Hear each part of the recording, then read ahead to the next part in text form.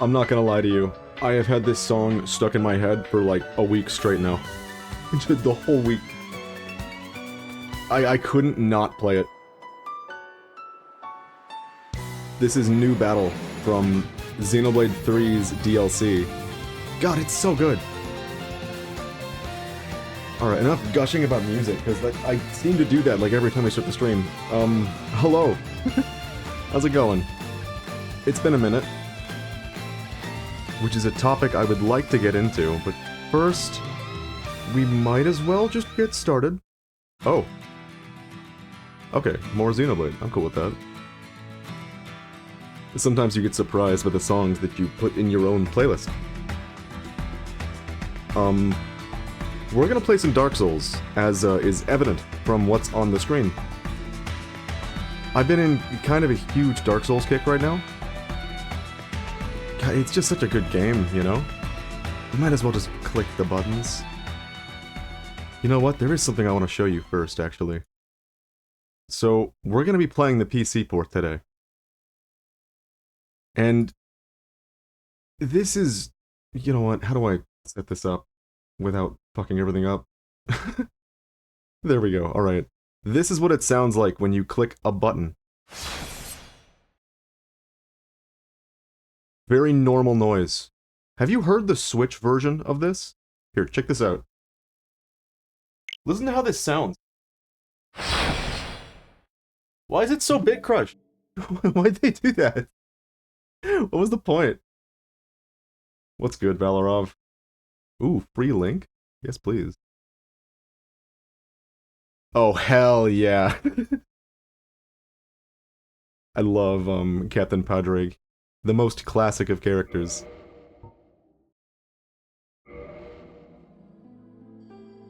I like how much you scream.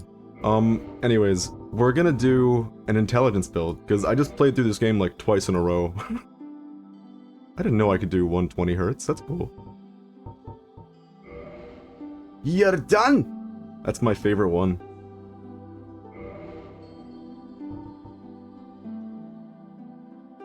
Oh, I'm doing alright. No complaints here. It's always good to be playing one of my favorite games of all time. This is literally like... And I think about this a lot, like what is my top 5? This is up there. This is number 4. Consistently. Right behind Xenoblade, the original. Behind, I think Pokemon Platinum is my number 2. And then Melee, which never leaves the top spot. Alright, we're creating a character in Dark Souls, and... How are we gonna do this? You know how, like... Some people... start, a Legend of Zelda game and they name their character Link because that's his name?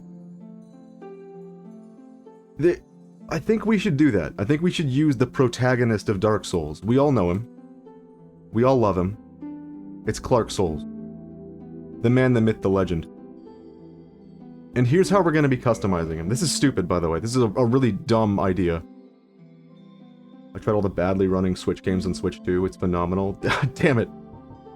I've been hunting for a Switch 2 for like a week, to no success. So we could just click random and have a little fun with the freaks we get created. But I'd like to try something. I'm gonna find it. Yep, you know what? That's good enough. And now... I'm gonna be mashing this button for a while. I booked mine since April. Hell yeah. What's going on with his eyes? I didn't manage to get the pre-order. You know what? No. I'll be honest, I didn't even try. How angry he's getting. I didn't even try to pre-order. I knew it was gonna be hell. And, I knew that if I did... He's turning red. I knew that if I did try pre-ordering the Switch 2, I was inevitably not gonna get it, and then spend like $50 extra to get one that some scalper picked up. Why is he getting so red? We get a lot of colors going on with our character today. I hope this isn't too, like, annoying hearing the over and over again. He's turning pink.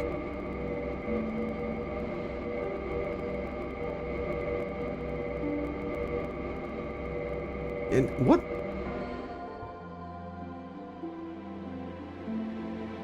Hello there. We gotta keep randomizing him. I like where this is going, though. The colors are kind of freaking me out a bit. I'm not gonna lie to you. I've done this a lot before, just mashing this button. Vin Diesel from Chronicles of Riddick. It's really good. Oh, speaking of Splatoon. Dude, the new kits. Dude, they're insane. He's turning a lot beefier. You know what? I like this. He's perfect. Alright, how do I not lose my progress on him? He looks like he's crying! Alright. We are going to do the classic Master Key. Today we're gonna be... what's it called? A sorcerer. Blue Statham. He's beautiful. It's thematic consistency. It matches his intelligence. Happy Diesel, he's cheered up. I always go for depraved. I just want to start with a wand, is the deal. This is like this with him. His hair should be bluer than him. Can we do that? We can do that. Oh, PC port. Just a little bluer. I think that's good. Clark Wick. He's a no-nonsense character. Alright, I think he's good. Are you ready to hear the classic line? In the age of ancient.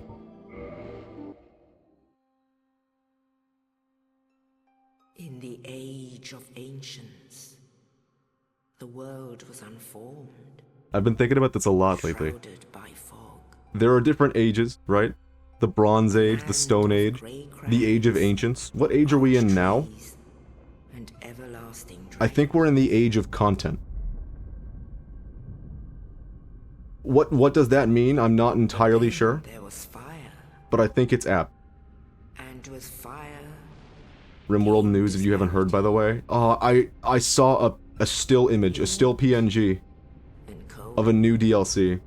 life and death, And and of course, do you know how much money it's gonna cost for me to get, like, all the DLCs? That's like $100. Ew! We're in the age of blue waffles, don't search that. they came You've cursed the age, what have you done? and found the souls of lords within the flame. Are we watching this? Why not? I like seeing it.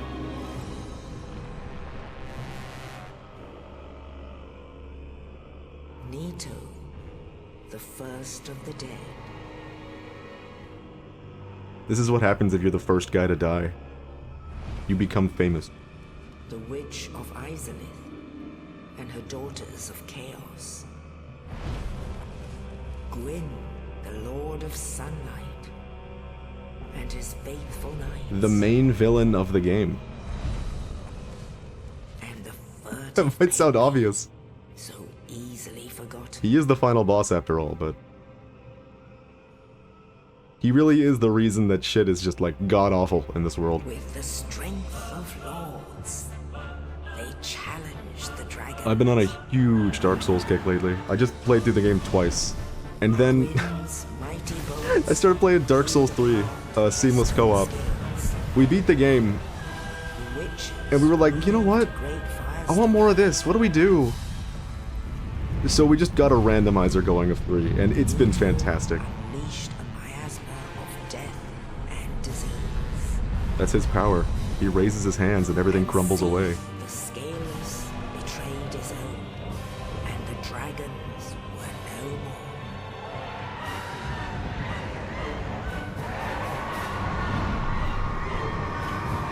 So what do you do when you get back into Dark Souls? Nito the Dota community? Oh no! Oh no! Thus began the Age of Fire.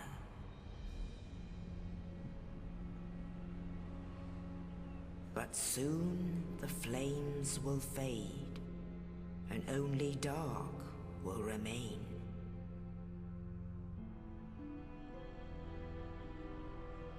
Do you know how many takes this took? Even now, there are only embers. That animation right there of someone grabbing a little bit of fire. Do you want to know how many takes that took? That took weeks Only endless nights. to get right. That's real. Amongst the living are seen. There's a Miyazaki interview where he's like, we kept having the lady grab the fire and she didn't grab it quite right. It has to be equal parts desperation and handled with care. It has to be like so many different things to capture it. Sounds like they needed better animators. I think Miyazaki was just very, very particular. Yes, indeed. Good thing he didn't talk about feet. I was I about to hit like the home button twice on my Pro Controller. But this is the PC port. And in this land, I heard that he was a feet connoisseur. Uh-oh. are corralled and led to the That would explain some of the characters in Dark Souls 3 who were just hanging out with their dogs out, They like are Rosaria. locked away to await the end of the world. So, I don't recommend doing the thing that I'm about to tell you that I'm doing. This is your fate. It's like someone just changed his hue. There's a filter going up. Sorry, I'm using keyboard and mouse controls. This is not a good idea.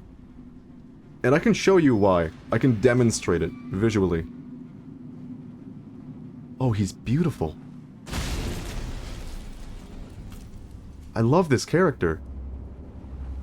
Oh god, you're hideous. I'm out of here. He's got an appointment with a boulder.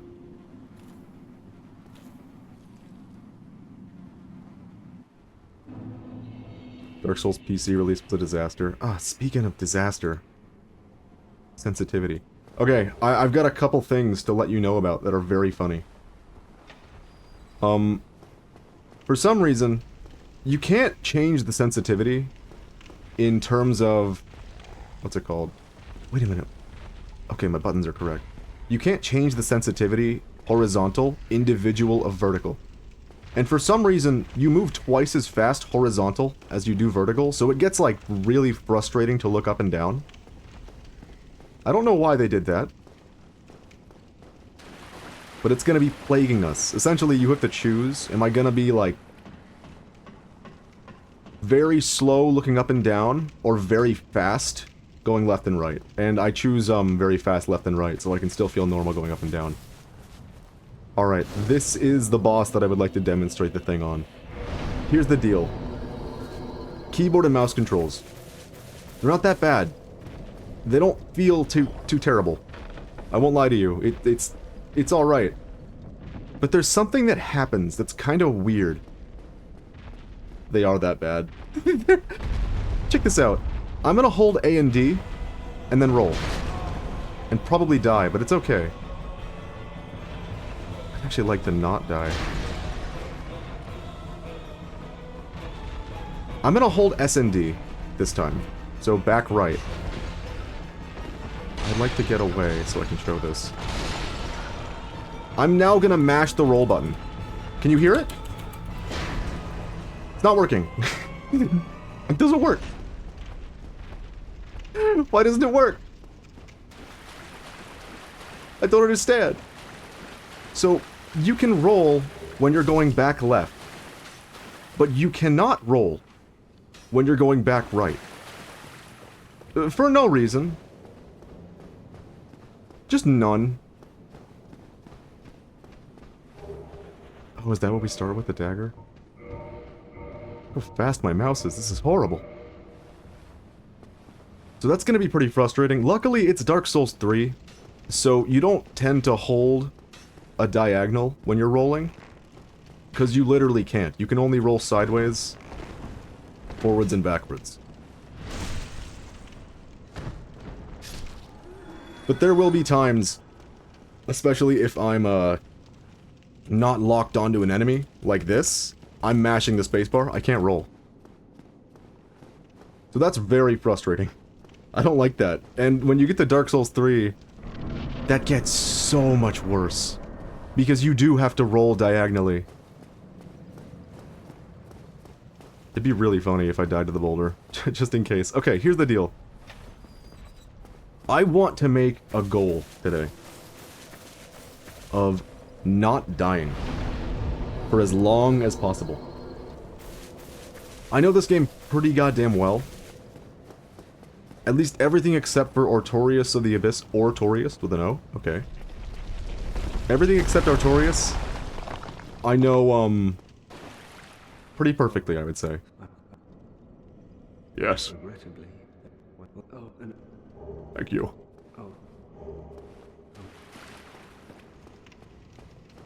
There's a possibility I could go very, very far without dying. But it's only a possibility. I am coming off of 2 playthroughs of the game, back to back. And the funny thing about that is, 3 years ago, on a different account in a different age, I streamed this game. Internet fell apart. I had to quit, because I couldn't stream anymore. The stream was going down every 5 minutes. It was fucking awful. But I was so confident. I was like, you know what? I could probably beat the whole game without dying. And I died in Undead Burg, and it was really embarrassing. I'm feeling a lot better this time. But I'm gonna try not to die at all, at least today. Who knows what will happen in the future. That will mean I can't do certain strategies. Wait a minute, why did I... Oh well. It worked! We're good. Alright, I'm just gonna cheese him. So here's the deal. To not die, it's pretty likely that I'm gonna want to take advantage of a bunch of cheese strats. I won't break the game, per se, but I will cheese the bosses that I can cheese. That's just what's up. We are an intelligence build after all. I can speak. Sweet Jesus, I need water.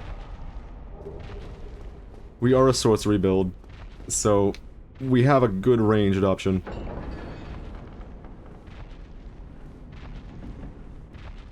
We'll see how far I can get without dying. Have a little faith.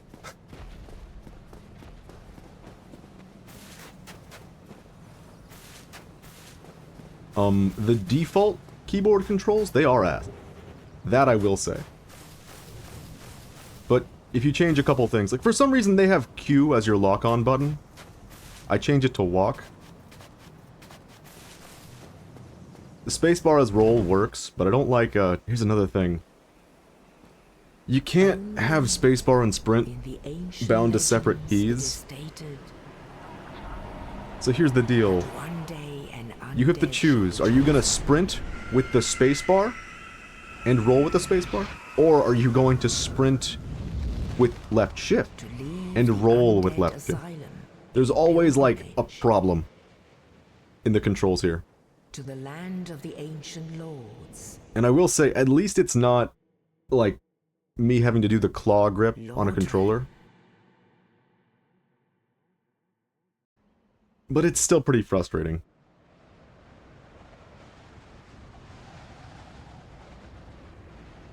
I want to see you make all bosses feel completely demoralized. I too would like to see that. I too would very much like to see that.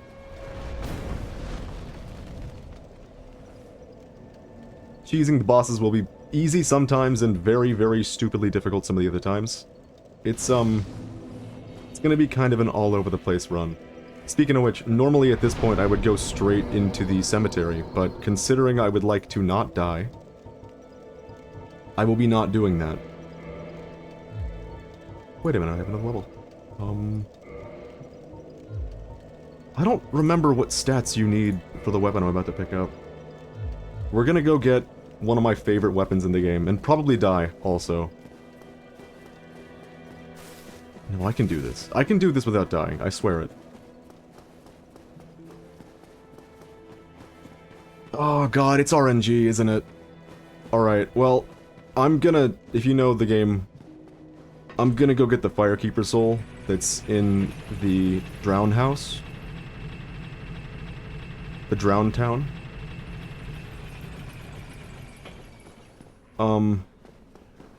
Have a little faith. One of us has to.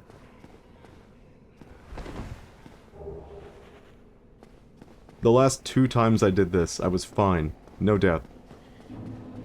So, now that we're streaming, we are gonna die for it. No! Ew! Do you see that in the chat? Look at the way he spelt those words! Disgusting! Get him out of here. He's gone. Best viewers, come to my website. That was awful. That's the first guy who has beaten the bot. Who has beaten the automod. Another bot bites the dust. And another one gone. Oh man, I was so like happy. It had been a month straight up since the last bot we saw. I thought we did it. But alas. Good, we got the right stats. Alright, this is my favorite weapon in the game. I'm not gonna lie to you. I love S-Stock. It's so fun. Like, you've seen the kick animation. Instead of a kick animation, this one does this. Cute. And it can also stab through its shield, which is something that we are going to be using religiously to cheese the game. Alright. Sprint at the right time. Don't fuck it up. Or we're gonna get the first death immediately. Oh, okay. That's not good.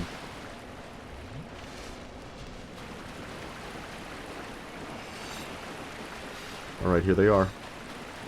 1, 2, 3. Soul. Running. Oh! It's possible.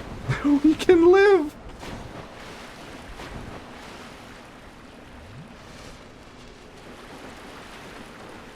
I knew it could be done.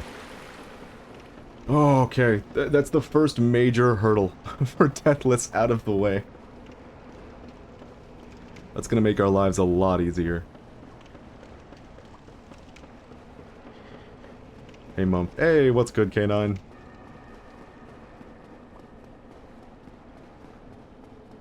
Ooh, you doing Deathless? Probably not. Probably not. I'm gonna try to, though. Duh! That ghost just scared the shit out of me. I thought he was hunting me down. I'm familiar enough with this game to potentially do Deathless. But the odds of it happening are catastrophically low. Do we need this? Yeah, we need this. It's time for another big gamble. I feel like my character walks really slow. I've been playing Dark Souls 3, that's why. Also keyboard jank. Yeah, the keyboard jank is the #1 enemy of the run. Ugh. Is it Blighttown? Yeah, we're gonna get the big red suit. We're gonna look very fancy. Is he coming? He's coming. I can't be here. I must go.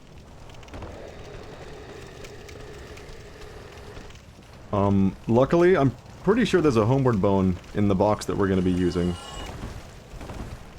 Wow, Jan, we've been playing a lot of Dark Souls 3. This game feels very sluggish by comparison. I never noticed when I play it before 3, but after 3, and it's just so obvious. Alright, let's not get our day ruined immediately. Wouldn't that be nice? Don't you do it. Don't you do it. He's doing it. We done been spoiled. Alright, here's the next big gamba. It's fine. It's fine. We're good. We're okay. This guy's here! I didn't know that guy was here. You have to go. That's not a kick. Woo!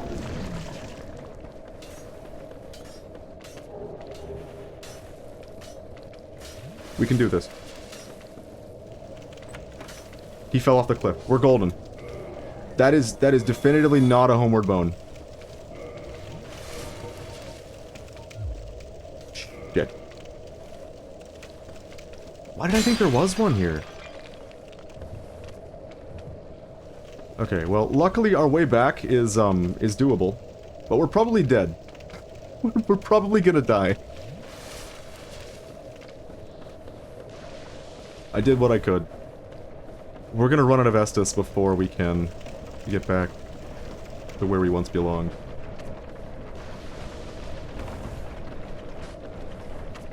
Oh, what a shame. It's a slow death. Yeah, there's no homeward bones in the immediate area either. What about the bonfire below you? What an awful idea. Let's do it. I don't think we have enough time to get down there. We'll be dead very soon. Wait a minute. Wait a minute.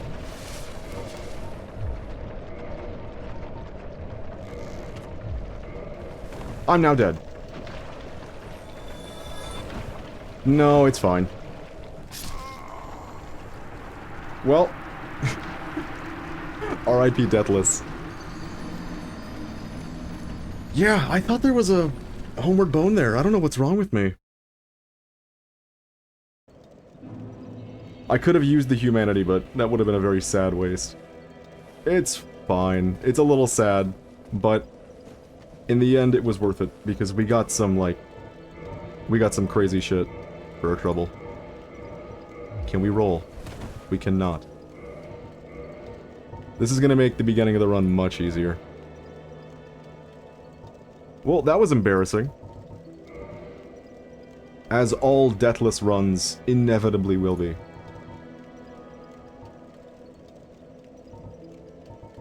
You know what? I can't even wear it. I can't wear, like, any of it. Genuinely. That's so sad. It was for nothing. I should have just waited and gone later. Who cares? It's fine. Well, the seal is broken. We can go into the cemetery. If I'd picked those humanities up, we could have made it to the bonfire. I could have healed up with them. It would have been really stupid, but oh, that hurts my feelings. I'm not gonna lie to you. Deathless begins now. We can't do that.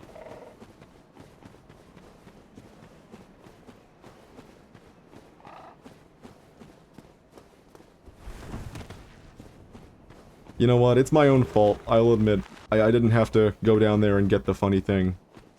I just thought that armor would be really useful early on. It doesn't matter. It's fine. We're still playing Dark Souls. Clark is still here. Clark Souls, the best character. He consumed so many souls that he turned blue. That's his backstory.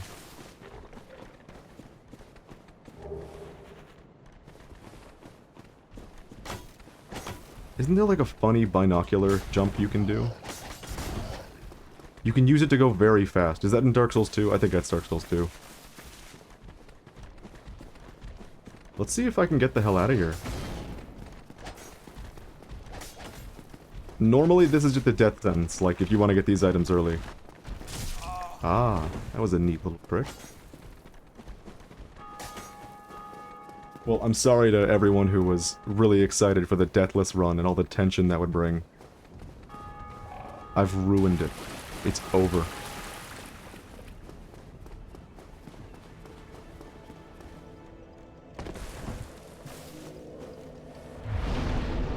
Well, we did make it through the cemetery without dying, so that's something. I love S-Talk, genuinely. It's, I said it was my favorite weapon in the game, and that might be true. There are times when a different weapon takes that spot, but it's very similar. I like, in these games, I've been a big fan of the rapiers, but there's one weapon that isn't this that I might consider my favorite on other days, and that's the Balder side sword. It's just like, it's everything you want in a sword. It's perfect. The problem with it is it's very hard to get. Ah. Interesting. It's one of the tougher weapons to find, because you have to just gamble very, very hard on, Baldur Knights for a while. Which is a little bit easier in this game, considering that you can do the, more humanities for better luck.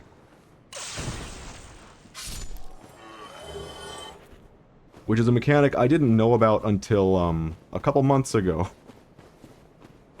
Oh my god, I've been playing this game for a decade, and I only just learned that more humanities means better drop rates. That's beautiful.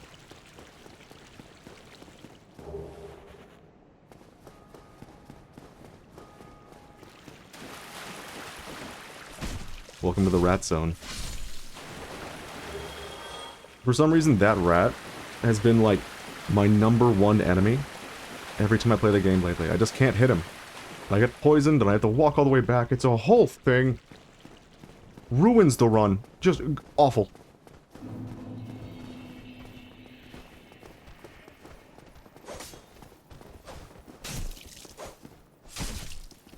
I will say, so I just played this game twice. Not on stream, just like in my own time. And once was on this version, but it was seamless co-op, so it was a very skewed experience. Very fun though. I very much recommend seamless co-op over the traditional co-op. But the other time I played the Switch version, just for fun, it's kind of jarring to me seeing everything run at like 60 FPS and 120 Hz. It's kind of blowing my mind a little bit.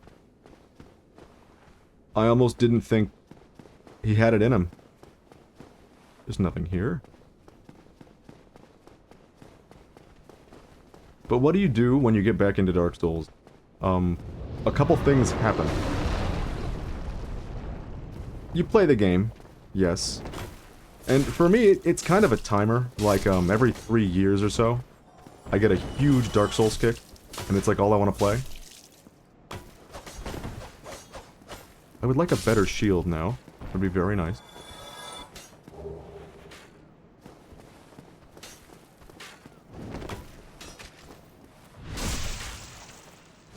So when you get back into Dark Souls, you play the game, you breathe in the world again. You want to know all the things. You start to miss all the deep lore and the details that you can't quite remember perfectly. There we go. Really? That's gonna fat roll? Alright, the hat is now gone. There he is. Our beautiful blue man.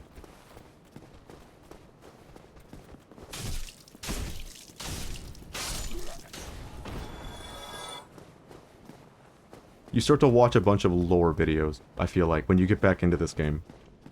It's an inevitability. Blighttown ran so bad, Xbox 360 was struggling just to run that bloat as the game rendered all the what did I just do? My brain broke, I thought I was walking up a cliff. As the game rendered all the buildings, including underground, tank performance even more. Did it really do that? That would explain a lot. That was the version that I played first. I was wondering why it was running, like, so pitifully bad. This is fine, we can just spin around.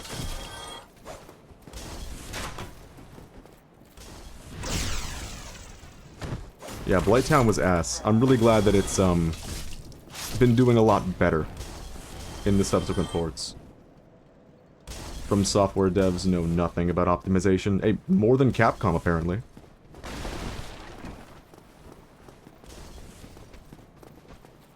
So, when you get very into Dark Souls, you start watching the videos again. No, where did you? Forgot about the man behind the plank. My go-to channels for that. VatiVidya is always a good thing to have. He made some very, very good videos, like, almost 10 years ago now. On all the, more niche bits of lore in this game. But there's also this dude called Hawkshaw. Really? Wasn't parryable? who does deep dives into the demons and stuff. There's so much to learn about the world that they created with this game. I seriously do love it. But the other thing that I've been doing while playing these games, because it's been like seriously 2 weeks of just Dark Souls. Berserk. Rewatching Berserk is what I've been doing. The perfect companion piece. After all, Dark Souls is a Berserk fan game, more than anything else. We're gonna need this key.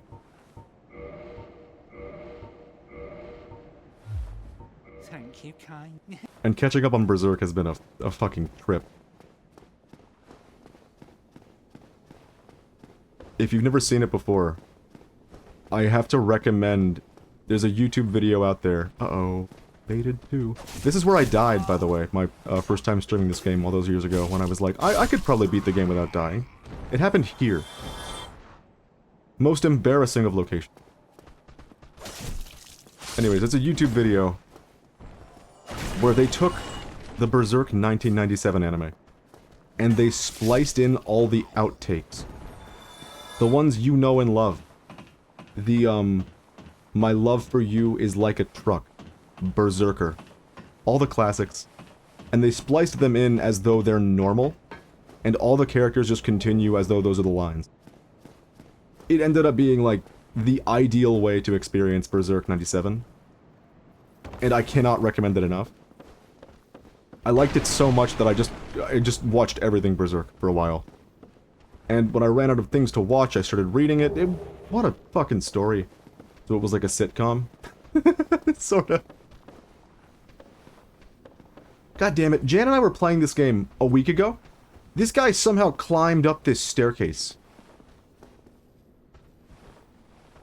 I have the recording.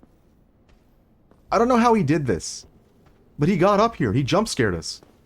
It was awful.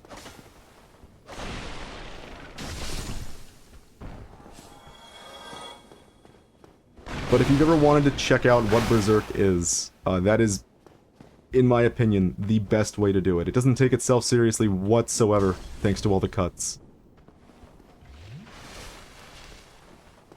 And it's fucking fantastic. And now that I'm very, very familiar with it, I start to notice everything in these games is a Berserk reference. Like, legitimately everything. It's kind of mind-blowing how much of the things in this game are just a Berserk reference. I inevitably am going to be like, oh, that's a Berserk reference as we hit the things. It'll happen. I won't be able to contain it. It'll escape through my mouth.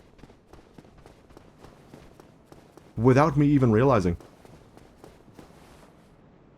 There is another way to go.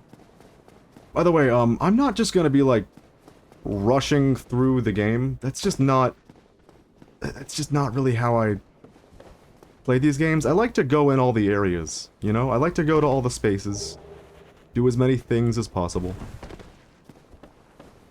I will try to save every NPC.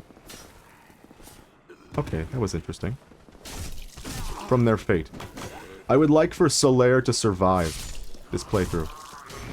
That would be beautiful. There was a blatant Berserk sword cameo in Elden Ring. It was when the one behind Berserk died. Wait, am I reading that wrong? It was when the one behind Berserk died, so he did a homage. Oh, okay, I see now. I thought you were talking about the sword behind Berserk. Like, you look around Berserk and there it is. My brain, like, misinterpreted that. Yes, Miura's death. Fucking disastrous for the series. Not to say that everything since has been bad, but it's just been taking forever. I will say, when I like to... Let's see. How do I word this? I'm kind of a snob when it comes to a second screening. Sometimes I don't want to, like, put my full focus into something I'm doing, and I just want to, like, watch it in the background, or have it going behind me, so I don't have to pay attention, like, fully, so I can do something else, you know? Like, I want to edit something, or play a video game, and I still want to be going through Berserk, or something else, you know? Luckily, there's a lot of fan dubs that exist, that are actually, like, kind of fucking killing it. Someone fan dubbed the entirety of, what's it called? The Lost Children arc, which has never been created in any sense. What's the word? It has never been published. That's the thing.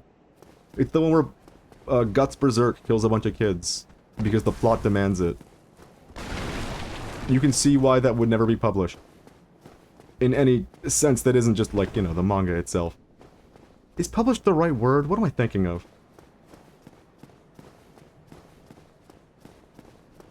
I miss one or two words sometimes. No worries, I think you actually, were in proper English. I think that was on me. I read a word with the wrong inflection, and it totally ruined my, ability to understand what I was reading.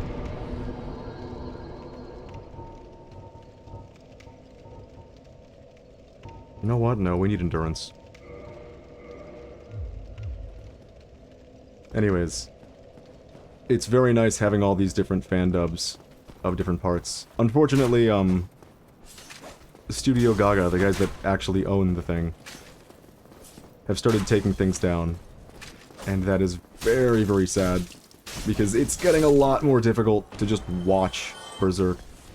You have to read. And that takes a lot of attention. Not to say it's a bad thing to have to pay attention to a thing, but that's not the parry button. There we go.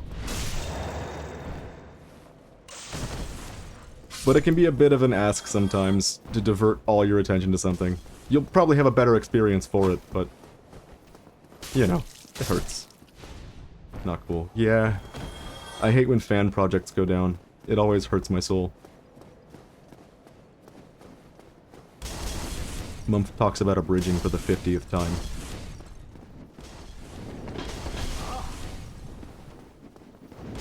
Look at them leap. I need to back away.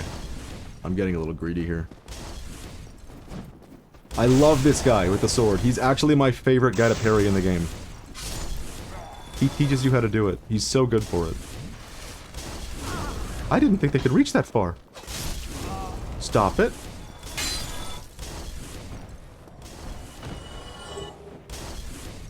Alright. So, as far as our build goes,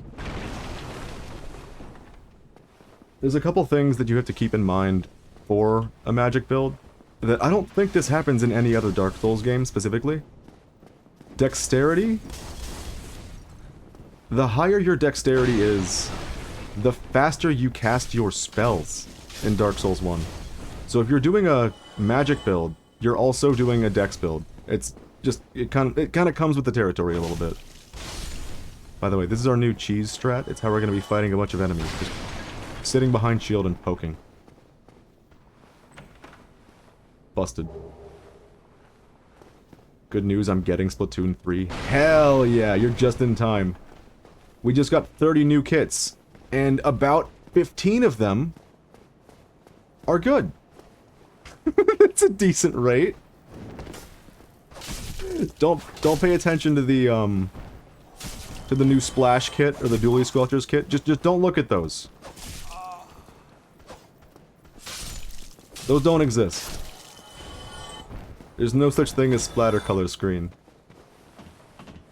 New S2 update is getting released tomorrow. What the hell?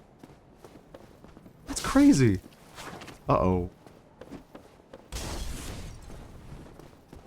That's like unbelievable to me.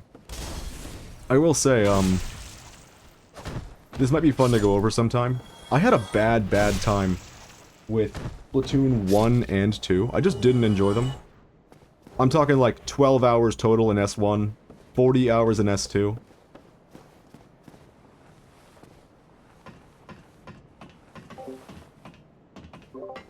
Why was it making Discord sound? That was terrifying. Did you hear those? What? I don't have Discord open. What? Hold on. Why was that happening? I did it again and Discord is not open. It's open in the background. That's terrifying. Menacing. Stable FPS even with the splat explosions and all. Well worded. That is good to hear. Hi there. I like this guy. He's so unwilling to fight. Just shoot from here, he's fine. I played 40 hours of S2. I did not like the game. And a reason for that I think is, like, increasingly obvious the more I look at it, is what weapons I did choose. I can legitimately show you which weapons that I bought in that game. I picked all the worst ones. It was such, like, bad luck. It's no wonder I didn't like the game. Are you gonna... Ah, he got me.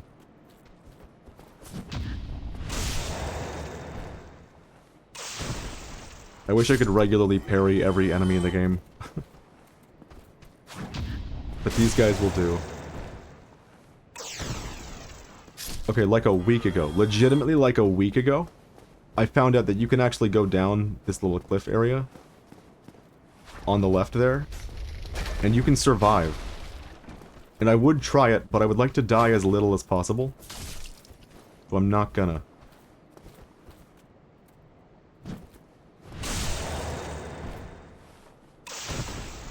But if you do somehow end up on the little lip down there, you can jump right above where my head is and land in the area below. It's quite cool. So for Splatoon 2, I only played, like, Bathtub, Sorella-brella, and then shooters. That was it. Nothing else. If I had, like, picked up Bucket once, I would have had such a good time. I had a very different experience with that game.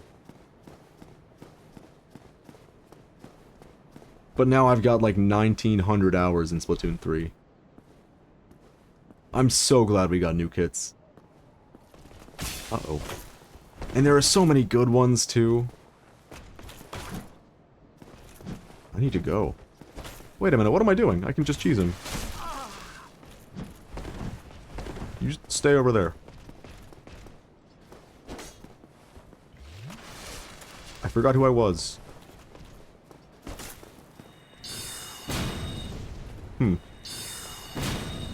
That does not bode well.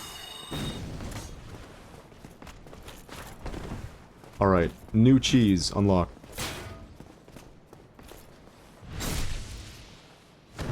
We had to adjust our cheese strategy. This is my favorite one. It's a good thing they fixed this in Dark Souls 3. Because I would have done this against every enemy. Every single one.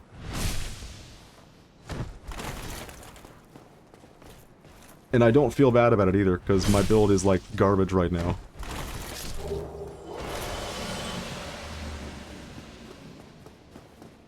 And I would like to die as little as possible. If I can keep us limited to that one death that happened in Blighttown at the very beginning, I think that'd be pretty hip.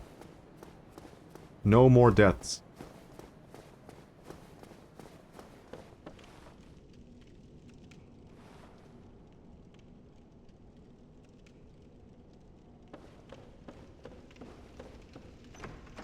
This is probably a bad idea. Let's do it anyways. The temptation. It's very real. You could, yeah, you could see it. I was just staring at the door for a good 5 seconds, like, do I go down and fight that guy? And the answer is yes. This is the... Wait, what? That hit me? Are you kidding? Are you kidding? What the fuck? That attack was nowhere near me. What is that hitbox? That's psychotic. That hitbox goes like 6 feet below where the swing actually takes place. That's crazy. That's such nonsense. Paddle is always BS. It's true. He's one of the only enemies that you can't do that little cheese strat that we did the Black Knight thing with a moment ago. It just doesn't work for him. You know what? I'm actually dumb. I got the Firekeeper soul in the very beginning, and I didn't use it. So we only get 5 flasks with +0. If you ever see an odd player using Paint Bucket in every mode, that's me. That's a good way to be. That weapon is like seriously insane right now. It's like top 5, I'm pretty sure.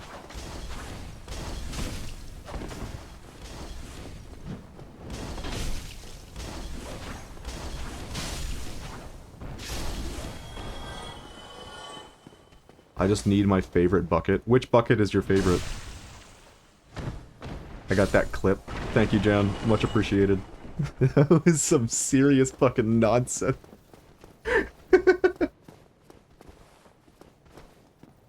So I've been using Twitch since like 2012, genuinely. I have no idea how to clip things. Genuinely, I don't know.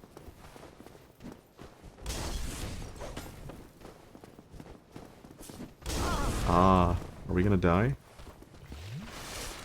Intriguing.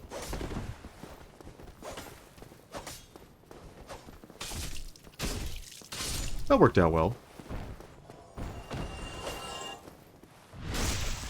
Initial bucket since the first game, I skipped 2. Seriously, in S3, vanilla bucket is insane. Oh, I forgot about that guy. Classic guy. Let me just take care of this one first. Bomb and strikes on a weapon that 2 shots no matter how it hits you. It's gorgeous. It was my first love in Splatoon 3. At a certain point, I picked up Explo, and all my muscle memory for bucket went out the window, and I stopped being good at it. Not right. Okay, well, new strategy unlocked for dealing with the spear dudes. Just punch once. That was me trying to input a kick, by the way. I wasn't just, like, raw punching the dude's shield for fun. But there are so many good buckets in that game. When you're getting into Splatoon, there's the temptation to, like, you find your favorite weapon, and you want to be the guy that plays every weapon in that class. There's that temptation. Because, like, they all have pretty similar mechanics. You're not, like... You don't have to do all that much to be good with, say, every blaster in the game if you're already an RB user. The same applies to, like, shooters, you know? To rollers. With buckets, I was having such a good time with V-Bucket that I said, I'm gonna play all the buckets. And then I got to Bathtub, and I changed my mind. I didn't want to play buckets anymore. I did not like Bathtub whatsoever. Oh man, it's so, like, not the way I like to play the game. There were some weapons that I really, really did enjoy, though, in buckets. And now, I don't play all of them. But I do still play, Machine, Explo, and Dread. Speaking of which, that new Dread kit is so fucking sick, dude. Curling Crab? That's awesome. I didn't want to play Dread anymore. Oh, he got up. I didn't want to play Dread anymore because I don't like Reef Slider all that much. But the new Dread kit is amazing. I'm gonna backstab you, Havel. I'm gonna do it. Oh, just you wait.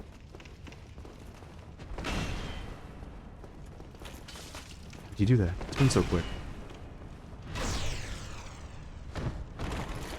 Now this is Dark Souls. Now we are playing Dark Souls. You know it's Dark Souls when... You know it's Dark Souls when combat has transformed into everyone is just walking in circles around each other. Wait a minute, I think I just learned something. Earlier I mentioned how I can't roll if I'm holding back right. Watch this carefully. If I strafe left... You know what? I have to wait until the next attack. If I strafe left... My guy kind of struggles to stay close. Even though I'm holding W and A. I'm sure there's a way to show this. But he has to get up first, and he's just not doing it. I don't know why. Havel, come on, get up. Thank you. Alright. It's pushing me further away from him. When I do it to the right, it does not do that. When I do it to the right, I can, like, stay glued to him.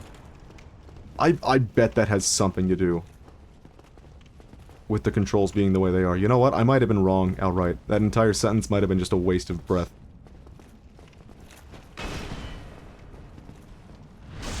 Why am I not two-handing? What's wrong with me?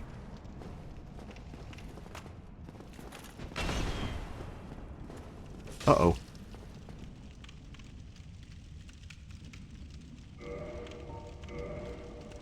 You! We successfully taunted Havel. I don't know why he does this every once in a while. He just stops playing the game.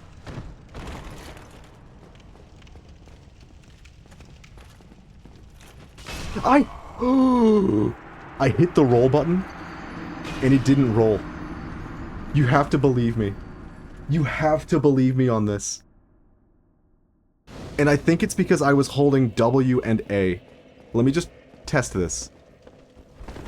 Why didn't it roll? Why didn't it roll that time? What? Dude, I'm livid.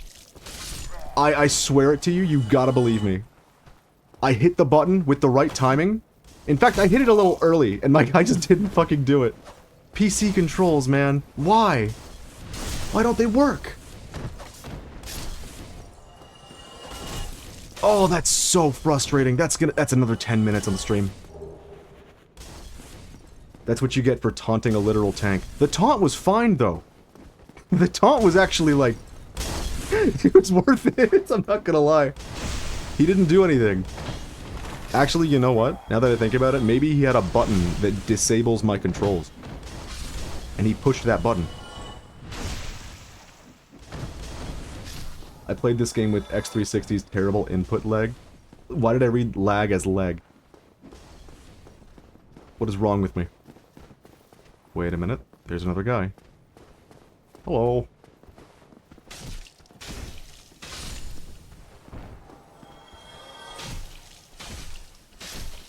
I like doing that. I like the shield poke. Very good.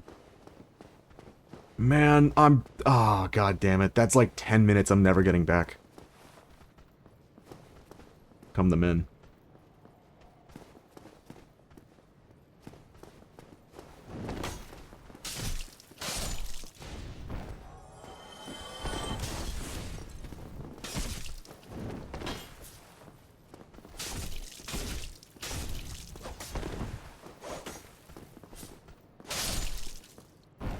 Oh my god, I'm still a little broken up about that Havel fight. It's occurring to me that I've said Havel and Havel already.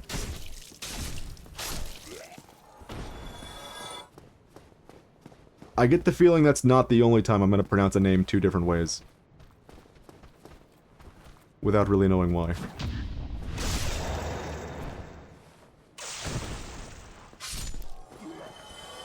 At least it's really easy to get to him. I actually didn't know that you could, like, if you have the master key, you can just walk up to Havel and fight him. You Havel to know that it happens. How dare you? How dare you put a pun in my chat room? Ban that guy. Oh my god! There was another guy.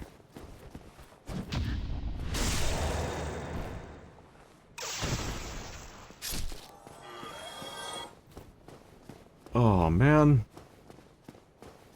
How long did it take us to get that far? Too long. I can answer that question. Too long. But here we go again. He one-shots us no matter what we do. I don't know why I wasted a heal there. Can I, like, put on the new hat, at least? That I cannot. What about the old hat? I see.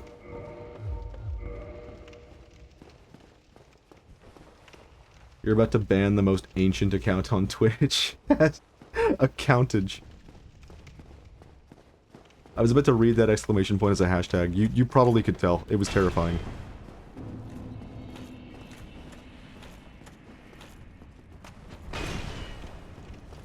Man. Abel, can you just let me have this one? I was doing fine, you know it. Ah, I see. 3 more damage. It's a good thing we're two-handing now. We'll get through this in a jiffy.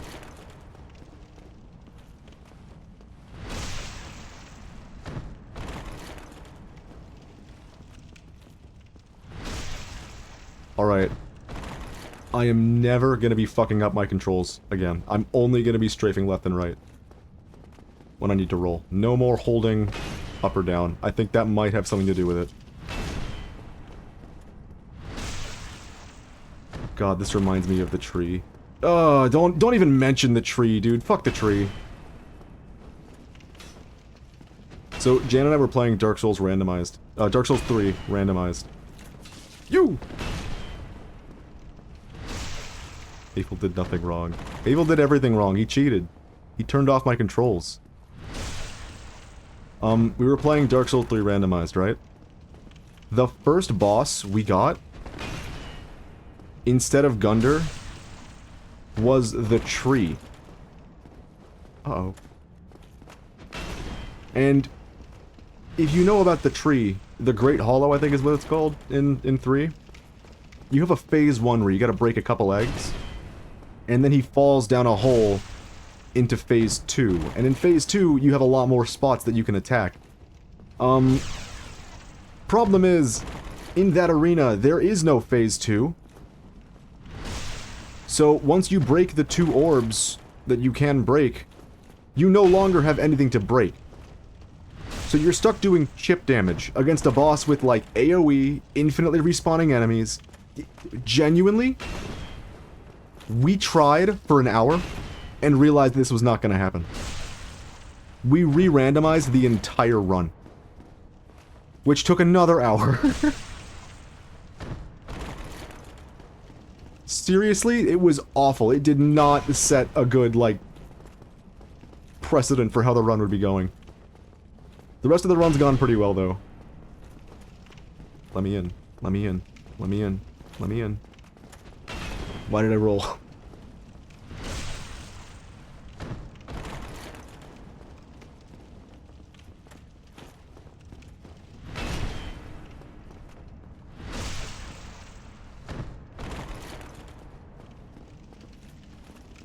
Uh-oh.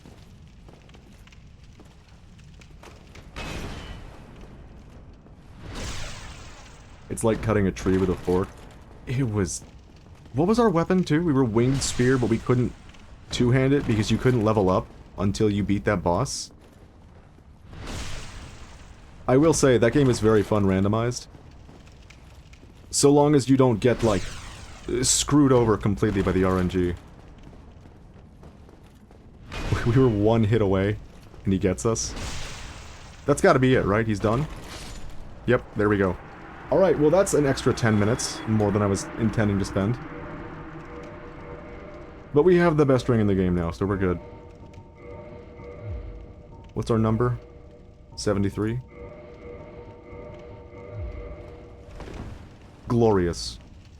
Wow, the blue feet really tie together the outfit, don't you think? Well done! Thank you. Why did I read it like that? What is that even from? God damn it. My brain is so, like, jam-packed full of stupid references and sound bits that I don't even know what it's from anymore. Now go. Let the legend come back to life. Man, that's a game that you can't... How do I say this? It's a game that's not too fun to replay.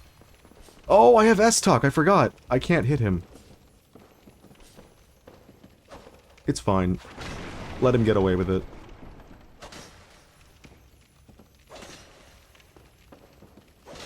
Yeah, that's about right. The spacing is so specific. So particular.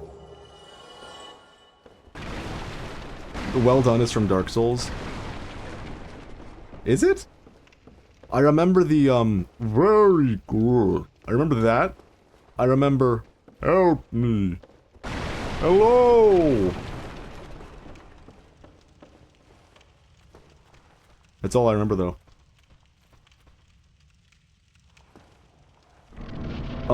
What I was saying about Metal Gear Solid 5. For some reason, I cannot enjoy playing that game anymore. I don't know what exactly the issue is.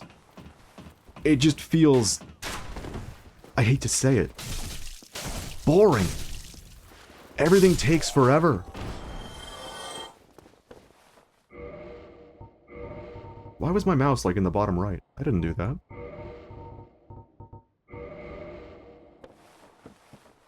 Maybe it is and I had a brain fart. No worries. Oh god, the soundbite is playing over and over again in my head. I did say we're gonna cheese every boss, but I don't really see much reason to cheese this one in a way that isn't just like, I have lightning. Yeah, got him. He's so easy. So Jan and I played this game, the seamless co-op, with the enemy bosses, with the bosses having their health pools scaled. For some reason, this guy had like 4 times as much health as normal. She was insane. Ah, yes. The good camera. That's kind of him to take a little break.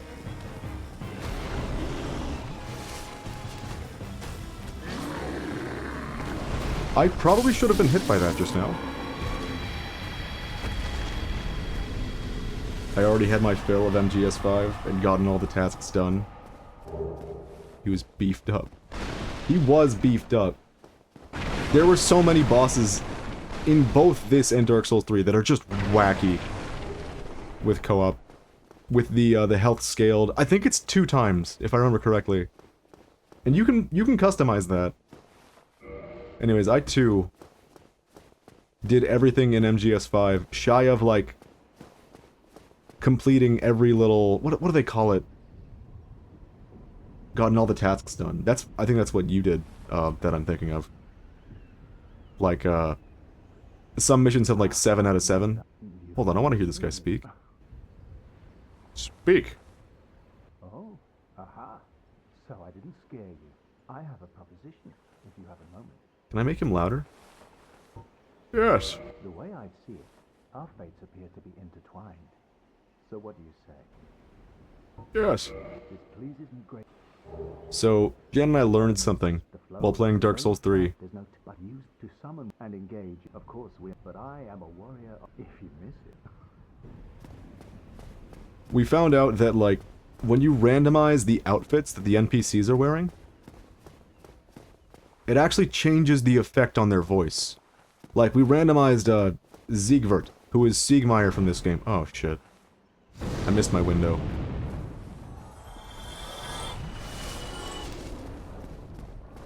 And he didn't have his big Onion Knight outfit. And suddenly we could hear his voice clearly. Oh. I didn't know you could just walk in here uncontested after that. We need to level.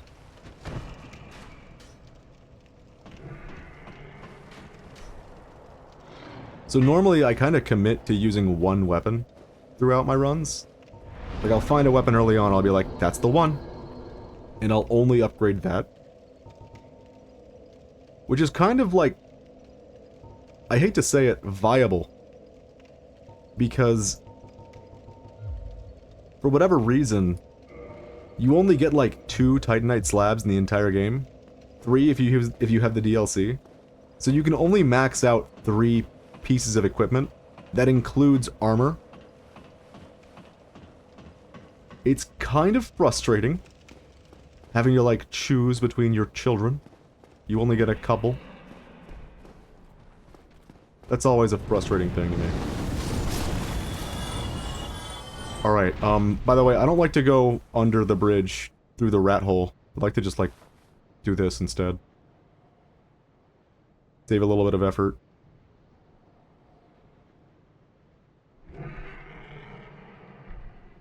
It's a good dragon sound. It is a little risky doing this every time, because sometimes he just does the move that kills you.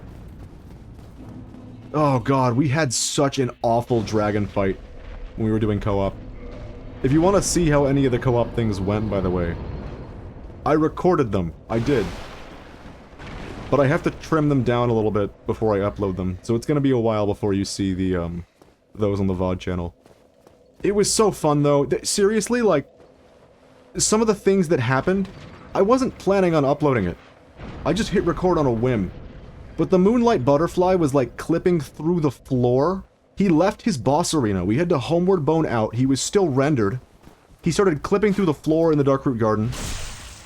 And he would flap his wings, and every once in a while, at the apex of his wing flap, you could hit the wing.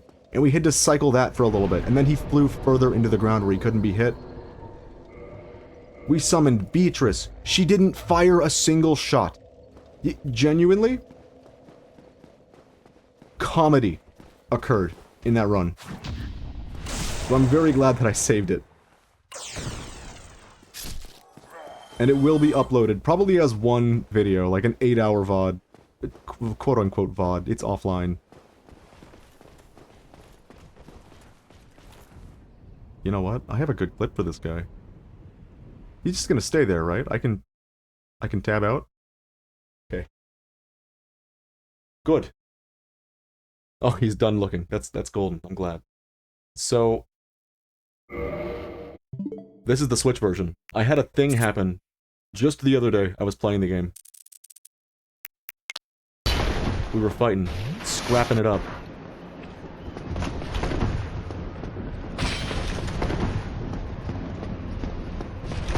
This is loud. Right, here it is. He gave me a window. It was very kind of him.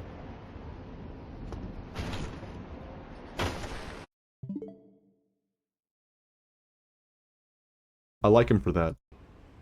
Respectable enemy.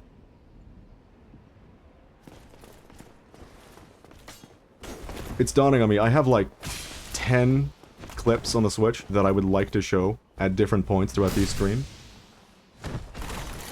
We'll see when they happen.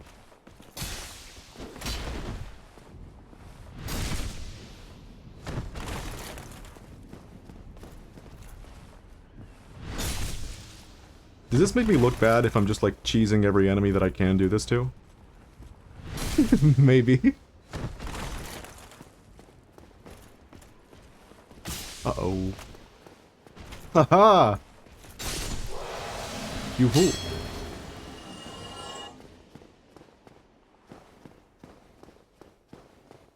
So here's how I think this is gonna go. I'm gonna beat the whole goddamn game, right? I'm gonna stream the whole game, but...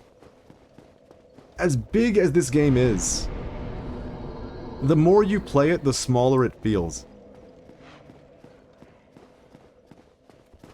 I think, I could probably beat the whole game in 3 streams.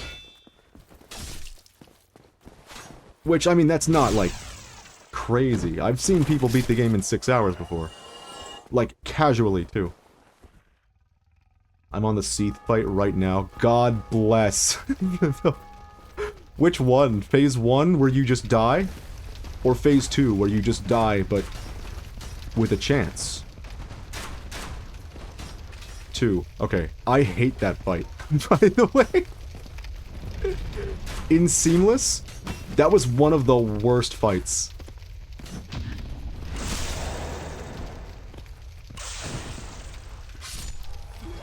I love how you can just be like, go to the stair, foul creature. You really can. And he gave up, too. He gave up! I love the enemy AI in these games, god damn it. I only have 4 hours on my character too. Jesus, yeah, you're breezing.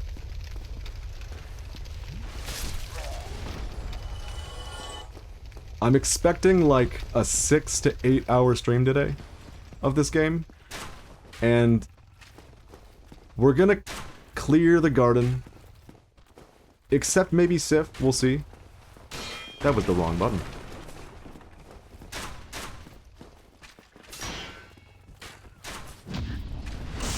We're gonna clear the garden. We're gonna beat the Belfry Gargoyles. That's not what they're called. We're gonna beat the Gargoyles. We're gonna beat the Gaping Dragon, who I, for some reason, keep thinking is called the Gaping Demon, but that's just objectively not true.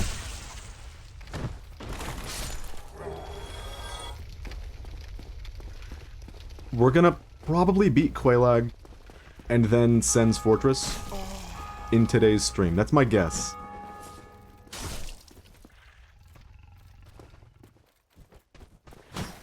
Ooh, that could have been very bad. That's how far I think we're gonna get today. All the danger, doggo. Sif the Sifless. Classic guy.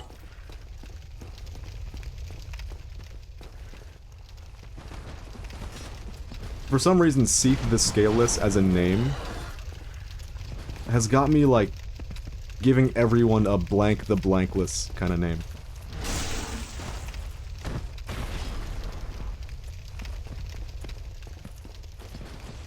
The words that were about to come out of my mouth were Pig the Taintless. I don't know why that's where my brain was going just now. But that's where we're at. So we're gonna probably beat Sen's Fortress. I don't think we'll be beating Ain Orlando today, because that's a big ask. That is a very big ask. Some gruesome attacks in this game. Yeah, that's pretty brutal.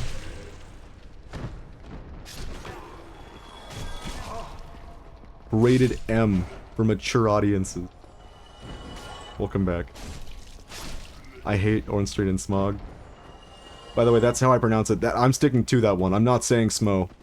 No matter how many video essayists pronounce it Smo, I'm Ornstein and Smog, live and die. You know, this is probably worth saying. I don't want to die all that much in this run, which is probably not too evident from how we handled Havel. I call it that too. Good, I'm not alone. I'm gonna be summoning people for the boss fights. If the option exists. But only if it's an AI. I'm not gonna summon, like, real people. Oh, shit. That reminds me of a clip.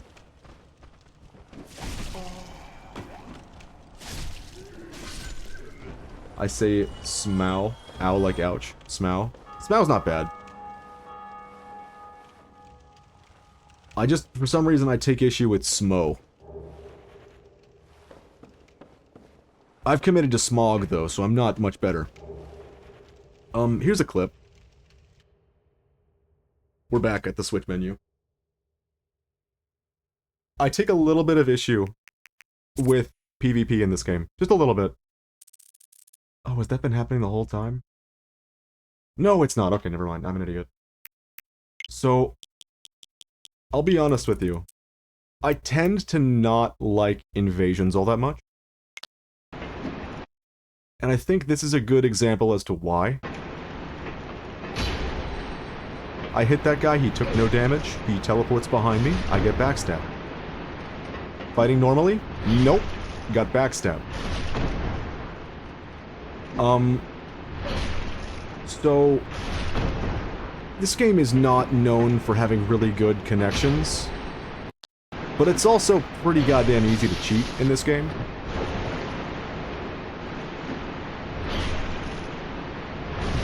The only way I could get out of this situation, genuinely, and this is really stupid, I ran away from the guy and had the rats kill me.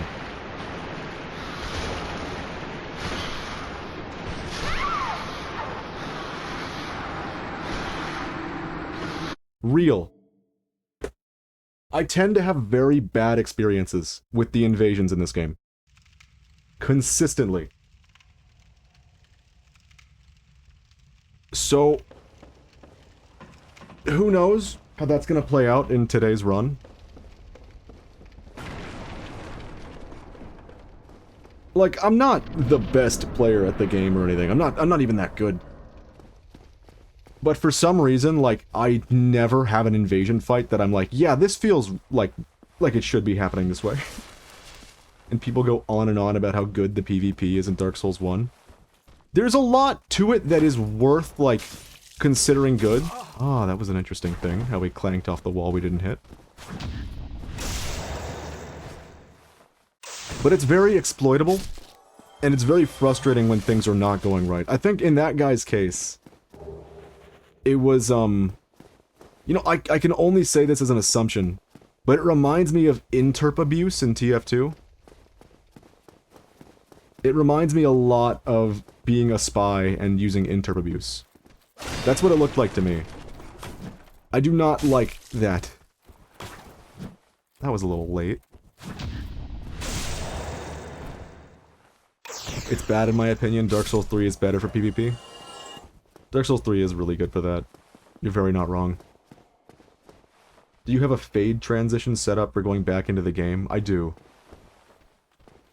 I think. I do believe so.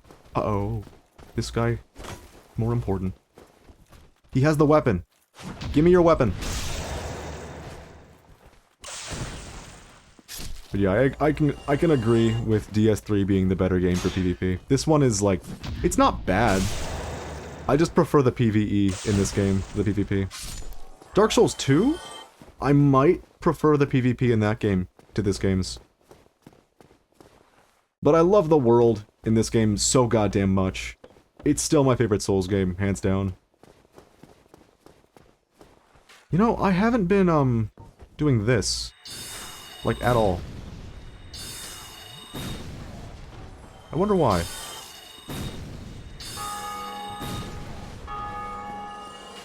I keep forgetting that I have that option. I like DS2, but DS1 is the best. So I've been looking at a lot of videos, right, about the Dark Souls games. Their stories, mechanics that they have. Oh, that guy! See ya.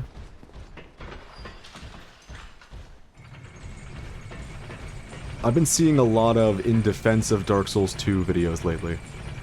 And that was a game that I took no issue with when I played it. In fact, when I first played it, I thought it was better than Dark Souls 1. Since then, I like to laugh at the way it looks when you overlay the entire world at once. It makes me laugh, but I will admit, as cool as it is that this entire, like, bit of Dark Souls 1 is one cohesive world, it doesn't really add to the game outside of, like, visually and conceptually. It's still really goddamn cool. I'm one of those weirdos that actually, like, prefers not being able to warp in the beginning of the game, because I think it lends to a bit more creativity in terms of level design. What's your favorite build? Good question. I don't know if I could, like, pick a favorite. There's only, like, 4 options, right? You do Raw, which is damage and dex, or, sorry, strength and dex. You do spells, you do pyromancies, wait, no, never mind. You do miracles, and you can put pyromancies on a strength or dex build, if you want. In fact, I'd say a dex build should be using pyromancy, because, like, the dex scales up your casting time. I don't know. I don't really think I have a favorite. They're all fun, but nothing really stands out to me as, like, I love this and I want to use it exclusively. We get to Dark Souls 2, and I'm dark all the way. That one is an easy decision for me.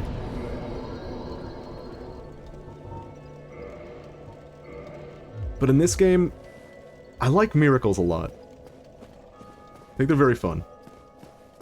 But it's a little cheesy. That I will admit. Did we get the second soul? We did not! We should have fought the guy before coming to before coming back here.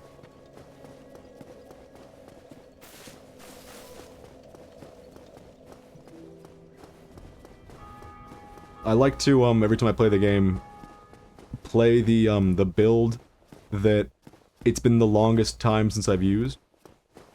Right now we're on intelligence. I just played the game. Those clips were done with a pyromancy build. I did seamless co-op with a faith build.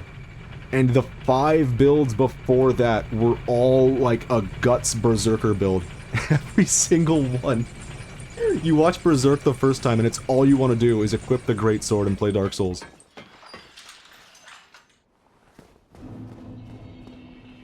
DS1 is absolutely a Laurentius cosplay for me. So hand axe and pyromancy. Hell yeah. He's one of the best guys. He's the best one. I like him a lot.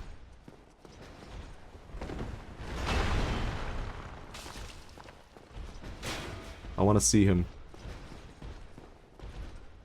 Every once in a while the enemy AI just doesn't want to play anymore. Is this how we have to fight this? Just like very slowly?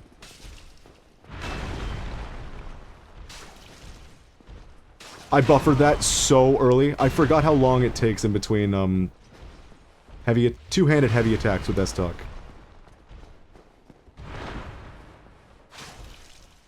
Does a lot more damage, though.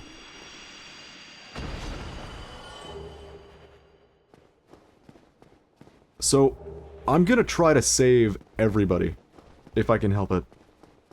I don't want the run to end and any of my favorite characters to be dead. Solaire better survive, or I'm gonna be fucking livid. In fact, I genuinely, off stream, I'm gonna grind humanities and open the back door.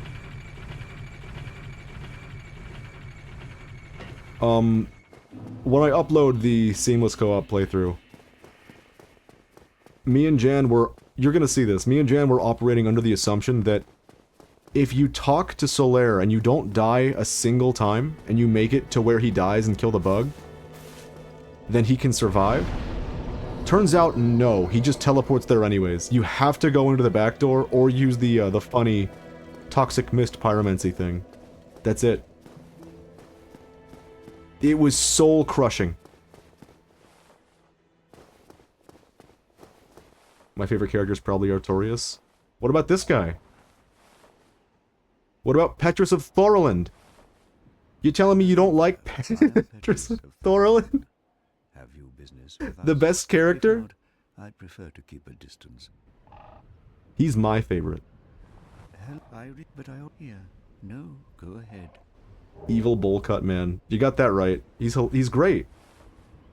Oh my, you again. Oh, I know. How about this? See ya, Petrus. I killed the first NPC I saw, giggling like a maniac. I thought he was an enemy. Oh no, are you talking about, I trade for soul. That guy? I love that guy. Hi, what are you going on about? He's a classic guy. My dear Yulia. How do we do this? Probably just... Yeah, probably just doing it. He's one of my favorites, but sometimes he just has to die. Otherwise you can't get the Uchikatana. Actually, wait, that's not true. I forgot. You can get Uchikatana later on. You don't have to murder him for it. Put the sword down. It's not worth it. Alright.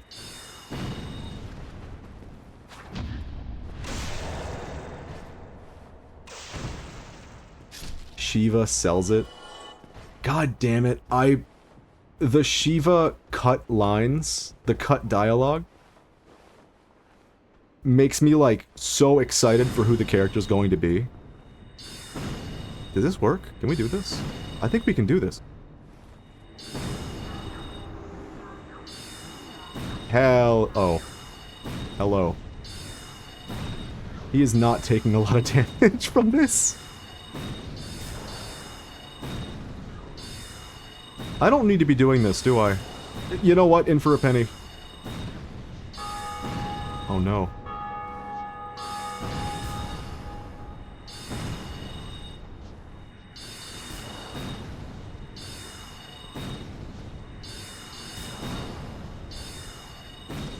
We win. Easy money. It makes a nice alarm tone. That's beautiful. I'm currently playing a Dark Lord run.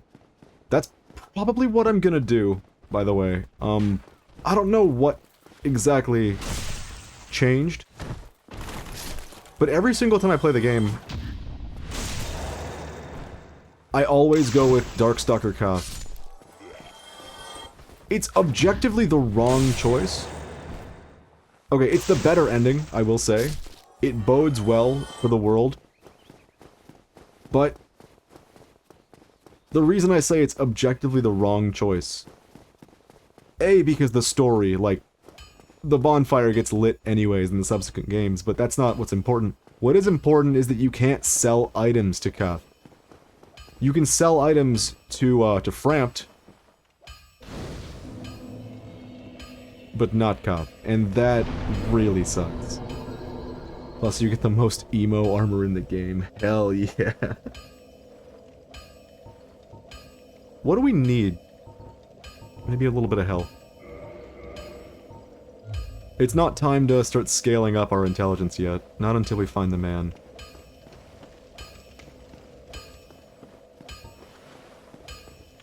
Jan, do you think I can get him to, like, say it perfectly? Well, I'm on here. I'll try to. I'll be seeing you then. Be careful.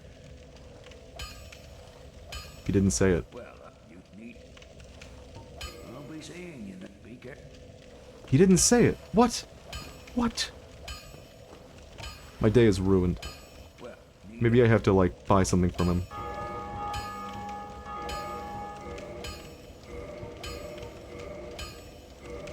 Say the line, Andre.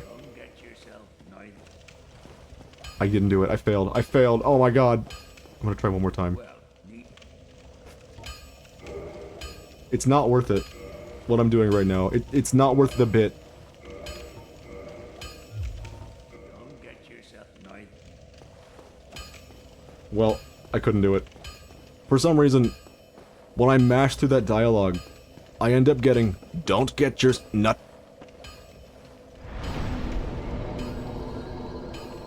And now it's what I hear every single time I talk to him. "Don't get your nut." It's burrowed its way into my brain. It's over for me. "Don't get yours nut" is like the only thing he says.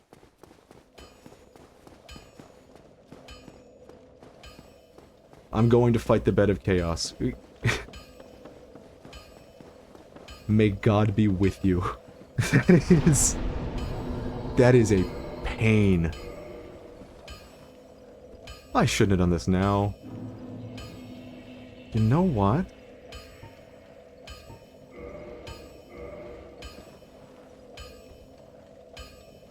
I'm gonna do a little bit of a quote-unquote sequence break. It's not really a sequence break, it's just doing things out of order slightly, which... Another really cool thing about Dark Souls 1, you can do a lot of things out of order. Who thought this stupid gimmick was a good idea? Oh, dude, that is one of the best parts about seamless co-op.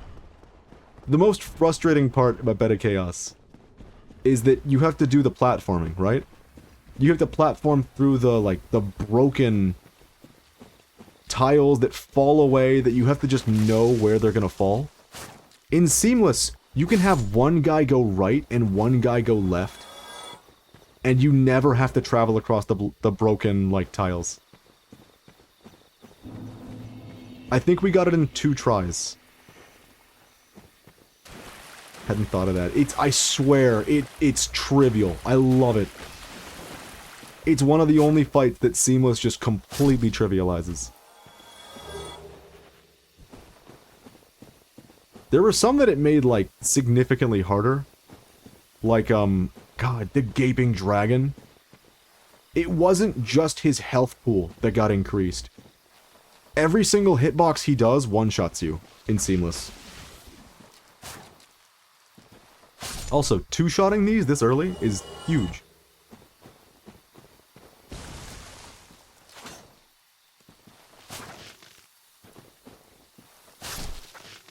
You know what? Should I go for the shield now? No, I'm already human.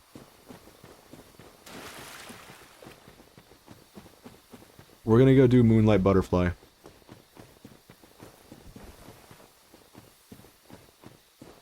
I've got a funny little exploit in mind.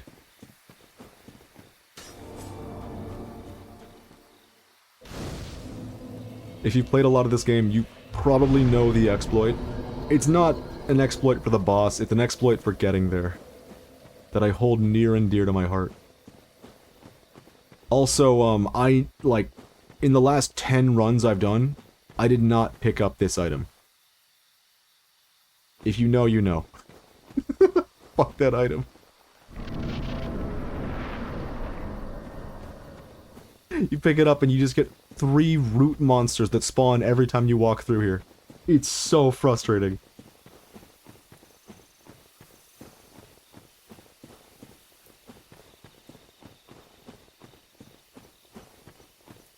Alright. Time to find out if I have what it takes.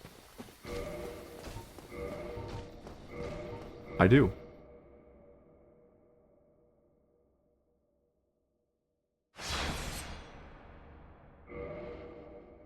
So, you exit the game, you come back. That armor is no longer awake, he is now asleep.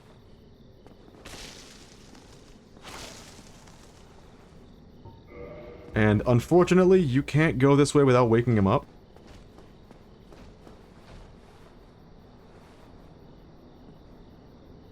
So we're gonna see if Beatrice ends up aggroing him. I don't know if she does.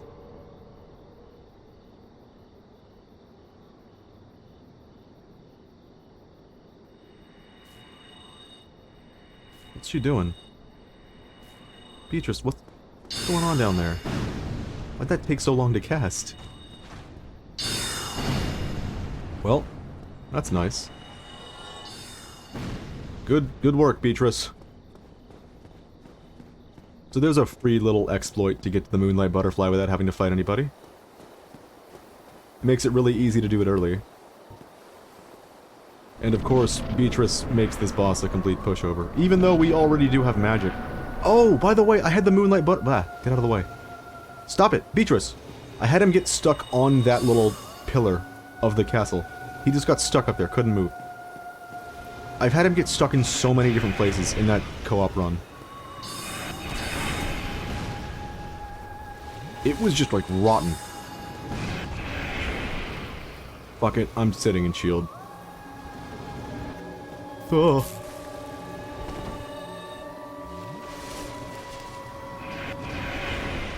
What a classic tune.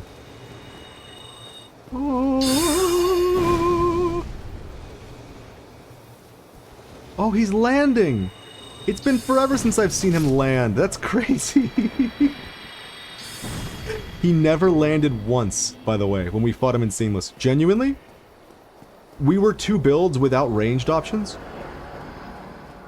One of us was a miracle user, the other was, pyromancy, so we couldn't hit him. So we were like, we're just gonna wait for him to land. 5 minutes go by. He has not landed once. He never does. He never landed. That's one of the bosses that was much harder in Seamless for, like, a bad reason.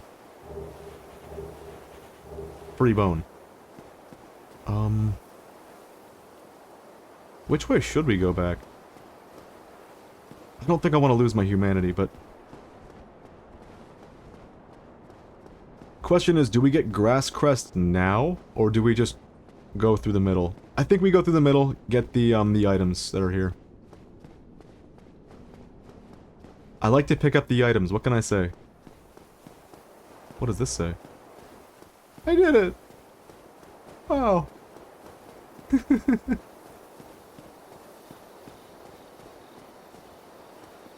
That poor guy had a heart attack mid-fight.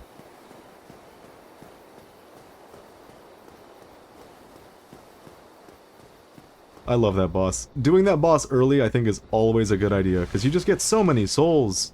It's a bunch of free levels.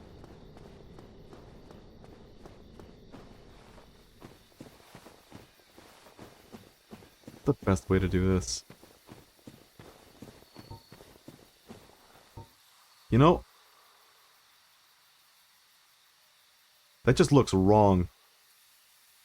I don't think that's normal, actually. I don't think he's supposed to be, like, askew. You see him, right? The lizard that is clipping through the tree?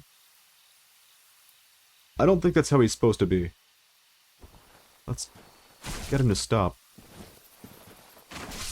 Quit clipping into that tree, lizard. Not allowed.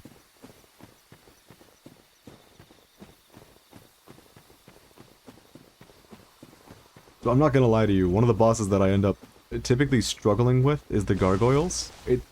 For whatever reason, this one's clipping too. I don't think I've ever seen them clip like this. Ever. I think they always just look normal. Am I like going crazy? Hey there. I always kind of struggle against the gargoyles, for no good reason. It's just kind of a struggle for me. I don't know why.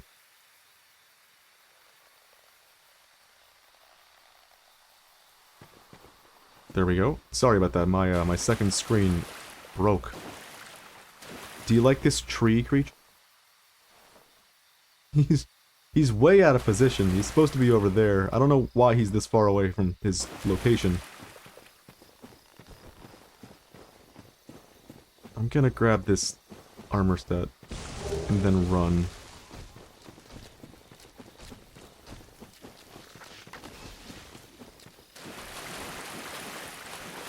I think that's all we need to do down here for now. We'll probably come back later for some of the other items that we need. I know we do want to get the grass crest shield before moving on.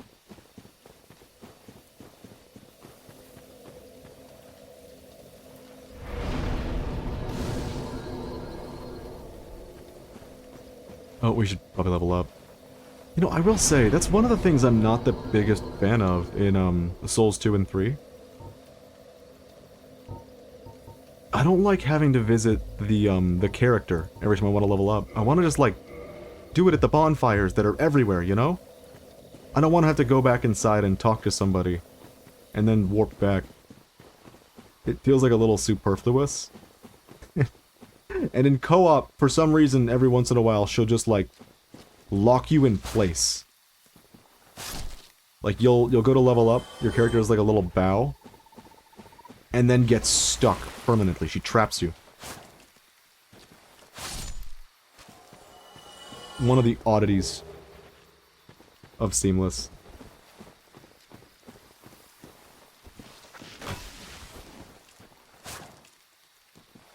Yol does it too.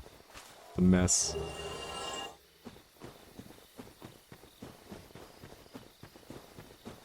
So, let me think real quick. I think we're pretty good on pace right now. Yeah, it takes me way too long to just get to normal areas. I think it's because I like to, like, get all the items when I go to an area. I'm trying to temper that today a little bit. It's just such a fun place to be, you know? I like to go everywhere. Oh, shit. Is there an easy way for us to hit this lizard? That is the question. I'm gonna cast spells at him.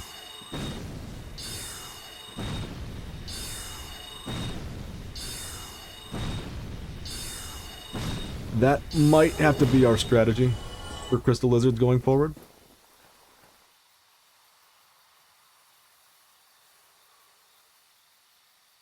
Oh, good lord.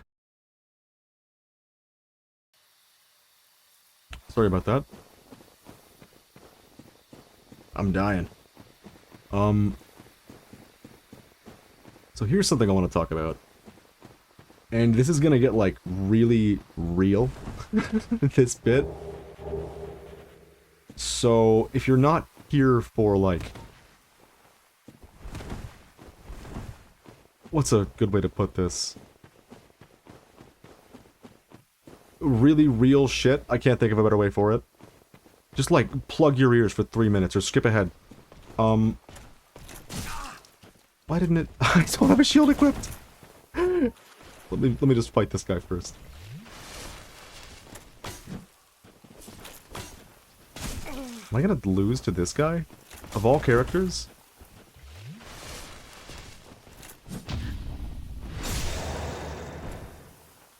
Skipping ahead. Or IP.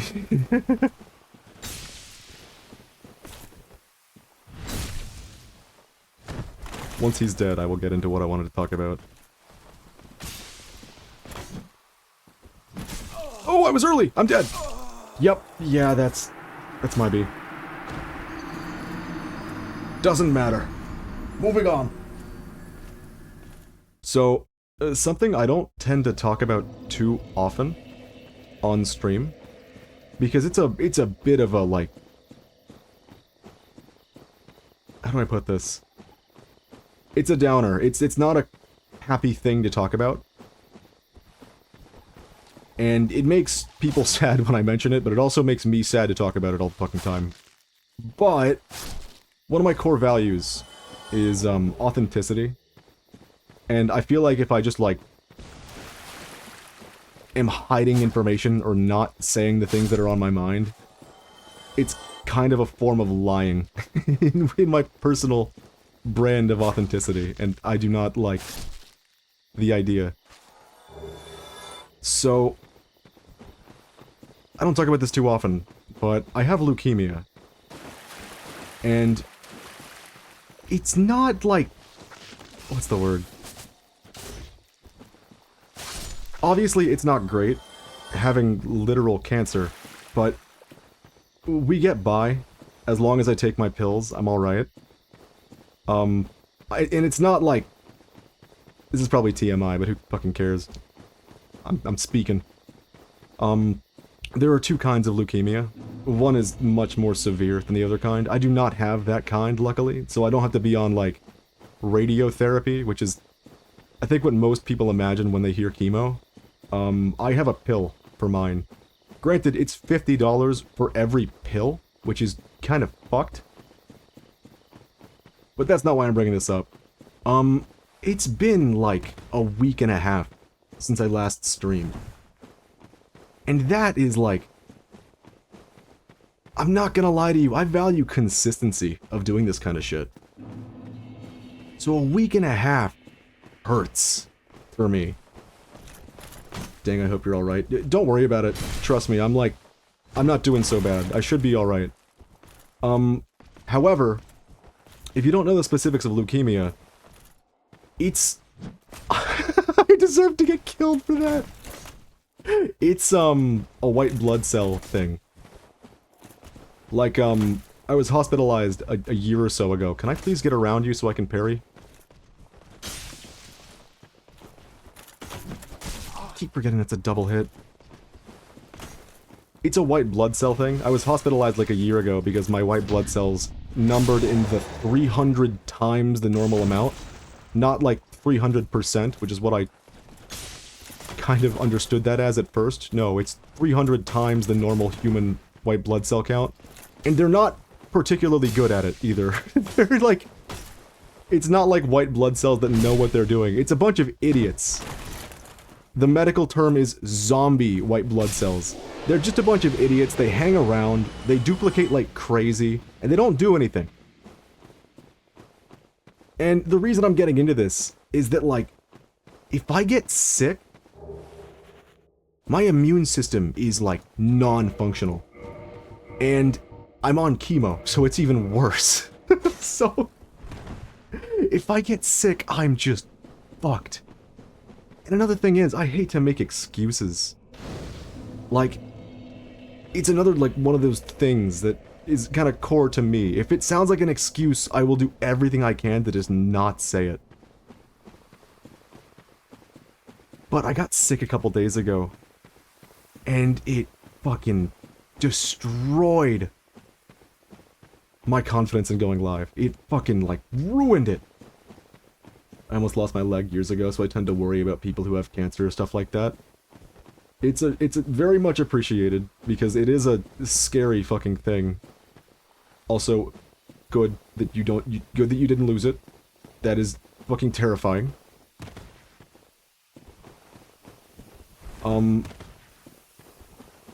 Thing is, if I'm saying like, oh, I was sick so I couldn't stream, that feels like an excuse. And so I just didn't say anything. And I hate that I did that. But I didn't know another way to do it. So if I ever, like, disappear for a week at a time, which I hate doing. Speaking of which, what are the reasons for this? Oh my god, this is another stupid story I can get into. The Salmon Run VOD that we did last stream, 10 hours, which, we're gonna get off the leukemia topic, because it's sad, and who wants to talk about it? But the reason initially it took me like 4 days to even get back to being ready to stream? Holy shit, that 10-hour Salmon Run VOD? I gotta calm down. I got myself worked up, by the way. So fucking stupid. It doesn't feel good to talk about. I think part of it is because, like, I've had people assume before that I'm making this shit up. And, like, I don't blame people for that either. Because the whole boogie thing... Like, if you don't know... You know. I don't have to tell you this shit. I had just been diagnosed with leukemia. Like, a week before Boogie 2988, the man, the myth, the monster, vocalized that he had cancer. And people were like, prove it, show us your medical records. And he said no. And I was like, yeah, no, I actually completely understand and agree with that. I wouldn't want to feel like I have to prove something to people, because that's ugly. And then the option came up of like, show it to a trustworthy third party. And then that person can tell us. And he declined that. And I was like, okay, that one I don't understand as much. You could just do that. Like, I have a couple friends I could come in and be... share the story for me. But if there was someone I could trust that wouldn't, like, dox me, I'd be willing to send my information to prove that shit. That's understandable. And then it came out that, like, no, he didn't have cancer, he was just saying it for the pity likes. And the donations. And that fucked with me, I'm not gonna lie to you. Because for a brief while, I was, like, completely on board and understanding, like, yep, no, I wouldn't want that either. I would not want to send my information to people just to feel like I can talk about the things that are going on in my life. Why did I get into all this? I just wanted to go onto a rant? No. The Splatoon VOD. 10 hours of Splatoon. A very long stream. I keep the bitrate high, because I like my Splatoon to look good when I upload it to the VOD channel, right? This means that, like, normally a 6-hour VOD of a game, with my normal bitrate, is like 80 gigs, which is pretty big, but it's not crazy. We're pivoting topics, by the way. It's not crazy. Splatoon is a very frenetic, fast-paced, bit-intense game, where there are so many colors violently shifting upon the screen in every frame that a good recording of high-quality Splatoon stuff is like twice the size of a normal video. And so a 10-hour Splatoon VOD was 320 gigabytes. And so I did get sick. And that knocked me down for a couple days, right? But before then, I was like ready to stream the next day. I was gonna stream Dark Souls. Looking forward to it, so pumped up. What on earth, what's your bitrate? I use a variable one. I want that shit to look good. You gotta understand. I'm not gonna upload some low bitrate garbage. Just because Twitch limits the bitrate to 6,000 doesn't mean I have to. So, the 10-hour Splatoon VOD, I go to render it, and it takes about as long to render as it did to, I guess, watch the video, as the video length is. Maybe a little bit longer, right? So, if you were there for the VOD, and you might have heard us talking about the concept of, like, at the end of the VOD, maybe doing a little clip show of all the characters. All the different, like, Ash was there, Stir, what other characters happened in that run? Boy Yuri, a lot of classics. I made a little montage to some violin music. My bitrate's 12K and my VODs never end up that size, that's wild. I use, it's not 6K that I use. Twitch needs 6K or it doesn't even let me fucking upload. I use, oh god, I think it's got a different counter. It's not a solid bitrate. It's like, I forget if it's like CFR or VFR that I use specifically. Who? Dante. I use like 20 or 22 for whatever the thing is. Dante. So I went to render the VOD, right? I used DaVinci Resolve. It's free. I like to use free things. Sue me, you know? Can I? You cannot be fucking serious. I'm actually stupid for that. I hit the wrong button. I put my shield away instead of my weapon away. I wanted to do like a punch thing. What's going on with him? So, where the fuck was I? It was a long Splatoon VOD. And if I'm gonna render it with DaVinci, I'm gonna do that shit overnight, because I'm not gonna be sitting here for 10, 11 hours while my VOD renders. I'm not gonna do that. My biggest VOD is only 31 gigs. We do big file sizes here. Keep that bitrate high, keep the frame rate clean.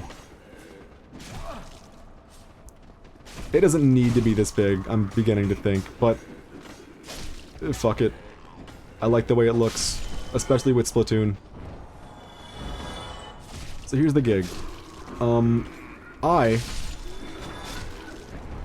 went to render the VOD, and I woke up the next morning, and there was 10 hours of render time left when I went to bed. When I woke up, the time left to render the VOD was 3 years. And it was increasing. It was not going down, it was going up. It was stuck on a single frame of that little outro thing that I edited. Turns out this is a thing that DaVinci just kind of does. Sometimes if it doesn't like the way you edited something, it'll just get stuck and give you the infinite render glitch. You look up forums of like, what is the best free video editor? DaVinci Resolve, everyone says it. And you find a single forum where someone is experiencing this issue, the only solution they have is switching your video editor. Genuinely. If you get the infinite render glitch, the most common solution is no longer using DaVinci Resolve. which is fucking comical. Do we have the key for this? Yes, the best guy. He speaks so quickly. So, anyways, infinite render glitch. At this point, it's not my first time having this happen. I know how to, like, work around it, edit some different things in, and render it again. But that does mean 10 more hours of rendering. So I'm like, great, I can't stream today, I have to just render instead. So, it's late. VOD begins rendering, I go to bed, I wake up, it rendered, it worked. We're golden. I go to upload it to YouTube. YouTube has a VOD size limit. You can't upload files bigger than 250 gigs. So, it was over. I now have to render the VOD again. I mean, I could just split it in half. But if I split it in half and it abruptly cuts at the end or before the other one, that wouldn't feel too good. So I edit in a small little thing at the end and at the beginning. It's night. I go to render the thing again. I wake up the next morning. Infinite render glitch again. A second time. I do some edits. This is now the 4th day. I wake up. At last, I have 2 VODs. I upload them. They take a day each, which is its own metric of, like, why. But we did it. We got it uploaded. I'm ready to stream the next day.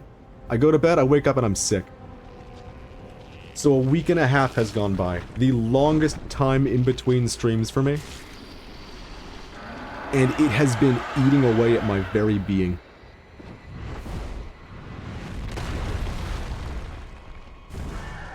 These are the things they don't tell you when you start streaming. You might just be rendering for the rest of your life.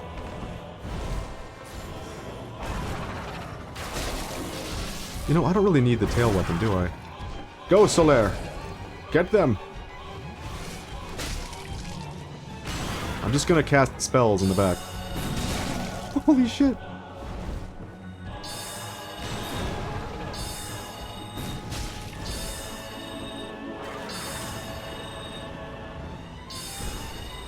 This might be a little exploitative, the way I'm doing this. Definitely a little cheeky. But it worked out.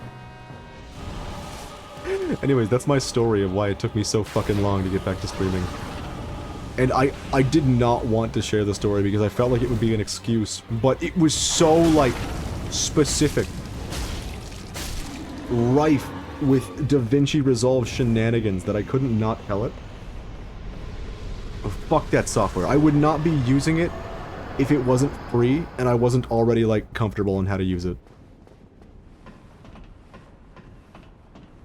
God damn it. Luckily, being gone for a week and a half left me a lot of time to work on, like, actual videos and not just VODs and streams. So, here's another story. It's a good transition into this. 1. I have that Splatoon channel, yes? For the last month, I've been working on a video called Painting Optimally with Every Weapon in Splatoon 3. I'm glad you're back. I enjoy your storytelling and commentary. Stop being nice. How dare you? In my chat room? Seriously, thank you, though. Can you tell that I don't know how to react to nice things that people say? My go-to response is to just be like, fuck you. I don't know why. It's not normal human being behavior. Give me the emote. Who the fuck is running a buzzsaw? Why is it that every time I stream, construction equipment begins? The other thing they don't tell you about streaming, people will be nice and you will be... Fuck. People will be nice and you will get confused. It's true. You never know until it happens. It's just like, why? How dare you?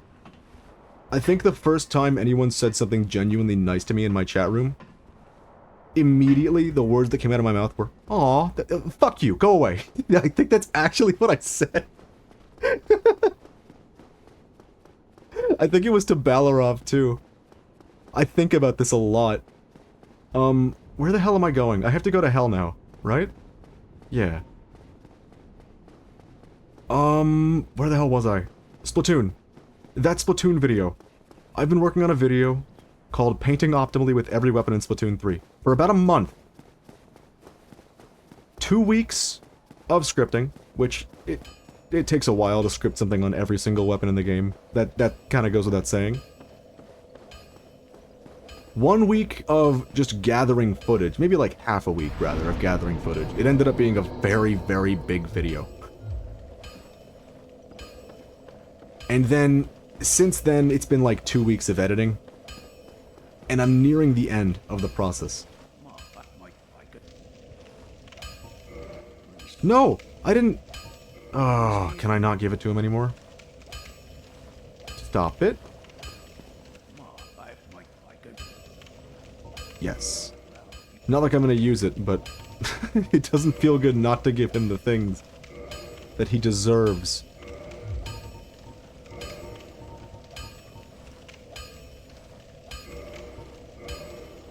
We need 4 more.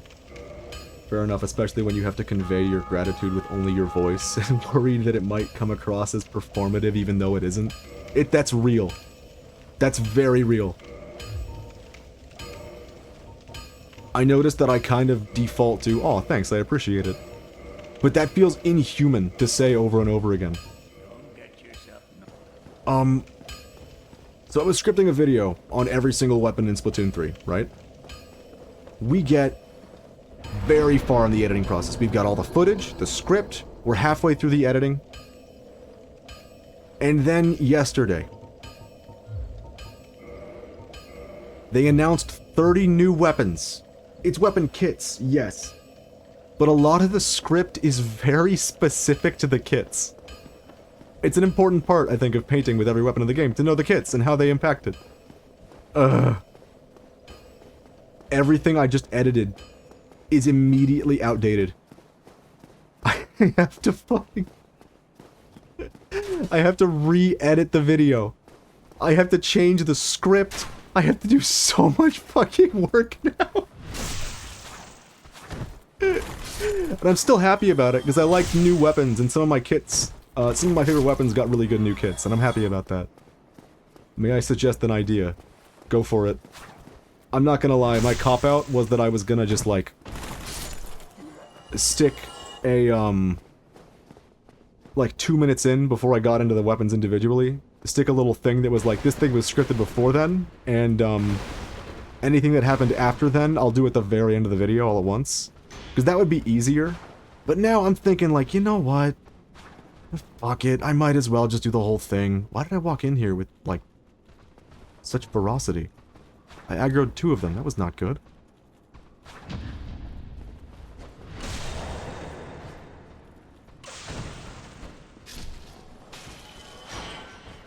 God, this thing is doing so much more damage.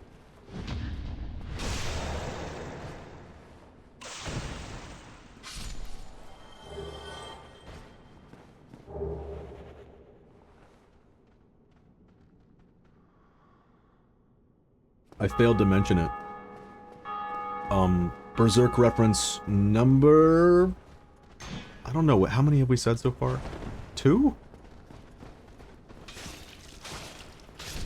Berserk reference number 634. The Balder Knights are wearing Guts' armor from the very beginning of the show. Ta-da.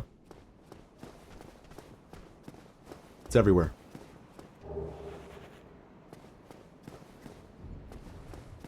May I make a suggestion? Run.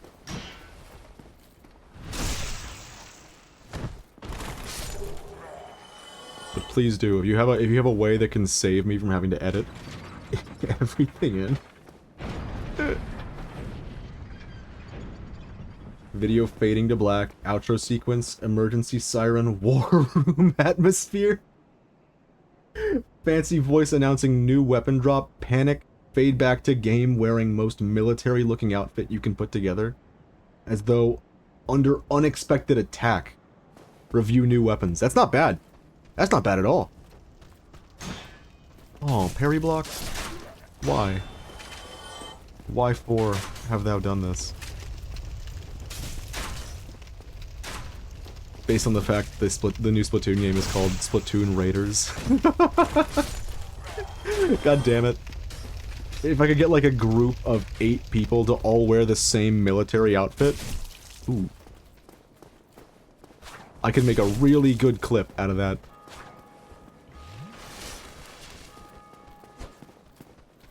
Salmon Run if the Zuna was incredibly cool weapon kits.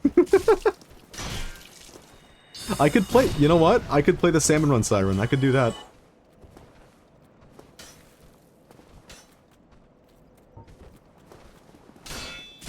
God damn it, I developed a new bad habit. I try to switch out my melee weapon, and I switch out my shield instead. That was weird. Alright, we're gonna go to the depths now. I have the option of just skipping Blighttown. Like, sorry, not Blighttown. The way down to Blighttown. You know the one. I'll have to decide on whether I want to do that or not. I'd have to get to the Gaping Dragon, and then just, like, turn around. Might do.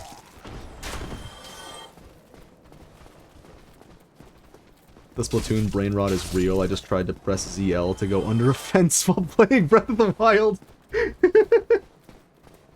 That's too real.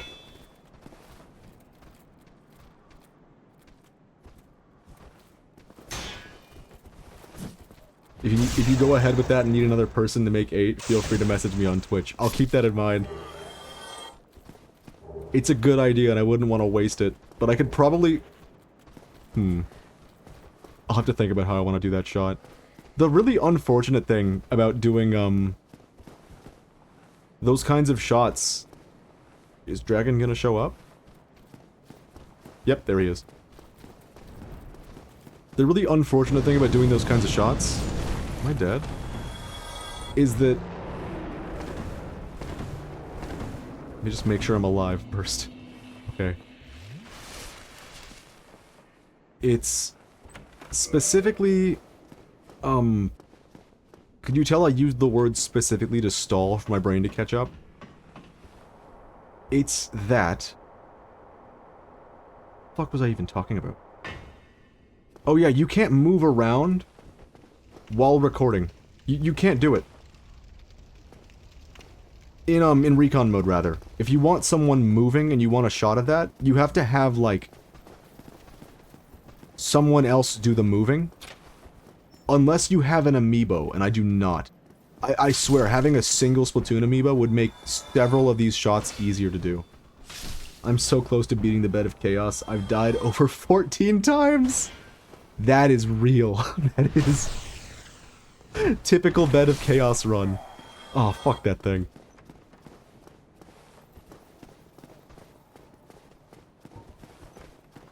What a god-awful boss fight. I like the design and I like the concept. Not of the fight, but of the visuals. But good lord, playing that is no fun. I have an Inkling amiibo, but I don't have a capture card yet. It's surprising. I spent like hundreds of dollars on like microphone, capture card, all the equipment I need. And here I am needing to spend like 10 bucks on a Splatoon amiibo, and I'm just like, no. We've gone too far this time. No. One of these days I'll have one. It'll make certain shots a lot easier. Please let me out of here. Somebody help me. Damn, I'm finished. How did the... New guy. Unlocked. Brilliant. Thank you. I am Griggs. I am much obliged. Thanks to you. That's Griggs. Oh, hello. I'm fine. But... We can now get sorceries. It's dawning on me that I didn't need to do, the sorcerer at start. We haven't really gotten much value out of the projectile. Not yet. I got mine used for 15 bucks, Canadian, not USD. They're so expensive! I hate spending money! Why do you think I use all this free software with my editing?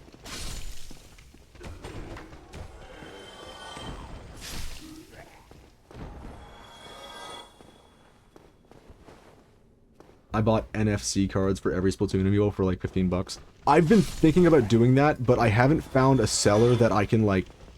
that I feel like I can trust to do that kind of thing. It scares me.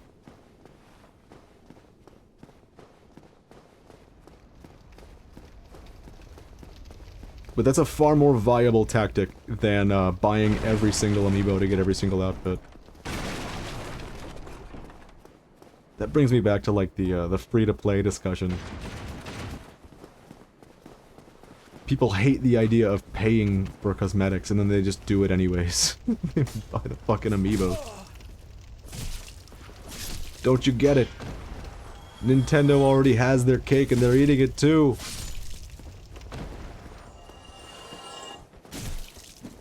It's kind of silly to say, because I know a lot of us here, we play free-to-play games. Right? Like, it's weird to me that when I look into the comments of any video discussing on, like, could Splatoon work as a free-to-play game? Should it go free-to-play? Half the comments are people legitimately saying, if it goes free-to-play, I'm not playing it. Like, they just completely missed the understanding of, like, what would that mean for the game? It's that you can get all the content for less money than buying the whole game. They completely just miss the point. They reject it. They reject the very idea of free-to-play. I don't understand it.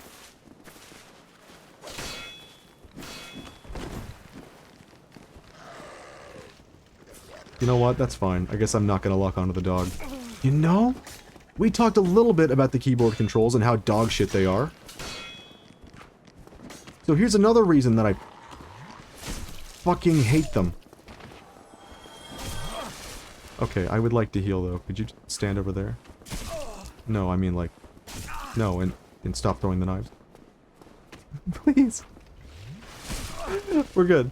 Okay, check this out. If I'm locked on to one of these guys, if you're on controller, you know how to change targets. Just flick the stick one time.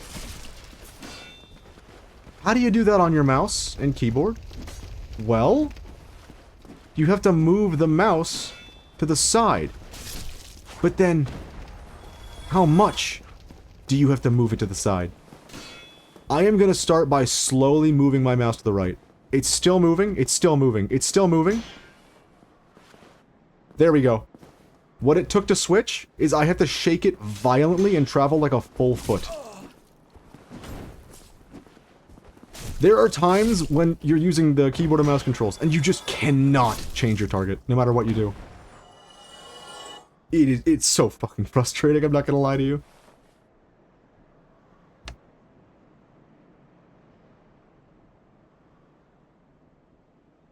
Needed water, we're good. I think the weird thing about the keyboard controls in this game is that it's surprisingly doable. Like, you can play the game with keyboard controls. It's not like... It's not like you're in Blighttown the entire video game, you know? You're not just trudging through sludge just to play Dark Souls. But it gets in the way. It seriously gets in the way. Alright, are you ready for the big gamble boss fight?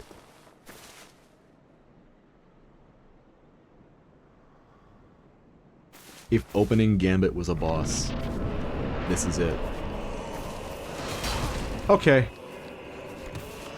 You wanna know what just happened? Stupid Mumph forgot that if you input a roll and you're holding diagonal, it don't roll.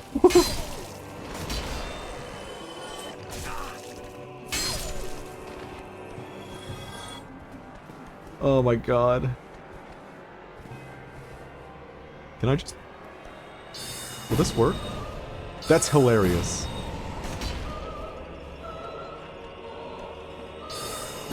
He's not even that bad of a fight once you get through the first, like, single second of it.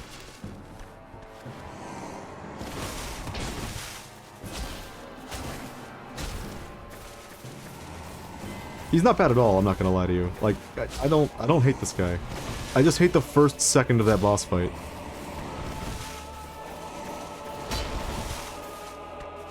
No need to cheese.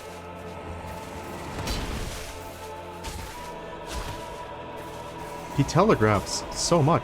I like that about him.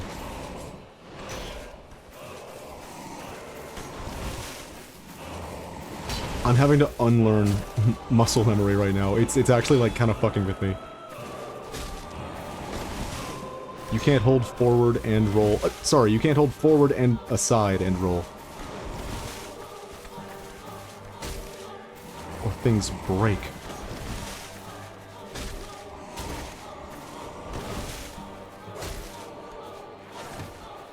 Come here. Golden. I beat it. I beat the bed of... I like what autocorrect has done to you. I beat the bed of those.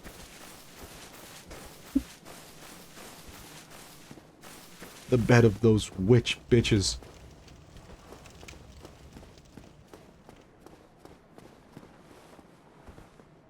No worries. Is that a toxic streamer trait? If someone, like, misspells something and I'm, like, excited to read it the wrong way? That might just be a bad streamer trait.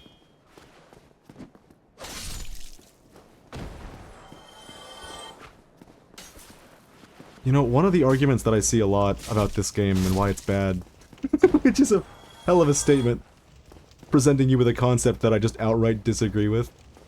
But, I see a lot of people say that Izalith itself is a huge missed opportunity. Like, it's just not very good.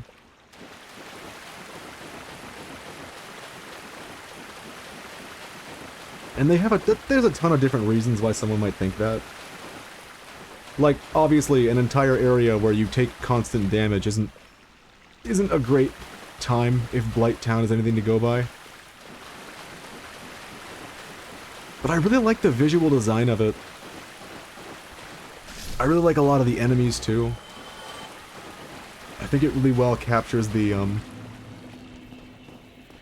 visual of these people committed a blasphemy and doomed themselves with, like, violent transformations.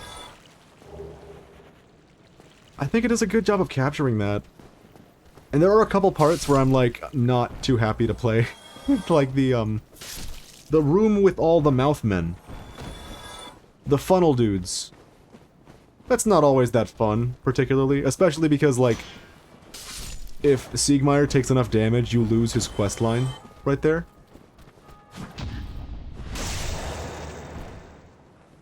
I don't know. It's odd. Finally, we can buy new spells. Yes.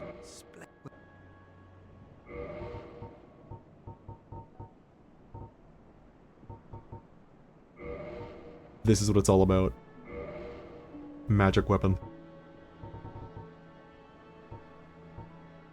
Just gonna get great soul arrow and then move on. Do you have any Wii U game recommendations? Oh, shit. Boy, do I. Pikmin 3. Pretty good. But there's only one Wii U game for me, really, at the end of the day. And that would be Xenoblade Chronicles X. You can get it on Switch now, though, and I'd recommend that port instead. So maybe I'm full of shit. It's weird, all the best Wii U games are now on Switch. Except Pikmin 3 plays a little bit better on Wii U than it is on Switch, so that's a thing. Wind Waker HD. Although people don't like that one too much either now. People are taking issue with the art style changes. Forgot to do this earlier.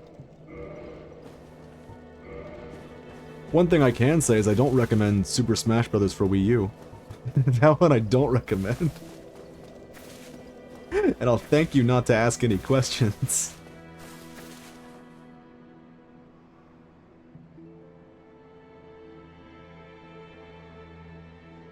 Sorry about that. No, I don't care. I've never played any of the Xenoblades. I was about to say, X is not a terrible starting place, because it's very fun to play. It was my first Xenoblade. But the thing is, like, I can't recommend it over the first. Like, Xenoblade Chronicles Definitive Edition on the Switch. Seriously, there's not a single Xenoblade game that I can recommend over it. And I like all of them. What type of game is it? It's an RPG, but the combat is a management kind of thing. Like, you manage your attack cooldowns, your positioning to the enemy, your party. You manage a lot of different things in any combat encounter.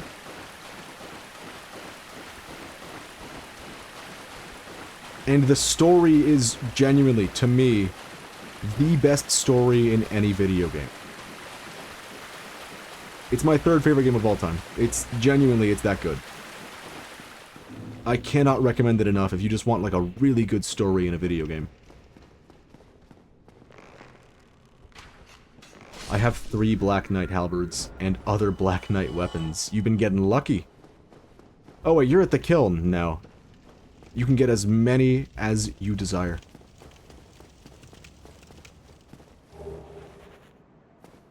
You know, it's kind of weird. Sometimes, like, there really is no outdoing the first game in a series. Xenoblade is a great example for me. And despite, like, everything that Dark Souls 2 and 3 does that I, like, really, really enjoy, I still think they don't quite capture exactly everything that was magical about this one.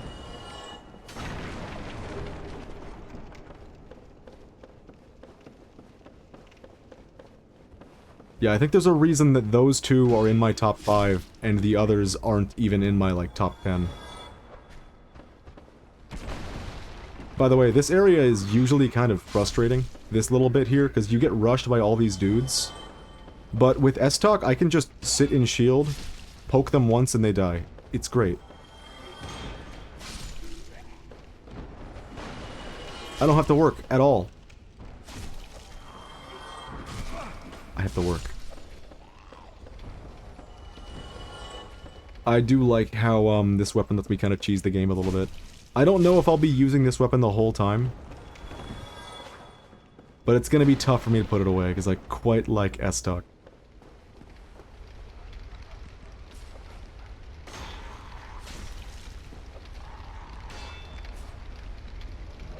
Try again. There we go. Oh no! We just got invaded by a person. Dark Blade. And there he is. Did he just fucking release the butcher? Asshole.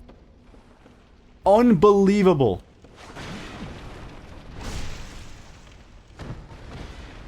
At least he's letting me fight the butcher. I think he knows what he did was wrong.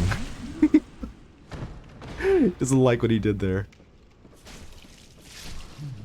Alright, we can now fight, Darkblade. Come back up to the arena with all the columns. This way. Where are you going? Up here. Come on, let's have a fight. Oh, you want to go down there? Okay, yeah, let's go up here and have our fight. This guy's very amicable. Alright, on guard! Oh, he's got cool moves. I have a bad feeling that this guy has, he's in New Game Plus, is what it looks like to me. Oh, he's got bleed.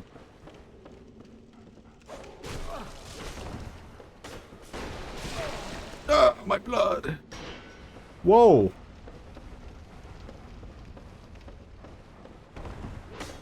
What if I was just behind this pillar? How do you feel about that? That was a good trade.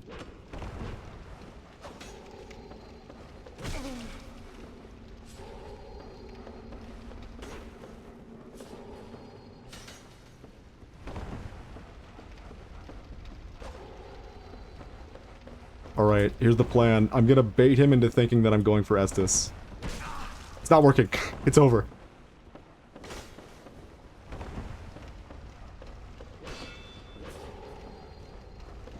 All I can do is take stray hits at this point. Oh, that hit!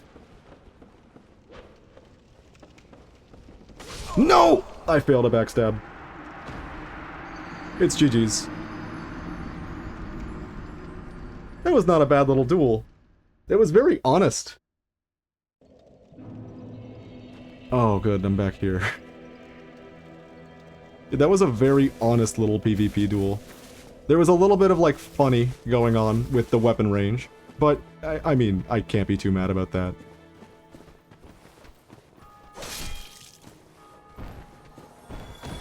I feel like he had a lot more health than I did. That's another thing that I'm not the biggest fan of when it comes to PvP in this game. It doesn't do a very good job of balancing out strength levels. Like, not strength level, power level. Like, I'm genuinely... I haven't even beaten the Gaping Dragon yet. I think that guy's on a New Game Plus profile.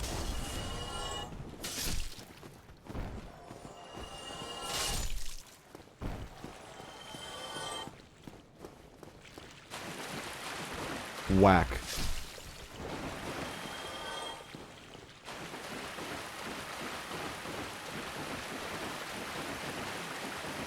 You know, that might be one of the only times I've done a PvP duel and haven't felt demoralized by the game mechanics afterwards. It was just a very normal, honest duel. Last time I streamed this game, a very, very long time ago, we were invaded in a similar area, deep down in the depths, by a character whose name I will never forget. A man named Sneaky Stinker. And Sneaky Stinker had a plan. It's a shame this VOD is gone, because it's like... it was beautiful. Sneaky Stinker's plan was to disguise himself as the sludge in the depths. And to make his disguise work, he put on the ground a ring of favor and protection out in front of him as bait. So I walk by, I see like a yellowish item in the depths, and I'm like, oh, that's interesting. I pick it up, I get a ring of favor and protection, and suddenly the sludge behind me transforms into a man, and the man comes out swinging. It ended up being a very honest and, like, close duel, surprisingly. It was a good time. And he got me with, like, stacking poison and toxic at the same time. But it was beautiful. And the fucking best part is... when I lost and I respawned, I still had the Ring of Favor and Protection. So I got 2. Glorious. The run was blessed. At least the butcher's dead now. Yeah, if I was going for Deathless and that was the end of it, I would have been very sad. Don't worry guys, I can beat the whole game without dying. Here's a guy who's beaten the game twice and is on New Game Plus 2. You have to fight them and win. Please no. I don't want to do that.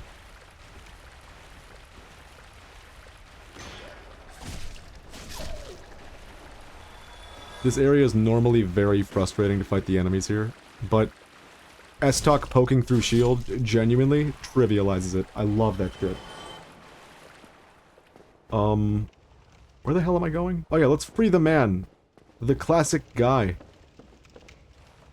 Oh, he's not here. Wait a minute.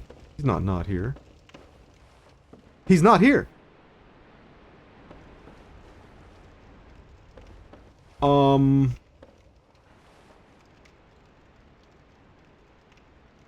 Does anyone know what happened to Laurentius?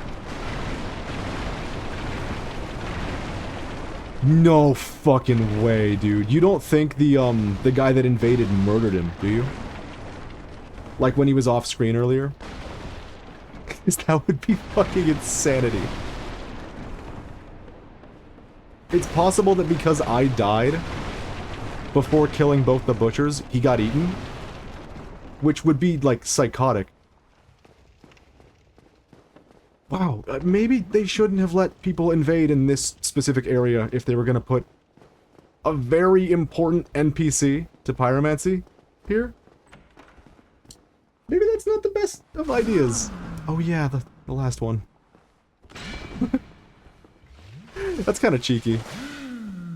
I'd like to fight in a more open area, please. Not this room, this was the slow room. Alright, we're in the slow room now. Alright, come on back up. Let's fight in the real room. Is this room a Berserk ref? The Serpico Guts fight? It's giving me that vibe.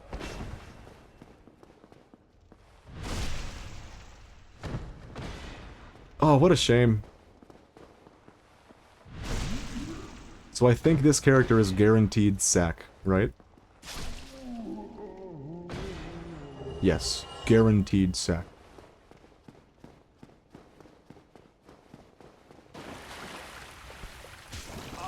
Really, that hit from there. You know, there's a really cool mechanic that exists in Dark Souls 1.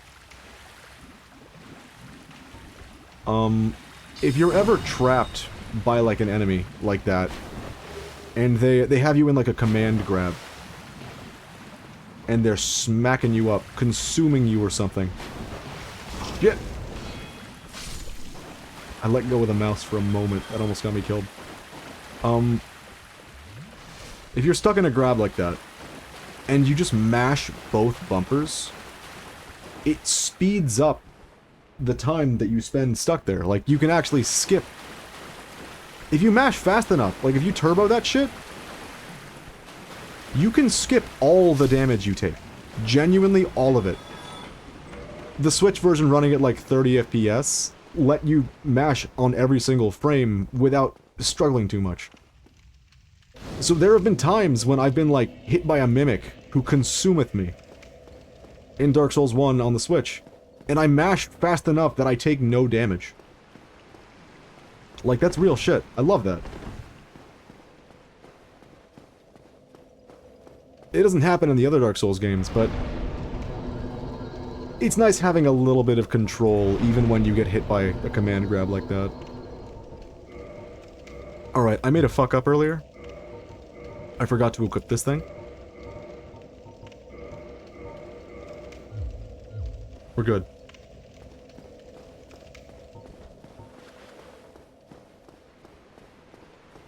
This is a very classic intelligence build character, I feel like. Well, that's pain. Time to waste some time. So, here's the plan for the depth. I'm gonna go back the way I came in. We're gonna fight the giant rat. We're gonna explore the entirety of the depths, go through the basilisks, the whole 9 yards.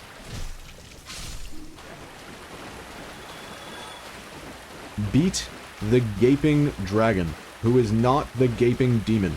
That is not his name. Was it ever his name? I actually need to know that. I need to know that right now. It's actually bothering me a little bit. Google. We're gonna fight the giant rat. I didn't know this game had New York areas. It's real. This is future New York. Welcome to the land.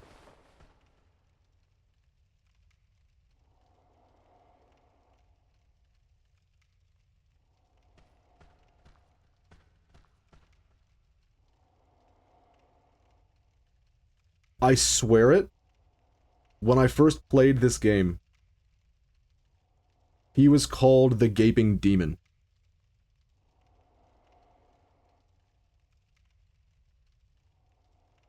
God damn it, Extra Life and your broken-ass wiki just crashed on me. Yeah, for some reason I internalized that dude's name as Gaping Demon, and I feel like on the 360 port, maybe that's what he was called? But no, he's Gaping Dragon. And that's been his name for a while now.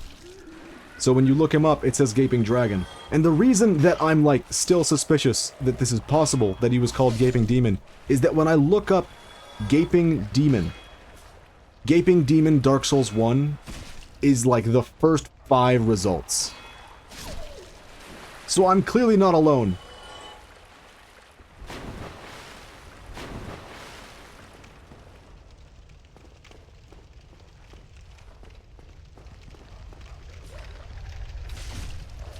This is probably not very fun to watch. I just realized. I've just been like walking up to the last 50 or so enemies and going like... for like... almost a full hour now. It's probably not the best viewer experience. It's better than me chaining backstabs on Havel in the very beginning. But still.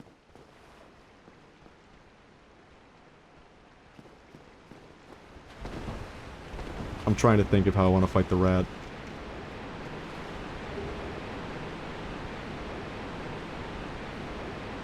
Look at him. Oh, he's beautiful. Do you like how fast he breathes? Stop that. Stop breathing. He just has no reactions. He stares. Why are you doing this? Please stop. And yet I must. Did he drop humanity? Yes, he did.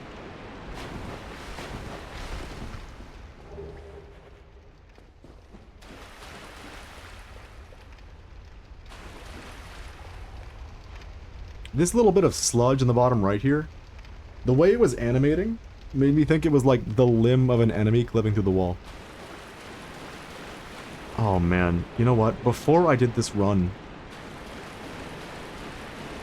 I've played a lot of this game, right? Shit, I need to be human for that. I've played a whole hell of a lot of Dark Souls 1. And I wanted to know something. Am I missing any invisible walls in, like, in my brain? Is there any invisible walls that I've just, like, never seen or don't know about? So I watched a video. I was like, you know what? I'm just gonna look it up. I'll watch a video. And the fucking video didn't even get all the walls. I knew of walls that weren't in the video. It was only the obvious ones that were in the video. I was just so disappointed. I always call this area the NY sewers.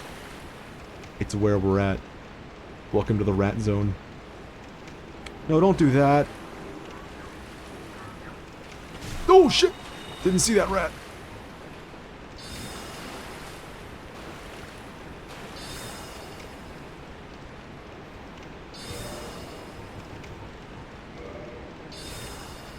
Come on.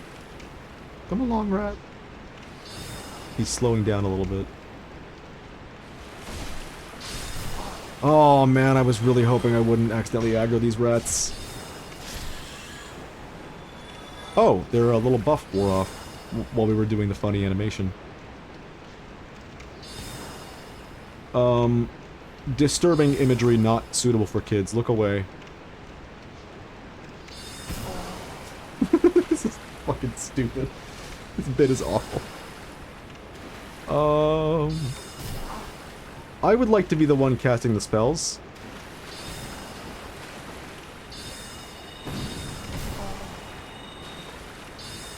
It's a wizard duel. That's what we're doing now. Oh, he's hiding behind a wall, I see. Very wise. Well, this is a little stupid. Sure. We're doing this now.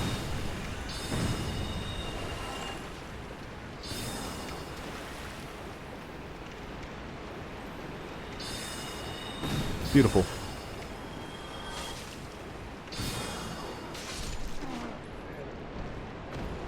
What a classic location. Alright, we gotta get the secret rats before we move on. Enter the secret rat. Number 2.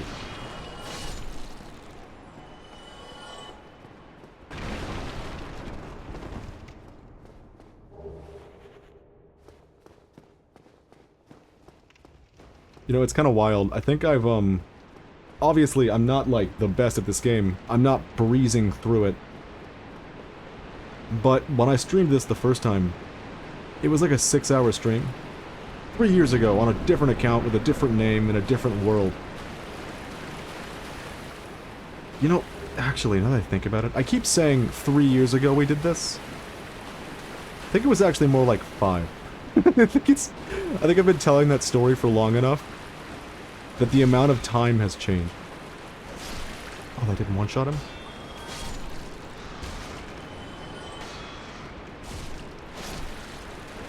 Anyways, we only got, like, through the Gaping Dragon after, like, 6 hours. And what are we, like, 3 hours into this? Not even? Yeah, we're doing a lot better in terms of pace. Not like this is a speedrun or anything, but it feels good to be just kind of breezing through one of your favorite games like this. Even with all the funny deaths. God, that fucking Havel fight. I'm still not over the Havel fight. I won't lie to you. Still not over it.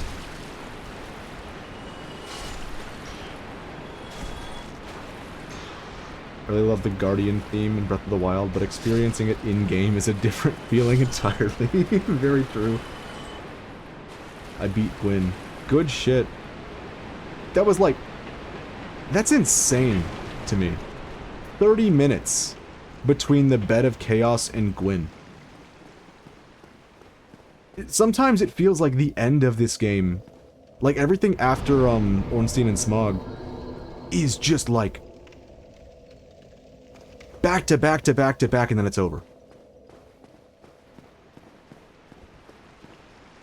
It's possible that part of that is because of the whole, like, warping between bonfires thing. But I feel like it takes me so much longer to get to Ornstein and Smog than it does to go from Ornstein and Smog to beating the game. Even though that's usually touted as the halfway point. I forgot. Wait, what's that item there?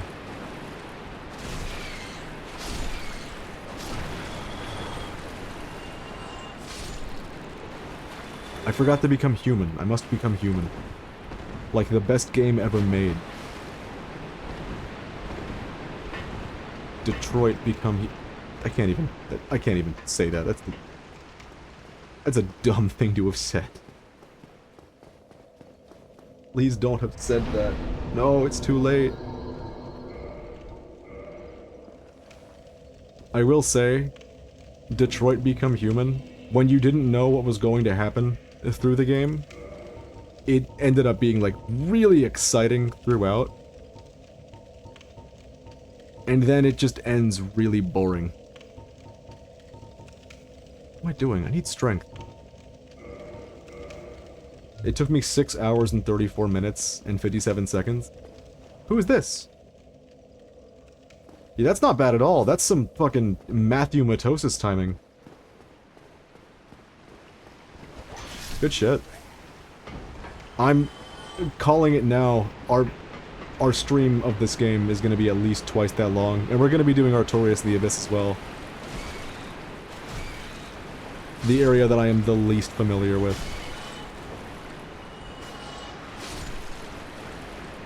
You know, fuck. I was doing seamless co-op in this game, right? We could not get to the Abyss, the Artorias and the Abyss DLC. We just couldn't even activate it. We did, like, the things you're supposed to do. Like, you have to fight the big orange crystal dude.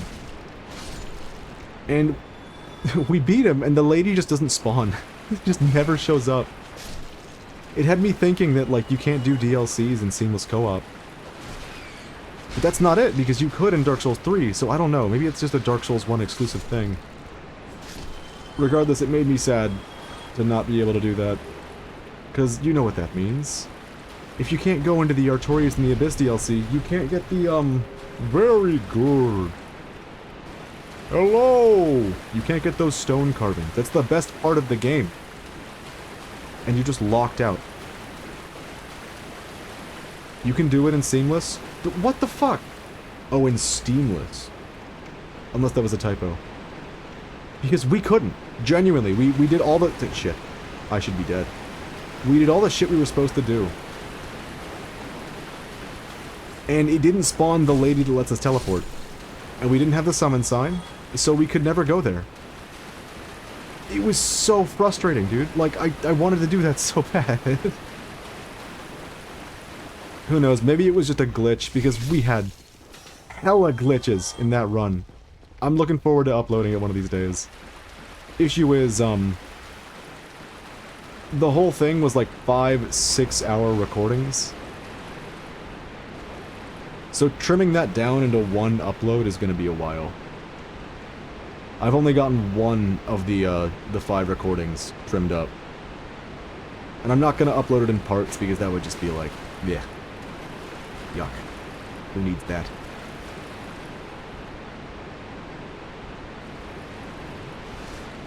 Well, I'm gonna go. Bye. It was nice being here. I'll be back next stream. Hell yeah!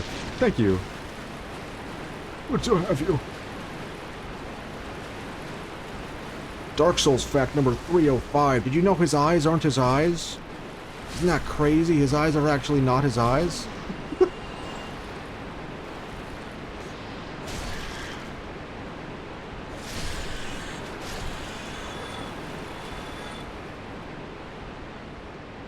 And one day, I should become the kind of streamer that, like, at least at the end of the stream, reads the names of people who followed. But the day is not that day. There he is! The best guy!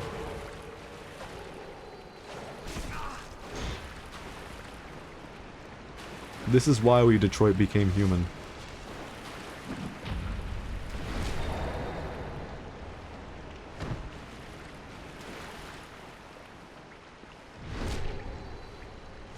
Classic guy. If he gives us the sword, I might use it. Nope, shield.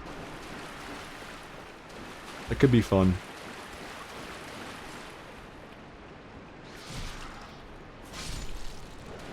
Alright, we have to go through this bit.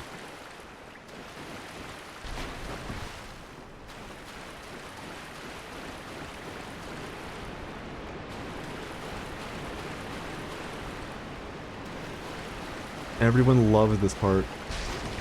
My first time playing this game, I was in high school. And I was at the very beginning of the depths. And one of my friends who I was playing the game, not like next to, but we were both playing it on our own. And every day we would return to school and tell each other about the cool things we discovered. Like the Grass Crest shield was like, dude, if you go down instead, you get this shield that refills your stamina. It's insane. There were like secret areas. The bonfire in the forest was one of those things that we told each other about from like one of us finding it. Anyways, this friend got a little bit ahead of me in this area. And we were high schoolers. We weren't that good at video games. And this was Dark Souls 1 when it was the only Souls game out. Besides Demon Souls, I guess. So no one was used to this kind of game. Least of which us. Well, he became one of these statue-y dudes. And came to school the next day like, dude, I am so fucking mad. I think I'm permanently stuck in the sewers. I can't leave. My health is half of what it should be. And I don't have any way to fix it. He was stuck down here for a week of real time. He kept trying to get out and dying before making it. And granted, we were definitely not the kind of folks who could get out of the sewers without taking a hit. Especially not at this time. The pain was, like, palpable. Poor guy. Yeah, this curse mechanic is fucking brutal. If you didn't, like, prepare in advance with a purging stone, you just suffer.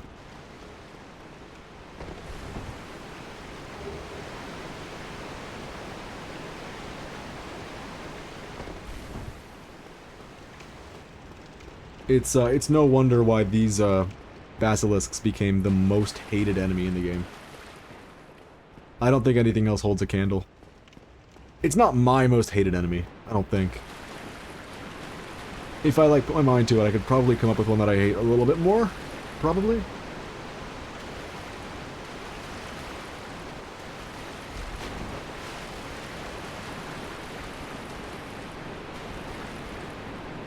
Might take a while, though. We'll just have to, like, remember when we stumble into them. That, like, oh, fuck, this guy, I hate this guy.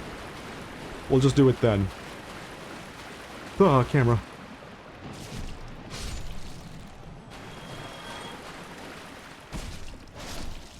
You know what? I was about to just go right into the Gaping Dragon fight. And I could, but I should at least open this door first.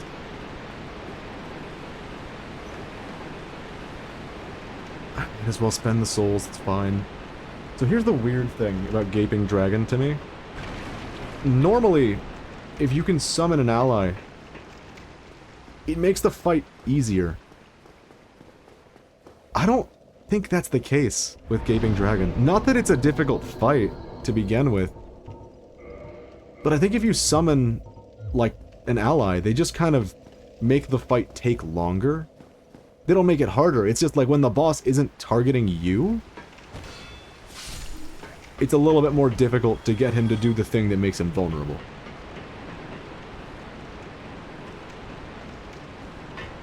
Fucking keyboard controls.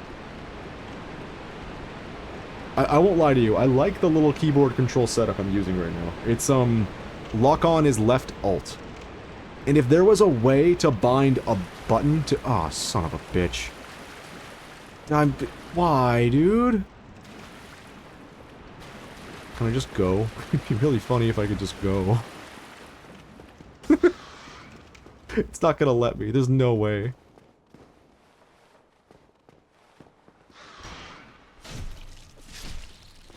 Oh, this just it just takes time. I don't want to do this fight. I want to fight the boss. Come on.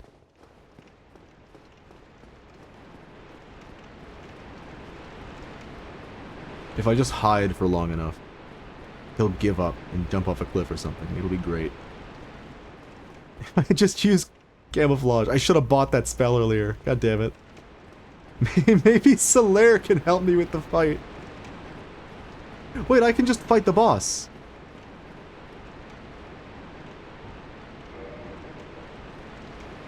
This is gonna be really fucking funny. Hey there, you made it. What are you doing, dude? That was weird. Going for it. No fucking way. I seriously hate the latency stuff in this combat. I should have had enough time to, like, reach the door, but it didn't matter, I guess. Well, that's disheartening. I don't need to do it this way, but I'm doing it anyways, because I don't want to walk back and forth multiple times. I want the sunlight medal. I don't really know why I want it, but I do. So we're going human. We're gonna get Solaire. How did he know exactly where I was? Like, before I even summoned Solaire, he just knew. That's crazy. Yeah, I thought they could only spawn, like, deep in the sewers. I didn't think they could spawn that far up. What the hell was I saying? God damn it, I was, like, in the middle of a story, too. It's gone now. The brain has, like, ejected it and rejected it.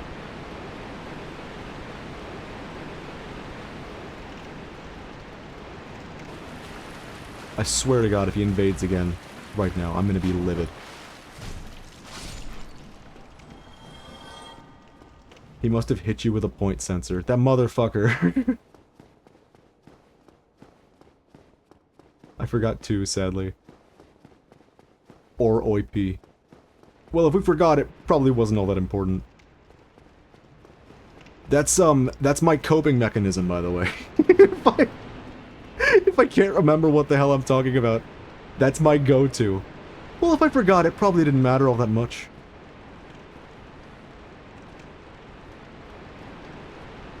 Welcome to Almon. Zaman. I'm gonna keep calling you Zaman, by the way, because it makes me smile. Are you guys ready to see the tiny alligator? I love this guy.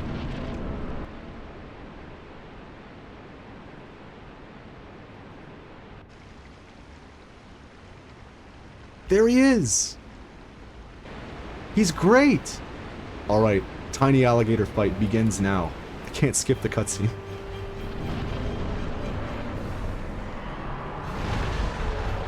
That was the tiny alligator. Did you like him? He's my favorite guy. Alright, Solaire's gonna get hurt really badly, but that's okay. That's what he's here for. The creature.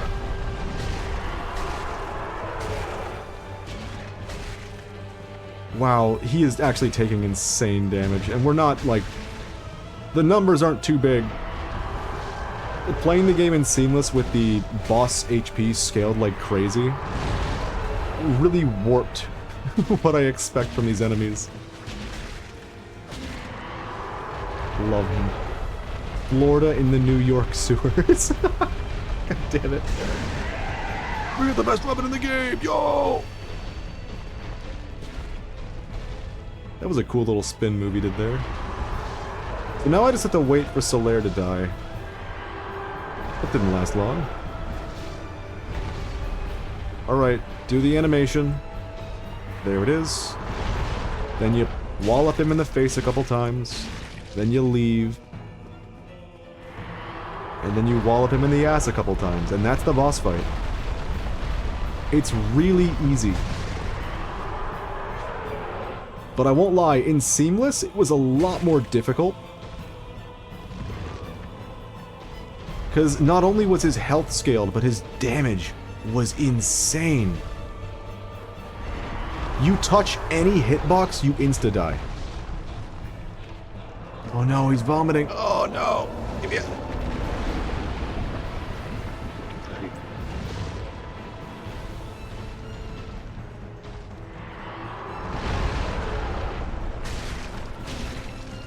I like it when he stands up like a freak tar.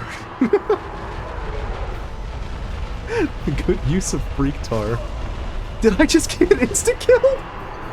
What hitbox? What are you talking about?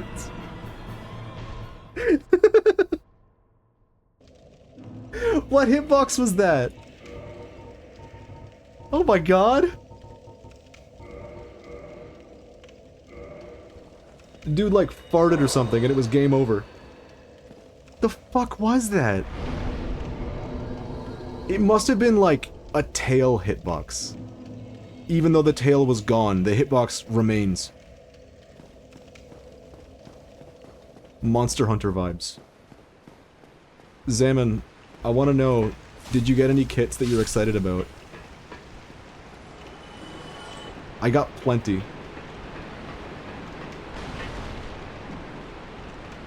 You know what? Any Splatoon players, in fact, did anyone get any really cool kits?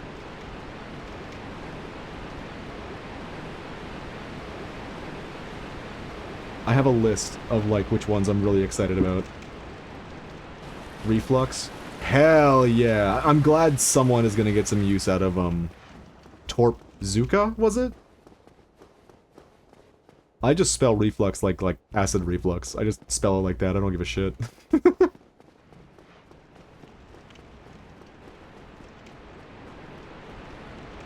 Alright, come on back. We gotta have another shot. Despite having 500 hours in Splatoon 3, I've only tried out like 10 weapons.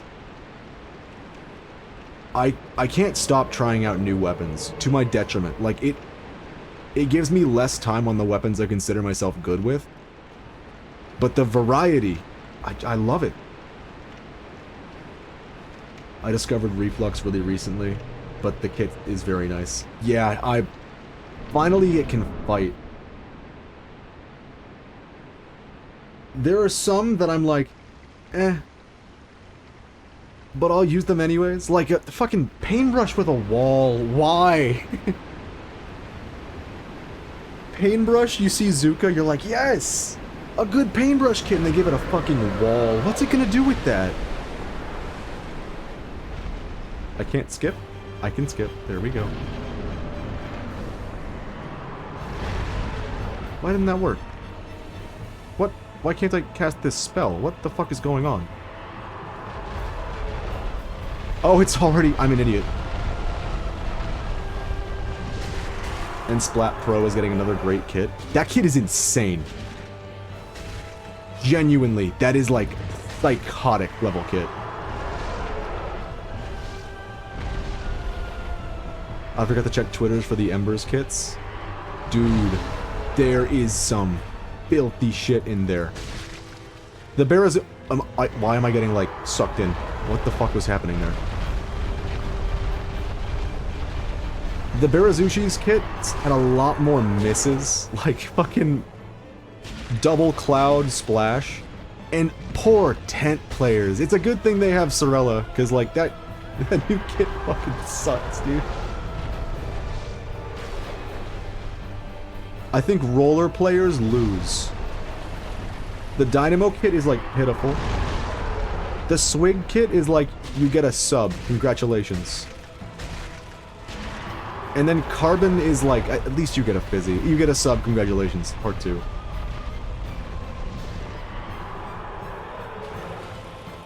Splattershot kit is also very nice. I think it's interesting. I won't lie, when I see it, I think it bodes poorly.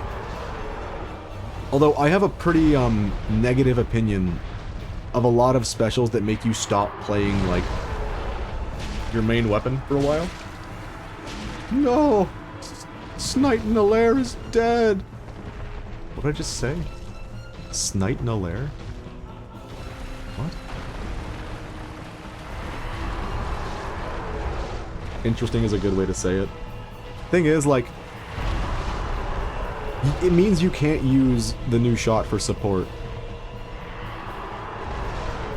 Like, support burst bombs, that's insane. But you don't want your support player to stop playing the game for 10 seconds to run around the map doing funny squid moves, you know? The Dread comp? The new Dread comp is actually insane. Comp? Kit. Here we go. Alright, we get it. You have animations. Do the one that I'm waiting for.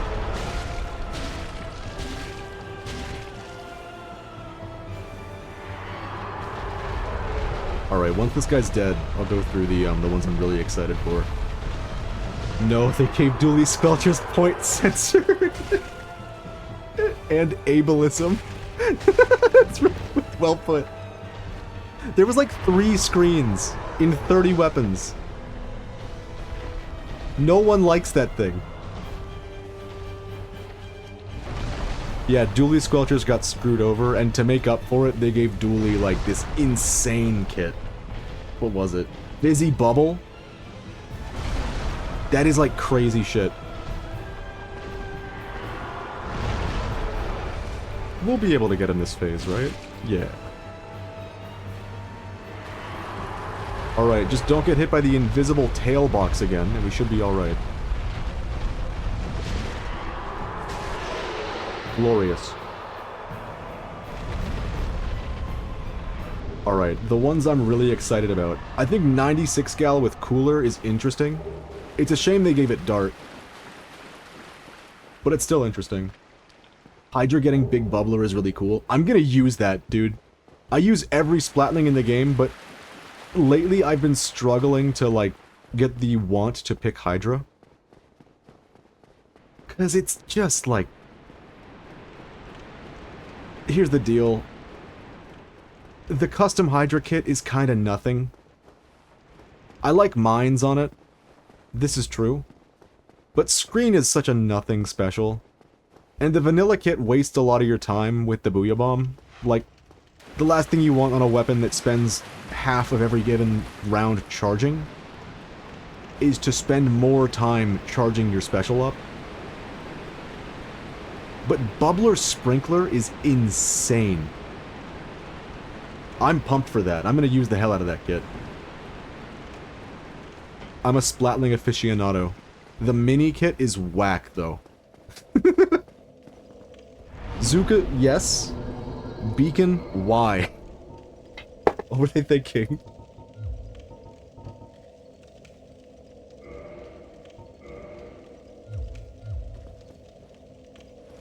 Do we go down the normal way?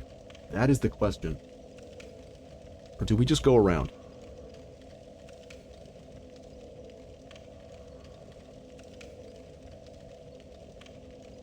Yeah, I think I'll stick with Vanilla Mini, personally. I think I'm in the same boat. Zimmy and Vimy, I think I'm gonna be prioritizing over Mini 3. They're both really good right now, which is kind of like blowing my mind a little bit. Do we go down the normal way?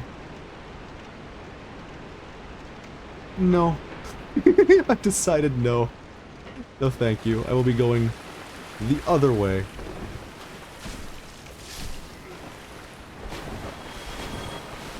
I will say Tri-Slosher got kind of screwed. Splat Bomb isn't bad, but Screen is just kind of like... I was watching Kyo stream, and it seems that, like, at least he thinks there's some synergy between Screen and... I can't speak. Between Screen and Tri-Slosher. I don't expect it to pan out that well. Curling Crab on Dread is insane, though. I will be finally using Dread again.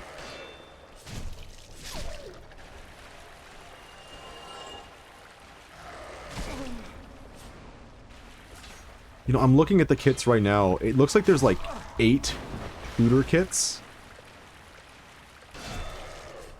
There's 8 shooter kits. What the fuck? Stop it! Stop dodging around! Stop it! Please!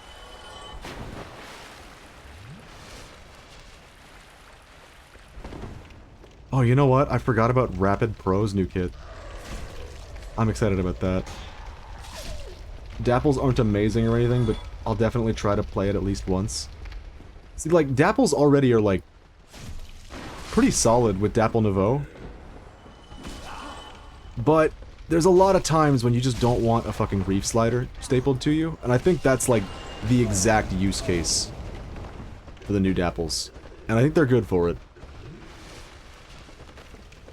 I think if I was a dually player, I would definitely keep that in my, my rotation. I need to just back up.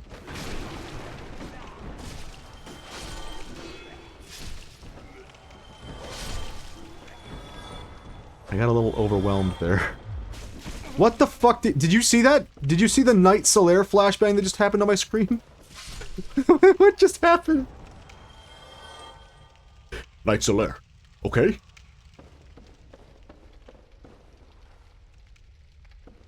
Huh. I didn't expect a Tetra 3rd kit, but I'm still sad no Tetra 3rd kit.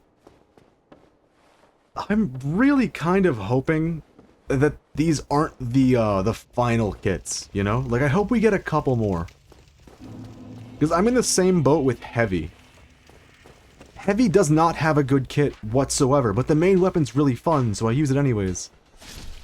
We could really use a good Heavy kit in the game.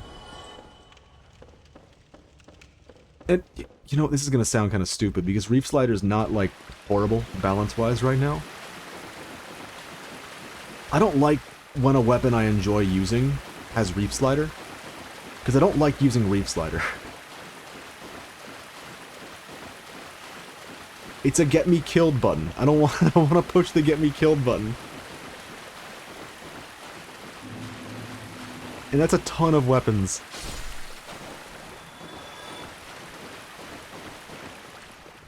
What would you put on a new Tetra? 'Cause I don't have any good ideas. I know, like, Torp would probably be amazing.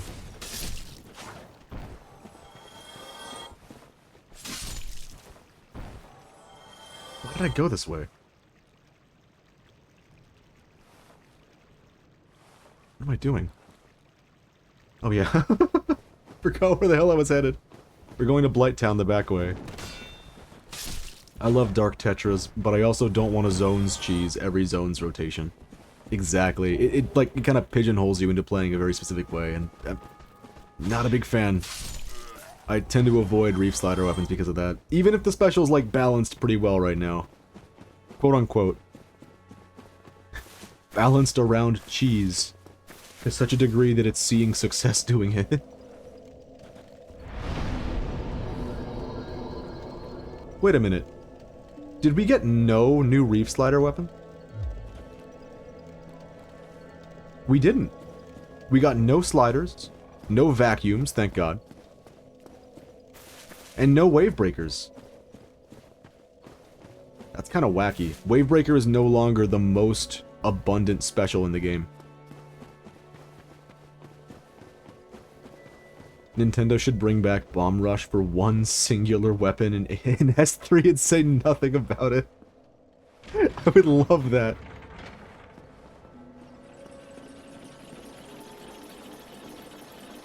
That'd be amazing. New Tetra Kit, Torpedo, and Splat Bomb Rush.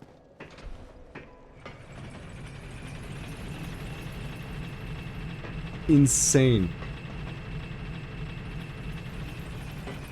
Like, just not even make a big deal out of it. They normally, like, they post a new kit.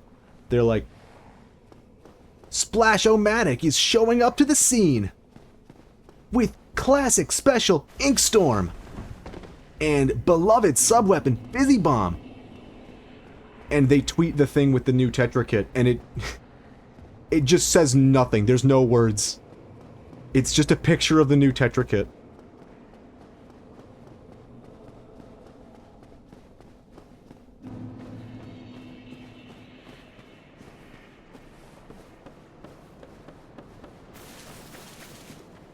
Granted, I'll take that over, put up little structures all over the map with your favorite weapon, Dreadringer D.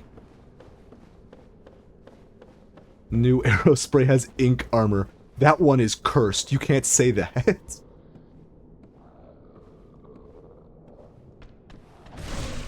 So, lately, one of the things I've been kind of getting into in Splatoon is just, like, casually kind of working on my aim.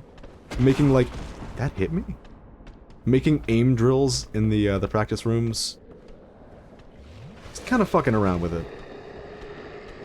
And... if you've seen a couple of my Salmon Run streams, you might know that I like to use the Alterna mission where you shoot flying targets out of the sky to work on my tracking. And it got me thinking, like...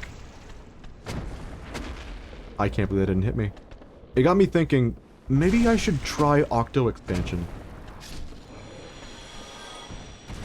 Because I've never played it before. And so, like, in this time that I haven't been streaming, I decided to pick it up. And I completely understand why it's so beloved. Because holy shit, that thing was a blast. Start to finish, so much fun. I 100%ed it, and like, that means I even did the mission where you have to carve out, like, an octopus using the Rapid Blaster Pro from boxes. The pain mission. We did it all. Just such a fucking good time. I did not know this game has an ass stabbing mechanic. That's the main mechanic. That's how that one guy killed me earlier. Okay, okay. New arrow spray has Stingray. That's menacing. They could do that. They could actually do that. They could ruin the video game.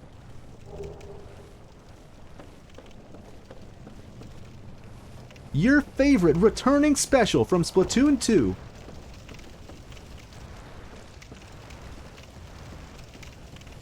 I would cry.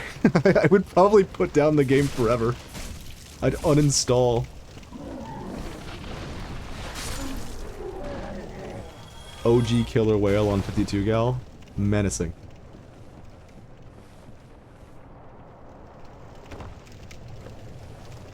You know, I didn't notice. They didn't give a 52 gal kit. I really do hope that we ultimately get third kits for every weapon. I think that would be very cool. That way, when Splatoon 4 comes around, they don't have to make 4 kits. They can just give us custom kits with 4 options for sub and special on each weapon.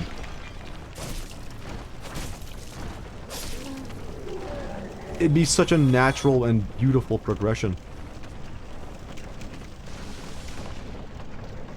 Alright, we're gonna get the Firekeeper soul on our way back up. We'll fight all the toxic men. Let me guess, I didn't get a single blooming purple moss clump? Yup. Maybe I should have bought that. I might have to buy that before we finish this area.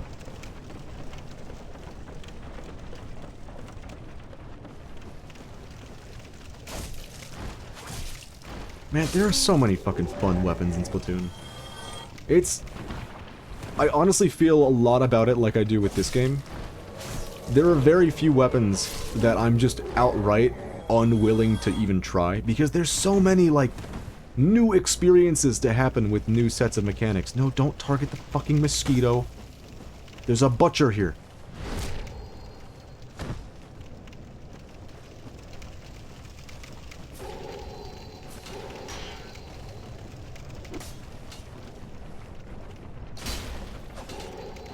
Is there a way I can target this mosquito?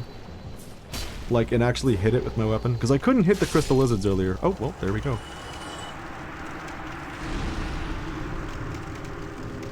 Give me the butcher knife. No, not that. There you go.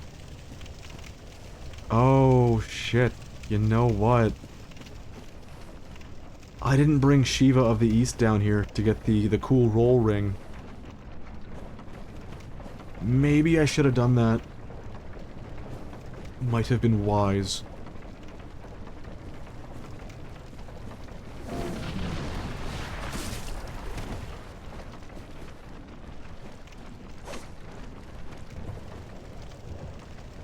Why is he so slow? He's limping. I feel bad. God damn it.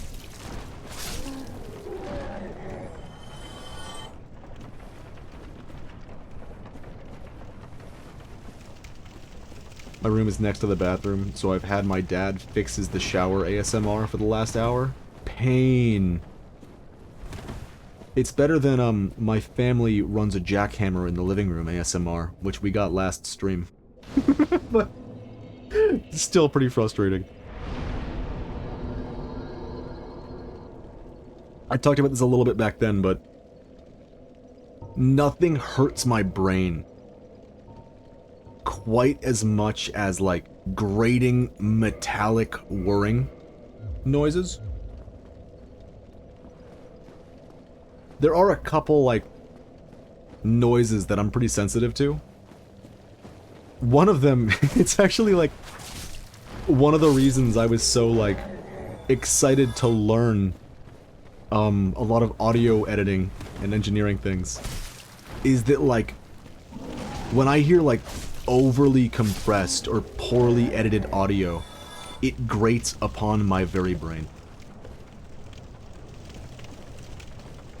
It wounds me. Like, if someone is, like, on the phone and they have their volume way too fucking loud, that shit hurts.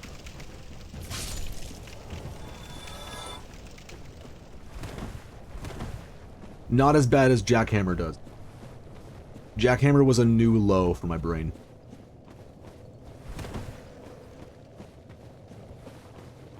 Jackhammer on metal sheet when? I don't even know what they were hammering. I should have checked. Like, I walked in and I just heard a bunch of noise. And I started asking what the hell was going on. And I got 2 words out and the jackhammer started up again. I just left. I was like, I'm done. I don't care. I don't care anymore.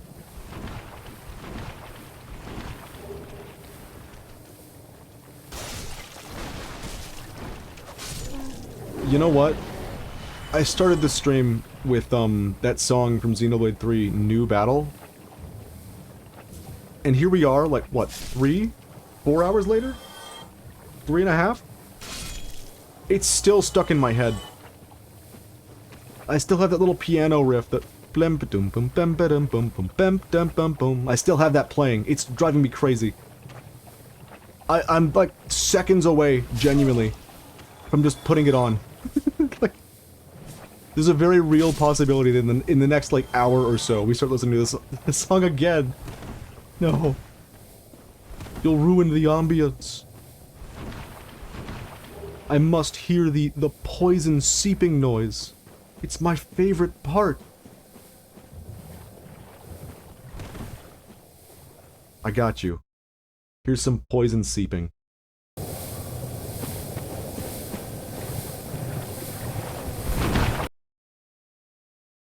I'm gonna die. I had to tab out. We made it, we're good. Goddamn, this game really struggles to run in the background. I'm sure you noticed how the game became muted for a moment there.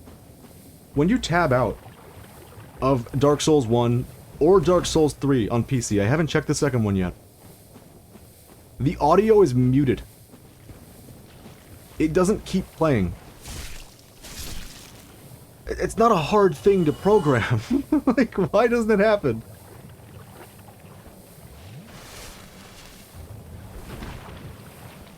It hurts the viewing experience for the audio to go numb for a moment. Don't do that, please. Poison seeping ASMR. It's real. That's the best part. I play Dark Souls for the poison seeping ASMR. That's what I'm here for. By the way, these guys are so much easier with the shield stab. I know we're back to just doing the thing again.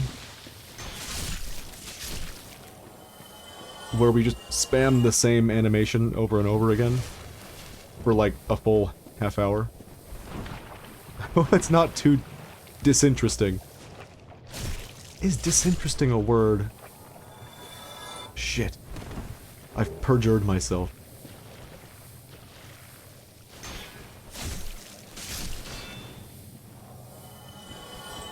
I think it is. I know disinterested is a word. But I think disinteresting is, I think that's just uninteresting. I can't hit him, he's too good. He's too powerful. Alright, this is my new slug friend. We're hanging out here. No! You too, slug friend?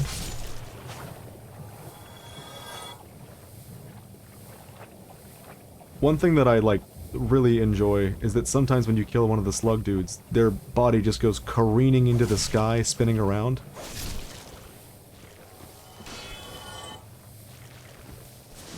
It's in the Oxford Dictionary. Hell yeah! Alright. Disinteresting real confirmed.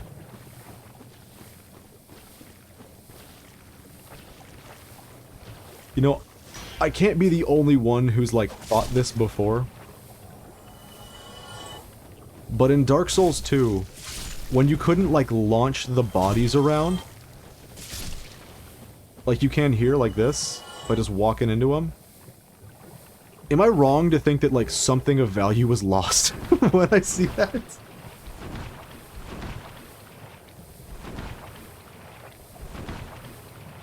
Looks like disinteresting just means boring. Oh no. I've become disinteresting streamer. Disinterested meaning uninterested. Well, that's not in 2. Yeah, that's not in 2! Unless I'm just, like, pulling out a false, fabricated memory. I remember very strictly, like, oh man, I can't really launch the bodies. If you try for a long, long time, I remember that you can sort of move one like an inch. I've not played 2 yet, I've played 1. Oh. You know, I'm glad that I can say this now. I think 2 is a fun extension of the first game. Like, if you like Dark Souls 1, Dark Souls 2 is just more, with some more creative stuff and some less creative stuff. It's kind of everything I would want in a sequel. It experiments on some new things, even if some of those experiments kind of fail. There he goes! Is that what causes it? You just need to roll into them? Yippee! We figured out how to wrangle the worms. Wait a minute, NCM, I didn't even notice that was your name, because multiple people have the same color in my chat room now. Welcome back. Am I, like, getting blurry vision? Is that what's going on here? God damn it. We're all red, I think. We've started a band and we're all red. It's a cool concept.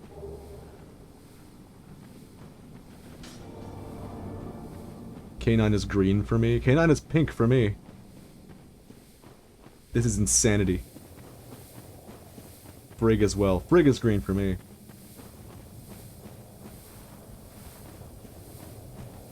I think a part of it is client side. I've just changed to green. Why am I reading you in like a Beatles voice? What's going on? I've become green now. The Greenals were a new band. We've got a cool song.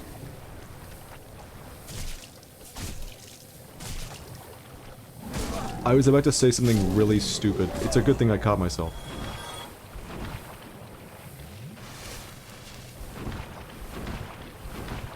Not like pejorative or anything, but like straight up, I was about to go like strawberry greens. I was like, I need to find a Beatles song I can like add the word green to. And the only thing I could think of was strawberry greens, and that's a nothing. I've got a new hat now. That is a massive nothing.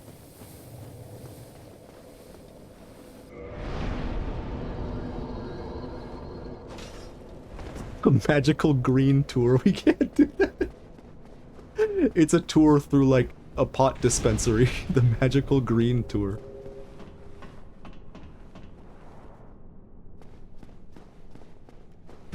What's it a girl, or I should say? She once had a green. Oh, it's a good concept. The Greenals.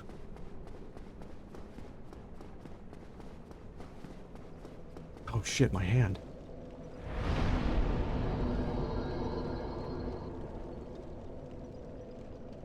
Okay, I mentioned at the very beginning of the stream, the, whatchamacallit? The... rolling. And the sprinting. It's both bound to the spacebar.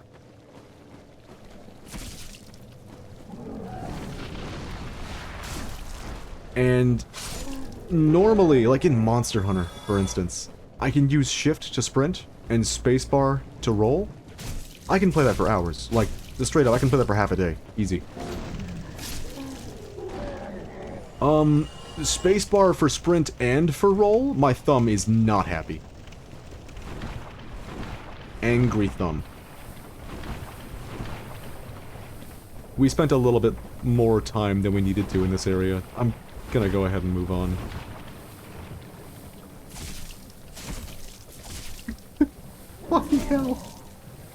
The Greenles with John Lemon and Paul Shrub Martini.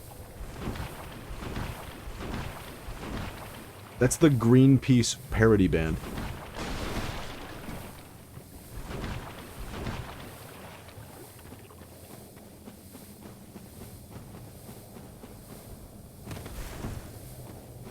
This band is gonna go far.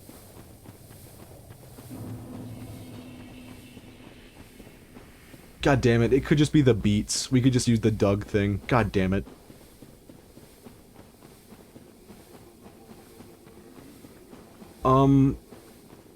Here's a thing.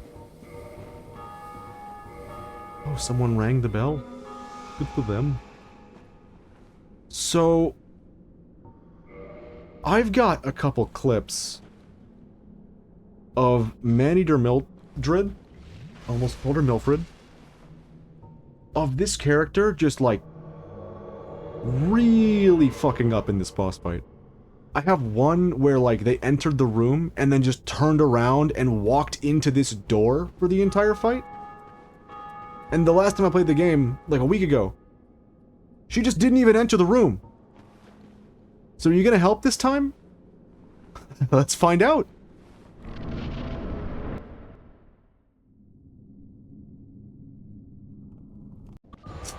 For fighting the spider leg. Alright. She made it! Mildred has arrived. So this boss is really easy, but it's also really easy to just like miss one tell and perish for it.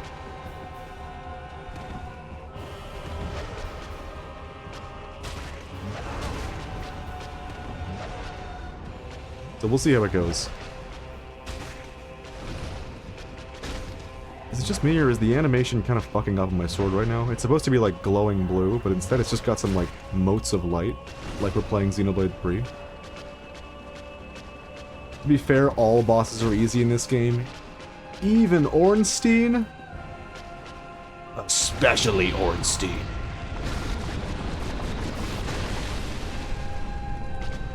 I don't know if I'd say all bosses are easy in this game. With summons, I could see that argument being made. It's twice in a row. Cheeky motherfucker. I didn't expect it to be twice in a row. Another freak car.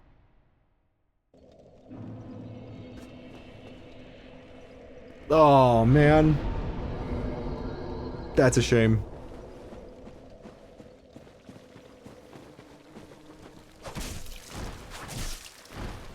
I've never seen that attack done twice in a row. Okay, Artorias. That's my pick. Not an easy boss. No way.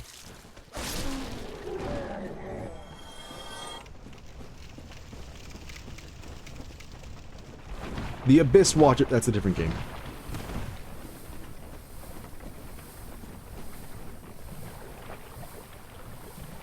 I don't know if I can say that Ornstein and Smog is easy. I don't think I could do that. I'm not on that level.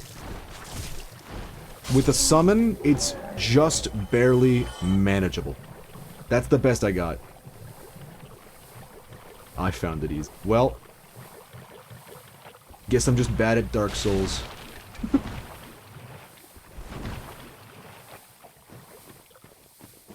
You know what? No, okay. Which is harder? This is gonna sound so fucking stupid. Ornstein and Smog, or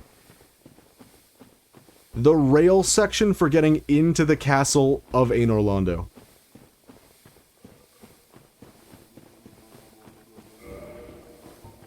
Where you have to go, like, past multiple, Silver Knights. Because I know what my choice is. ONS was ass the first time. Rage quit 2 days in a row. It's real. I think I'm in a similar boat. I second tried the archers. That's big. That's massive right there. Okay, just give me a second. I need to make, like, the magic happen. Alright. effect to it.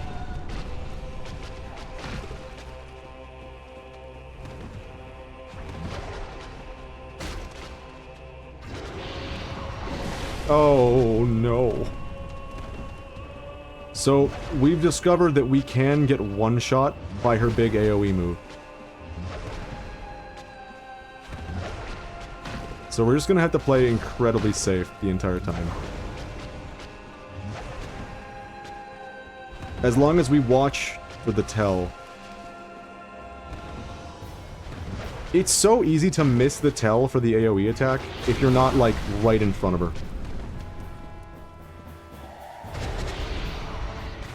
Ah, let's see.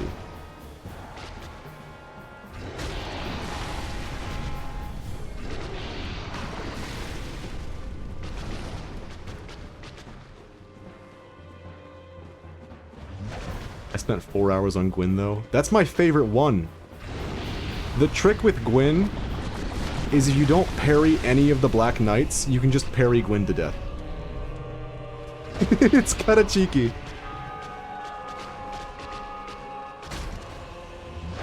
God, the end lag on that is insane! The two-handed heavy attack? That is, like, actually crazy. I'm not using that anymore.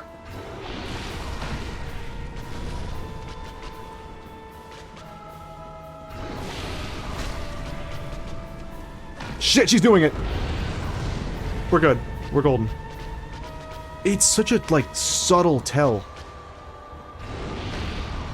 She'll, like, hug the spider body. That's it. That's my new album, by the way. Hug the spider body. I didn't parry. That's the lost condition right there.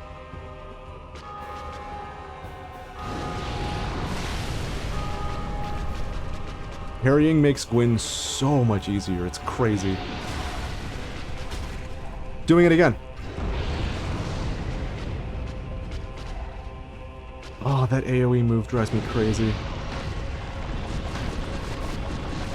Just gonna do this again. Don't mind me.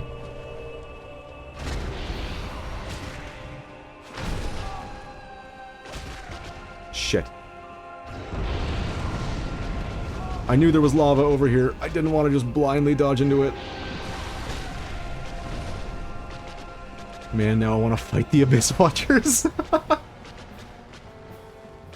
That fight is pain, dude. The ultimate in micromanagement. You're doing it again. Oh, no. Oh, man. It's such a tell.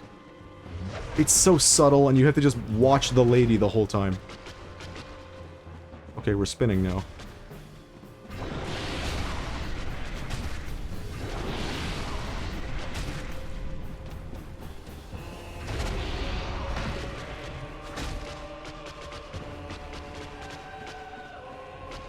I'm locking into an uncomfortable degree.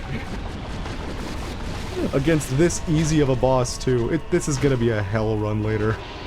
How did you do that? How did you shoot that straight out of the side of your mouth? Cheating fuck. This is probably fine. Oh, I have these. That does nothing.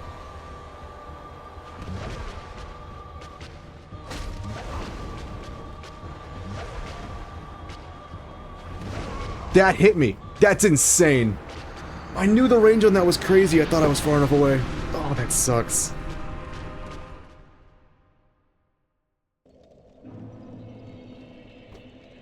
Well...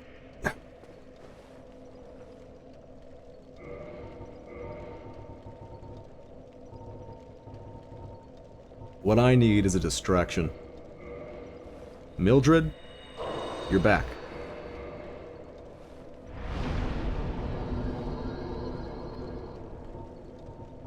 Yeah, the Abyss Watcher song definitely was a banger, I will say. I like a lot of the things in that game. Their design and concept being pretty chief amongst them. What the fuck? That was not a good enough excuse to use amongst. What would you do? A new video game has been released.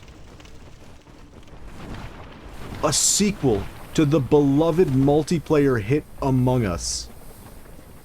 Amongst.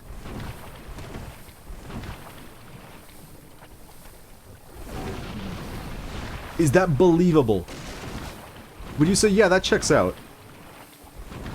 Or no, are you fucking kidding me? There are two camps. You can't just call it Amongst. Or, yeah, that's alright.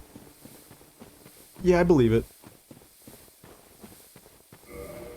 Well, we're down to the last purple moss clump.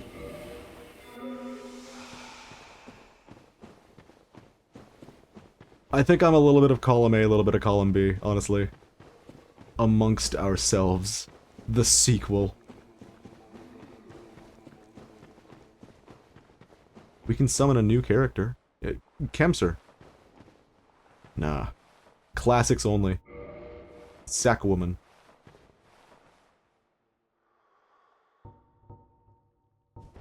Part of this is that my weapon is not doing a lot of damage here, and she seems to have a lot of magic resistance.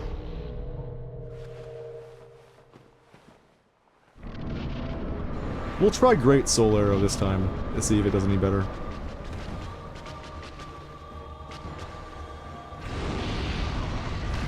But I do think we're kind of just stuck using this move over and over again. Because the two-handed one it's gonna get us killed. Oh, Mildred, you made it!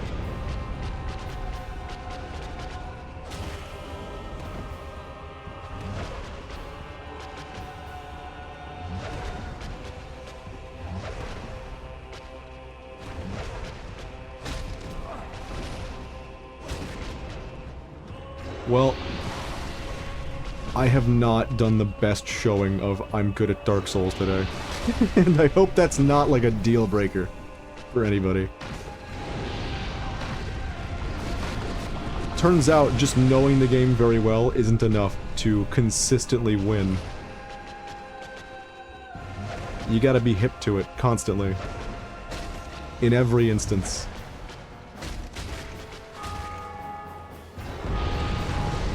That's part of what I love about it, honestly.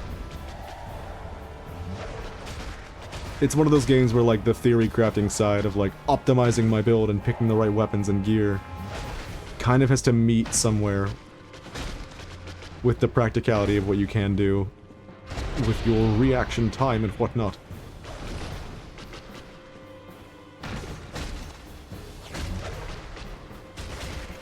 I see you doing that. I see you doing that animation. I've never watched any Dark Souls streams or players, so you're the you're the best player I've ever watched. How did you die that fast? What? Did Mildred do that? I guess Mildred carried. Thank you, Mildred. My music theory versus my guitar technique in a nutshell. Real. You can do all the thinking until it's your turn on the chorus.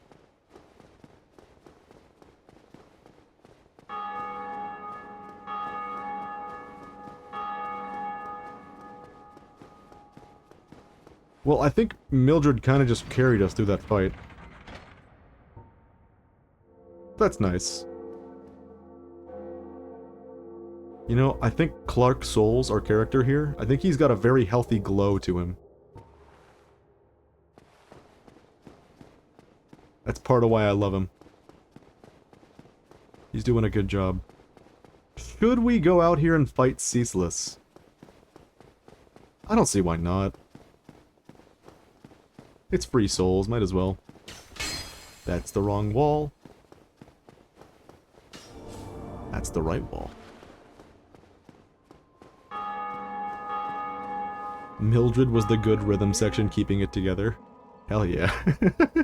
She's been upgraded. But you have no eggs.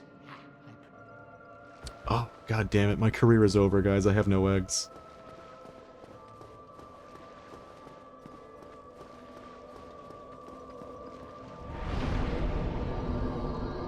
Let's see.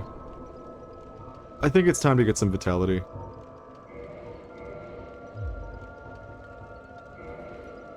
might as well use some of these.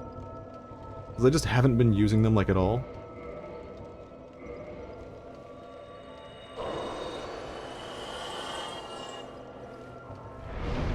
Big numbers.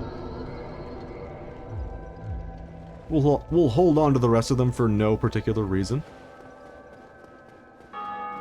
We're gonna go fight Ceaseless. Cease the fuck. Cease the Seathless. Seath the Scaleless is nowhere to be found. This is Cease the Seathless. I can barely say his name.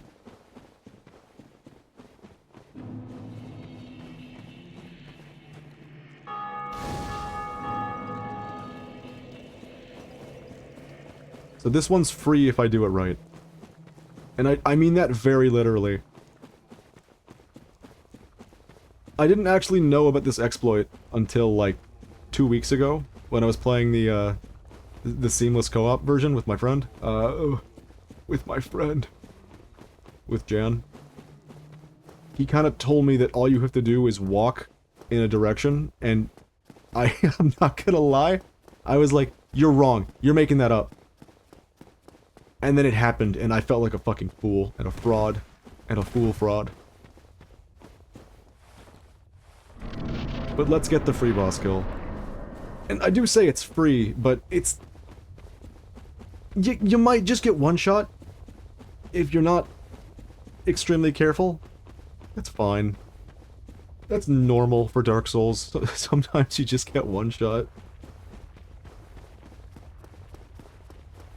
I remember back in, like, 2012, 2014, I was, like, trying to find more info about this game.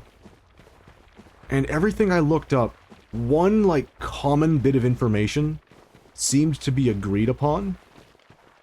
And that information was that humanity increases your max health. And I'm talking before Dark Souls 2, before Dark Souls 3. This is what I was seeing in forums and shit. So use a humanity to increase your max health. I was seeing it everywhere. So I believed it. That's just like straight up false. So I bet now if you Google it, the Google AI will take that outdated and incorrect information and regurgitate it to you as though it's fact. Wait a minute.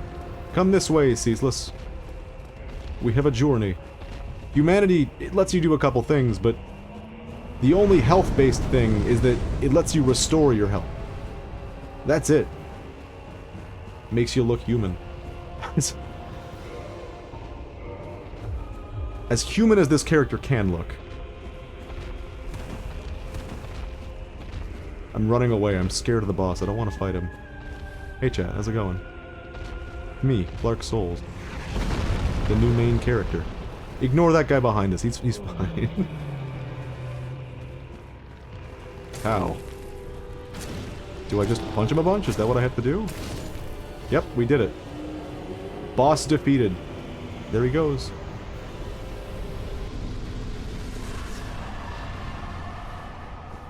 Full max HP cap?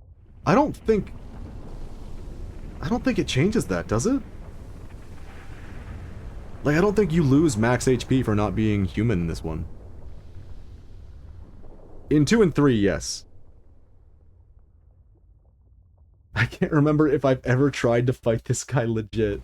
He's not bad. It's not a bad fight, like, at all. My bad, that's 2. No worries, dude. You killed... Why did I read that as you killed Seath the Worthless? How could you? You killed Cease the Seatless. He has no chair. How could you do this?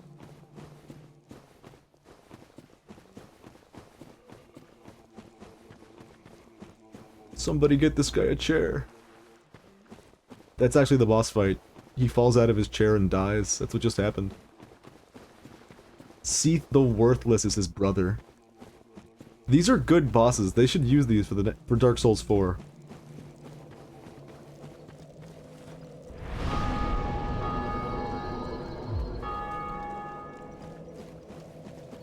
He had a venereal disease, so Mumph stopped his ceaseless discharge with a little unaliving therapy. It's okay if you call it therapy, then everyone accepts it. Then it's alright to do. I'm sleepy and it's closing on 10 PM, time for a nap. Godspeed. Sleep well. Sleep well.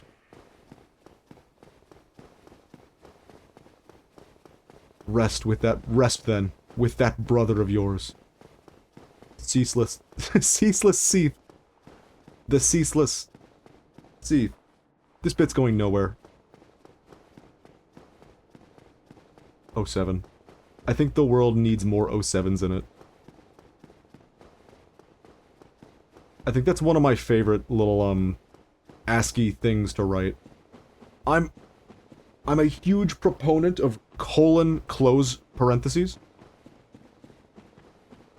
Like, use it as much as possible. I'm ecstatic. I love the little smile guy. He's great.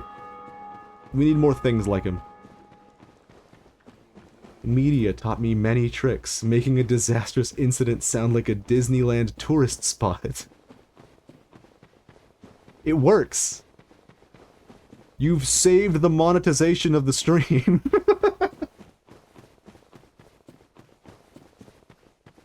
You need some self-care every once in a while, even if it means killing people. You could probably, like, give that line to the Borderlands devs and get paid for it. What the fuck? Did you see that? We got flashbanged by the summon again. How is he hitting me through his ass? That... I'm off. I'm off my rocker. I can't fight this fight. I need to leave.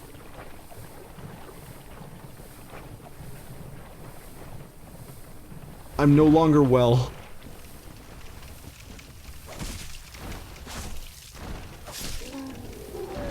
Maybe the bug is Mildred. No! Mildred, what's become of you? She saved the boss fight, but at what cost? I shouldn't be eating while watching your second visit to Blighttown. I'll try not to do anything too stupid.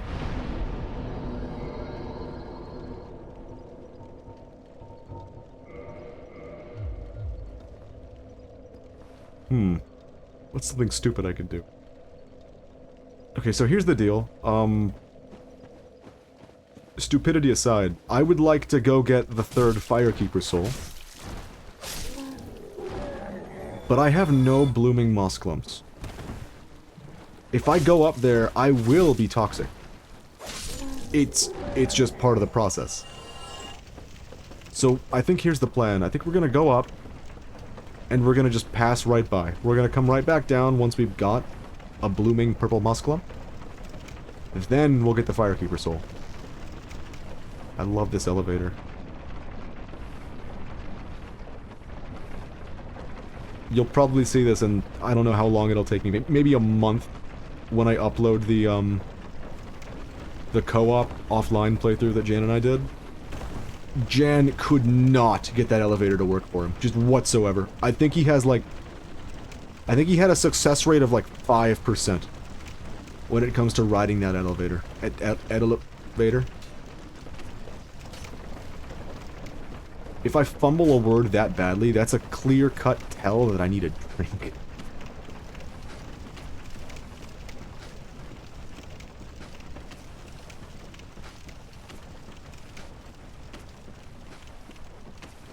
I will still eat regardless. I'd rather watch that segment than my Mingarang noodles dry up. I've never even seen the word Mingarang before.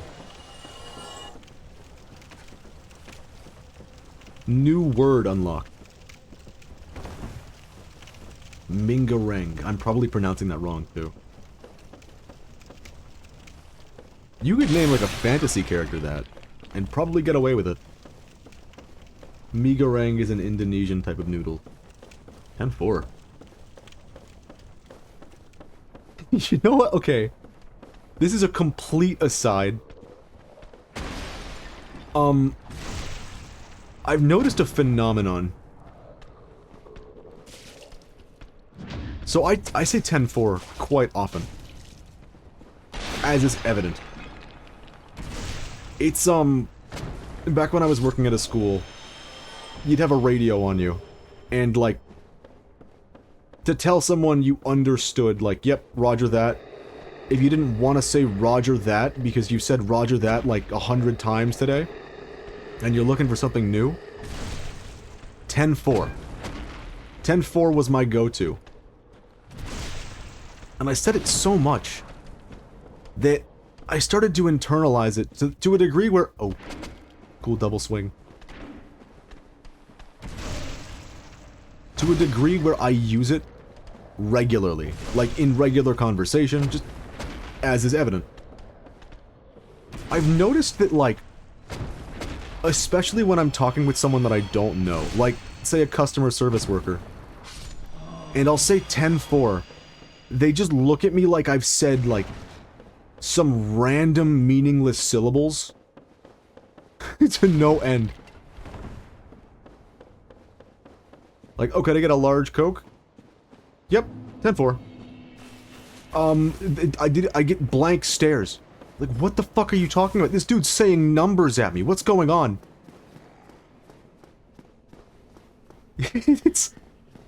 I think I've over-normalized it in my own life. I don't think it's actually that well known of a thing to say. I know I had a guy that thought like I was making a Hank of the Hill joke. Saying random numbers usually puts others in hysteria. Apparently, it's real. In my experience, 10-4 is like a thing of the past. Nobody knows it. Foreign concept. Arithmophobia. Wait a minute. Lautrec is gone. Oh. No. Oh, my favorite character. The dingy lady is gone. By the way, we never talk to this guy a single time. If we talk to him, he'll eventually die. Can't be having that. Laurentius, you made it! How did you make it here? I have never seen you before in my life. Well, I see you made it out. How did you get here? I made it out safely too. Oh yeah. By the way, I think you have a knack for it. All you need are the materials. I'd be pleased to help you. Unless you find the magic's unsavory. This is the one and only time where you have to say no when you mean yes. Yeah, wonderful. I'm sure that, they'll be of some use, some assistance. A flame from the Great Swamp. Now you're a fully fledged pyromancer. What a good line read. Right now. A flame from the Great Swamp. Goodbye then. Be safe. You're a fully fledged pyromancer now. He's the guy that popularized the pyromancy meta. He carried us. He walked so we could run. Or cheesemancy. Ah, I see you've got friends, Petrus. Oh, hello. My guests have finally arrived. I will be departing with them shortly. So, I'm afraid I will be saying goodbye soon. What a cool liar. So, do you want to hear my favorite character in the game?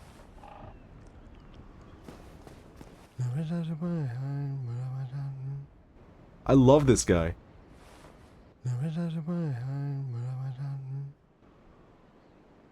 He sings a song. I fucking love that guy, dude. Wait a minute, I should talk to the rest of them. That's important. It's very possible that he's my favorite character, genuinely. You are undead as well. You've no time to fraternize. We must not let this curse overcome us. I'm sure you could find a song that's actually, like, synced up to. What have we here? Times are grim. Don't you dare. You might scare her off. Oh man, I hope this guy survives till the end.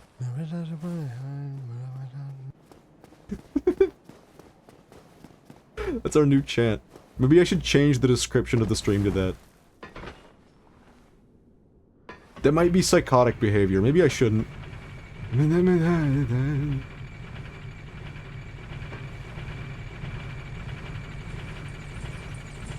How to say nothing. How to say everything without saying anything at all.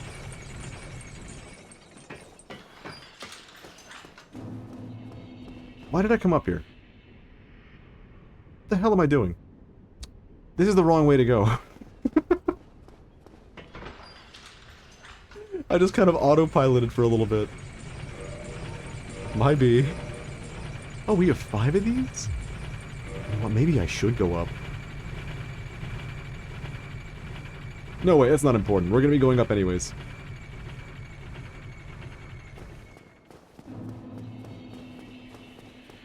It reminds me of Tarzan Boy.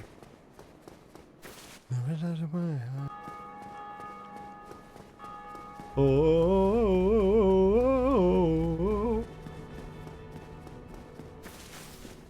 Don't worry, we all gone through that aimless walking. And now we've done it together.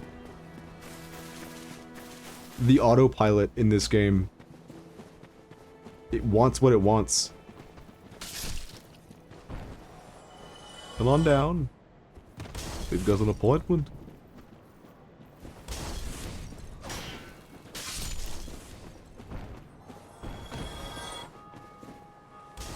So I still have like 8, maybe even more clips from previous playthroughs on the Switch version that I would love to share.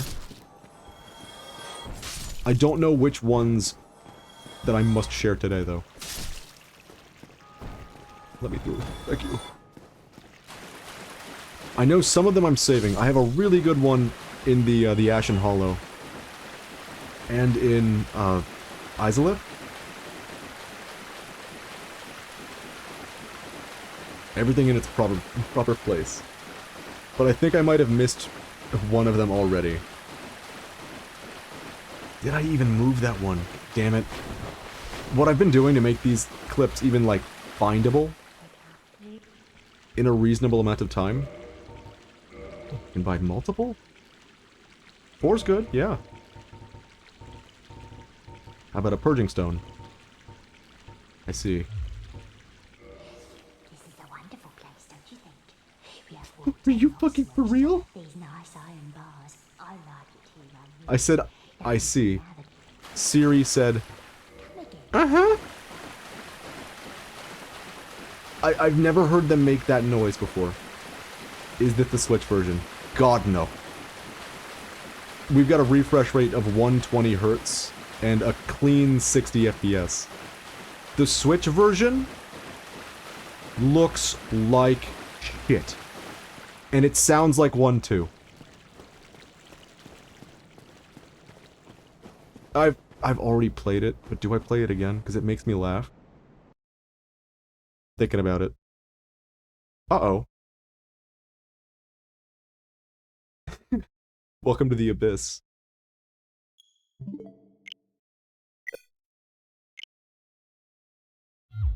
Okay, I got it. Are you ready for the noise? That's the starting noise. That is how the entire game sounds. Bit crushed to hell and back.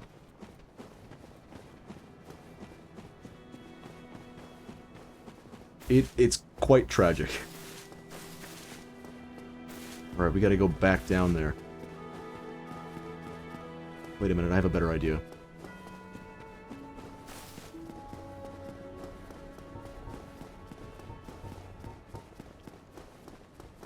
Think of the Switch version as toilet paper that has the texture of sandpaper. It sounds like a sneeze. That's Miyazaki painstakingly slaved over getting a sword drawing sound that sounds accurate. And the Switch devs saw that the remaster was gonna be 6.5 gigs and they said, if we just compress the audio like 100 times, we can make it 4.5 gigs instead. Oh, good idea. And what you're left with is a fucking sneeze. No, don't play this game on Switch. Maybe Switch 2? I don't know. I'll have to, like, check that if I can ever find a Switch 2. It was a lot worse during the Wii days when normal COD weapons sounded horrendous on it. It's like they compressed the audio to kilobyte. Nintendo, why? You didn't have to do that. Oh, man. So, I'm not much of a Call of Duty enthusiast in this current day and age, the year of our Lord, the Age of Ancients, 2025. The age of content. Mike? Before I continue, I would like to see if I can get him to say the line. People are ringing the bell like crazy right now. Alright. Say the line. Don't get yourself. I mashed too hard. Don't get your nut. Actually, it's not compressed. They had a random guy sneeze into the mic. But I was very young. And by very young, I mean moderately young. In high school. Me and a couple close friends, we got really into Modern Warfare 3. The age of Modern Warfare 2 had passed.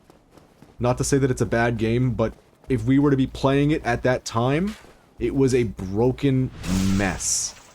Hackers abound. Modern Warfare 2 was a little problematic between 2012 and 2014.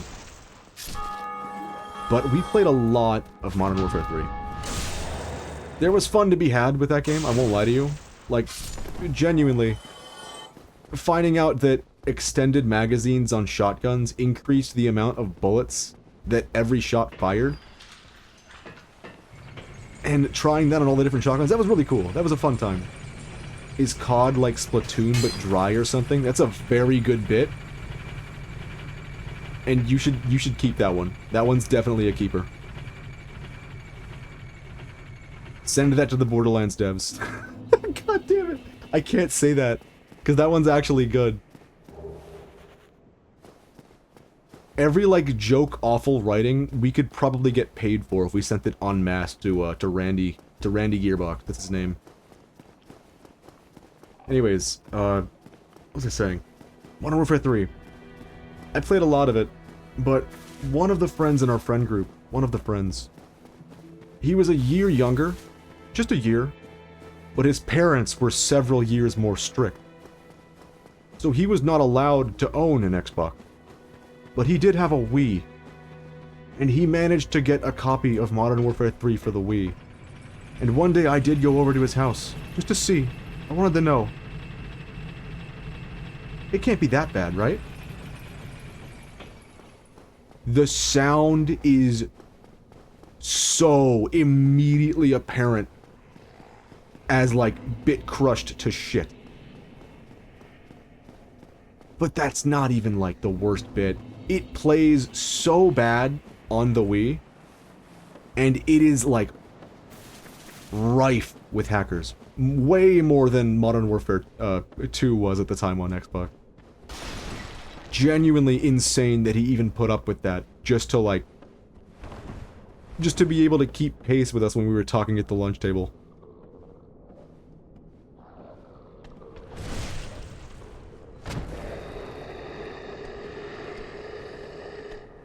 Isn't there a port of one of those games in the DS? There's a port of that game on the DS. Yes. It plays nothing like... it doesn't even look like the same game. It looks like a completely unique game. Like, at least, like, you play Metal Gear Solid 3 on 3DS, and it looks like Metal Gear Solid 3. Even if it's at, like, 10 FPS, and it, like... It's struggling to not crash in any given second. But it still looks like the right game. Not so.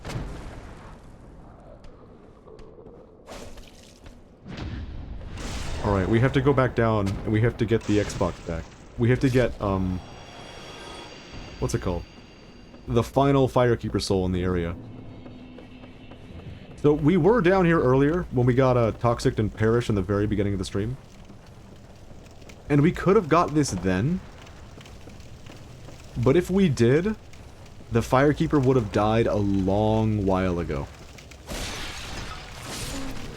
It's set up in a way that if you let that one guy out of his little jail cell, and you get 3 Firekeeper souls, he instantly kills the Firekeeper and flees.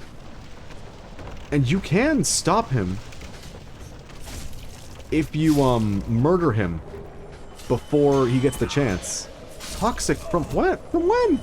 Oh, the fucking pop-up was blocking my meter. Hey, the camera, please. Camera, stop it. Camera, no. Camera, please. Oh, no. No. I hate the way the camera's acting around these bugs. It's not working. I'm dead. Fuck off. Oh my god.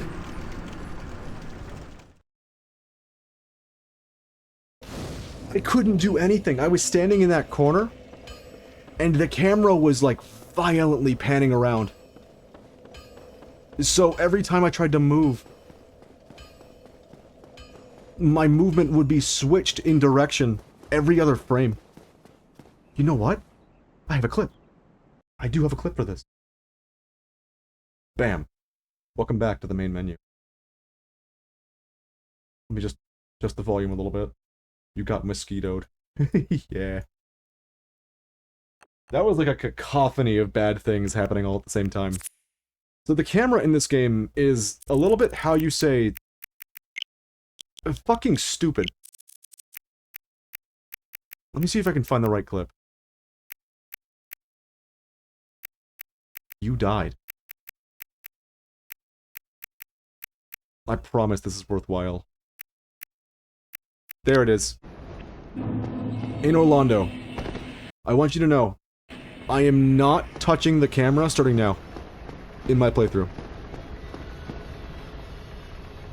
I was not moving the camera. That just happened on its own. I do not know why. If you walk through fast enough, the camera shakes so violently that you just die for it. I don't understand.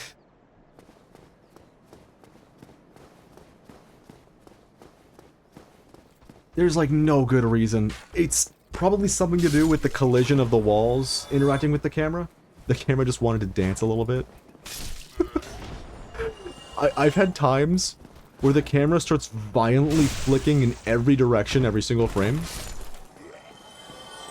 And I have a bit where that happened in the seamless recording that I will upload. And if I'm being honest, it's probably going to happen at some point here as well.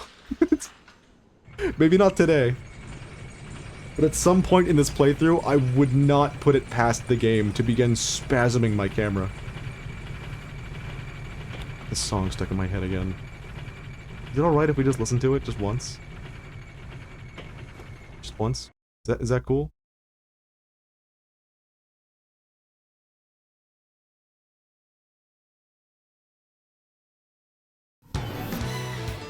Hell yeah.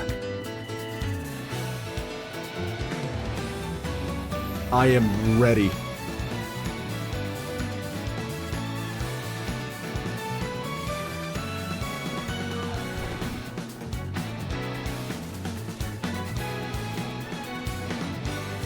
This has been stuck in my head the entire stream. the entire stream.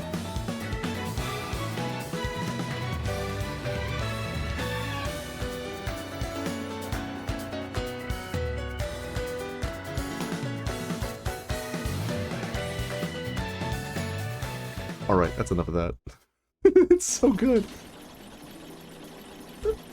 I love that shit. It's such good music. How did they make the battle theme in every single Xenoblade DLC? Cracked. How'd they do it? Every single one, without fail. Don't remind me of Joy-Con drift, no! Oh man, I should have recorded this. Fuck. I've been playing a lot of Splatoon, as is evident. When I bought the game, I got a new Pro controller. Which I don't know why I even shortened just now. Waste of $100 for the Pro controller. It drifted like crazy. Yeah. Very real. We're now 1900 hours into playing Splatoon. Among like some other games. At most a couple hundred hours in like Xenoblade X or Xenoblade 3. So I'm having this, what am I gonna call it? Bug? Or breakage? You know how if like you go to calibrate your stick, it shows you, why can't I run? There we go. It shows you what direction you're holding on the stick. Like you hold left, the line goes all the way to the left. Well, if I hold up, my like sensor will start dancing all over the control stick. Like it'll move up and down, left and right, it just goes crazy. And I only noticed this because I was playing Splatoon, and I got into a combat situation, I needed to run away. And I started running, and my fucking character just stops. They just stop running. I didn't know why. Turns out the controller is broken. I'm working my way back to using the Pro Controller that I had before that has horrible stick grip. But at least it works, so we're using that again. Man, I can't afford, like, a new Pro Controller right now. So for the Switch 2, I might just be stuck using the Joy-Cons for a while, so if they drift, curtains. Game over. That was the wrong button. Well, I just wasted a humanity, so that's nice. I'm glad we did that. How did that happen?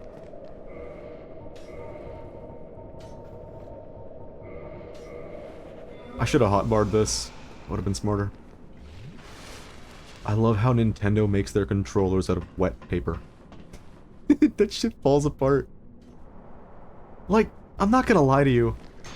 I think that, which is a thing I think I've said like 10 times in today's stream, so you know it's true. You know I would never lie to you. The Pro Controller is currently my favorite controller on the market. I haven't used the Switch 2 Pro Controller, but I've heard good things. We did toxic. Do we have like negative toxic res on this armor? I'm gonna cast a spell. Get rid of that guy. But I really do like the Pro Controller. It's quite nice. And I've heard a lot of good things about the Switch 2's one. Although, at the same time, I've heard a couple weirder things. Good weird. Like, I've heard that, it weighs like a quarter as much as the original one does. And I won't lie, I kind of like the weight of the original one. I don't know. Even as like an arthritic, it's not overly heavy, but the weight feels kind of comfortable, you know? I don't like holding something that barely even feels like I'm holding it.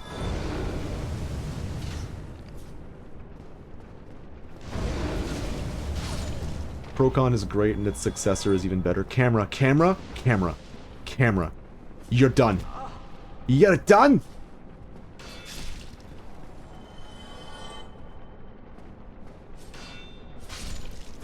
New strategy unlocked. Yeah, I love the Procon. I'm a little nervous. When anything new hits the market, I'm always, like, nervous that the new thing's gonna suck ass. I'm surprised that my Procon TM hasn't broken yet, but also I've only had it for, like, 2 years.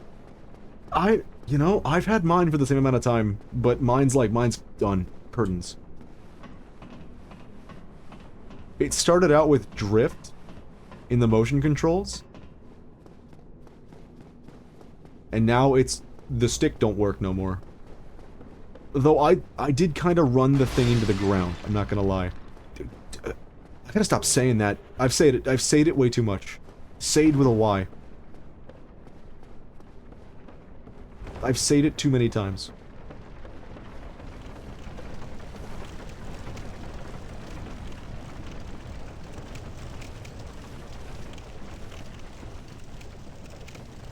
I wore that thing out. Not that saying, but I did wear that saying out. I wore the hell out of my Pro Controllers. If not for stick drifts, they are resilient products. Yeah. They're quite nice. I cannot count how many times I've, like, shifted while laying in bed and knocked one onto the ground. And it's just worked completely fine afterwards. They make great hammers in some cases. We call that shit Ultra Stamp. That was awful. I shouldn't have said anything. They didn't give any new Ultra Stamp weapons. Fucking... God damn it, they just made it kind of funny to use, and now it's gone. What is this? What am I looking at?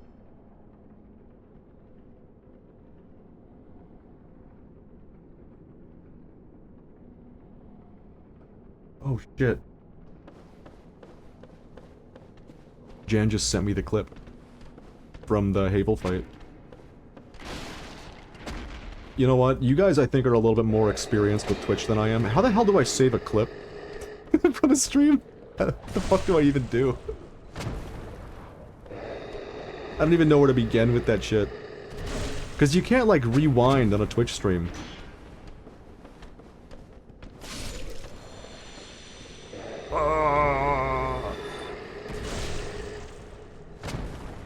Like when the ogre yell.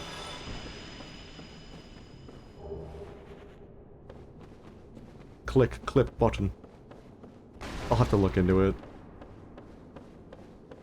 There's so many things that I'm still completely fucking clueless on. And the only reason that I legitimately, like, feel the need to figure it out, because if there's something that I don't need to stream, I tend to just, like, not bother with it. In the past, when I kept saying, like, I tried streaming 3 years ago, even though it's actually more like 5 at this point, I kind of went a little hard with a lot of the mechanics that you can do. Like having... If you want to clip something that happened too long ago, clip. You have to clip from the VOD. That's painful. Oh, that's so sad. Get on that shit, Twitch. YouTube lets you go back. Why not Twitch? Back when I started streaming a long while ago, before I took a multi-year time away from it until I knew that the internet would fucking function, I tried saying function and fucking at the same time, which is why that came out the way it did. I went into, like, Restream and Streamlabs, and I got all those, like, follower alert, all that shit, notifications pop up on the screen. And, like, after the very first stream that I had that shit on, I knew that I did not want that shit anymore. I just knew it. I knew that it was not for me. It was not helping. It was just getting in the way.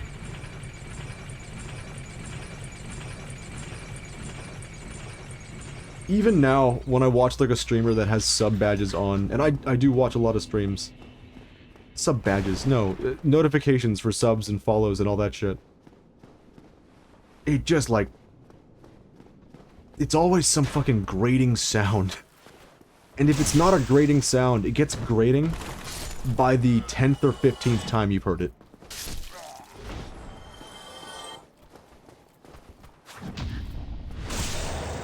IMO follower alerts are just annoying. I completely agree. And on the other hand, like, I respect people for doing it, because, like, when I was very new to the Twitch viewing experience, and I followed somebody, it felt kind of nice hearing them be like, oh, thank you, in name 4376. Which is definitely not a format I've ever used for a username, but that's my story and I'm sticking to it. It felt kind of good to be like, oh, yay, I'm contributing to a greater whole.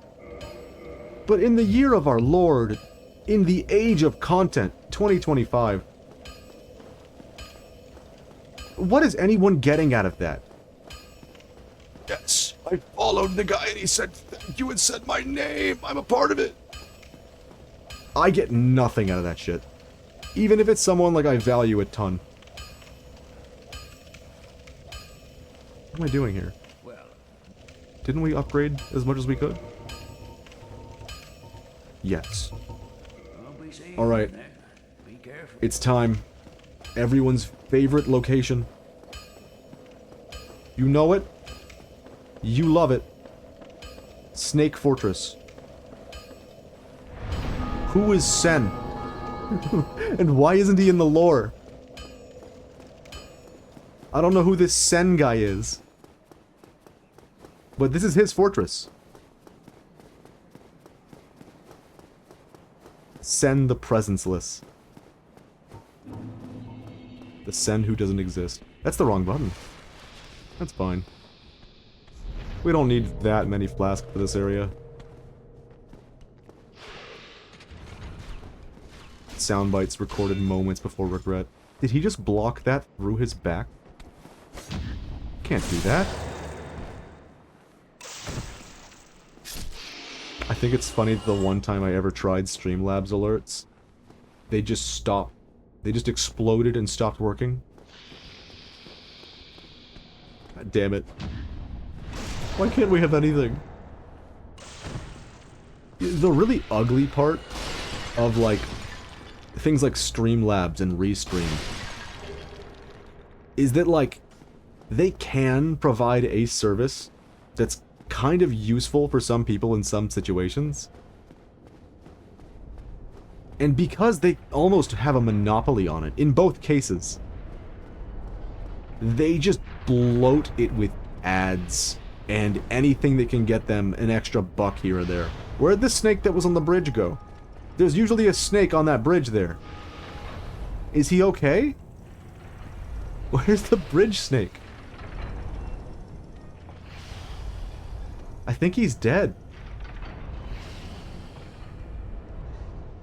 That was my favorite snake in the whole fortress. I didn't even get to see him. Alright, we're going back. We're gonna respawn the snake. you fucking imagine? We need to see that bridge snake. He's the one obstacle I like.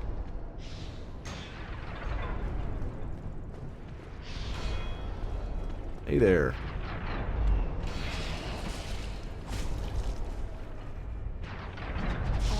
Oh, is that what that was? Am I dead? No, actually, somehow. Alright, it's time for a maneuver. Alright, do it. Die to the blades. Or die to my blade, I guess. Okay. Yeah, that didn't go so well, that little snake fight there. This is one of those areas that, like, your first time going through it takes an actual eternity. There he is! There he goes. It can take fucking forever to get through on your first time going through Sen's Fortress. Oh, thank you, camera, for making that really difficult. I need to leave. But once you know what you're doing, this area can kind of be like a breeze. The only on-screen thing I like is chat because it lets me keep up with chat better when I'm watching VODs. I completely agree.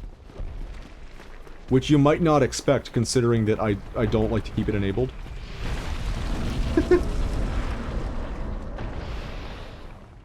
But I do agree that that is a very nice thing to have. I think, so,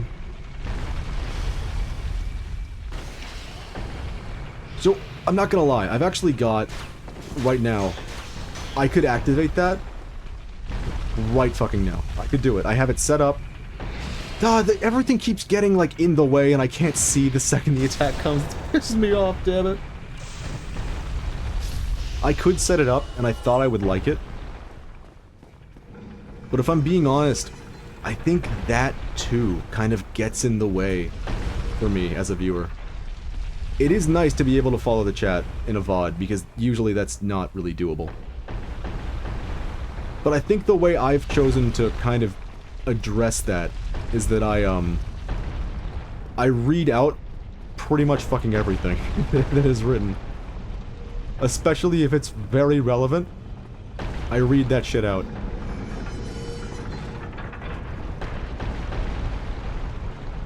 And I think if I do it right, that'll be good enough.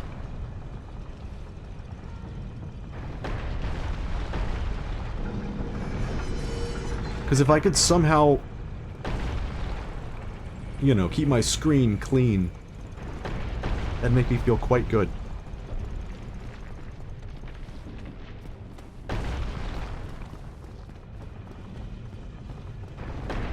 Alright, we're gonna go see, I was about to call him Siegwart again, but that is not him. He is no longer Siegwart. Yeah, the way you do it makes it easy to keep up. Thank God. I'm, like, getting decent at it, I should hope. I won't lie to you, that was one of the biggest things that I wanted to learn.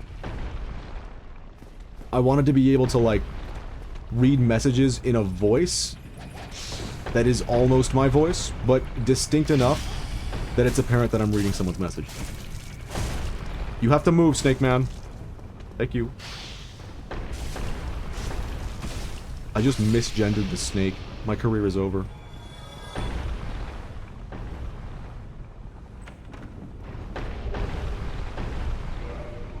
Take that. You know, we haven't been getting all that much value out of our Havel ring, have we?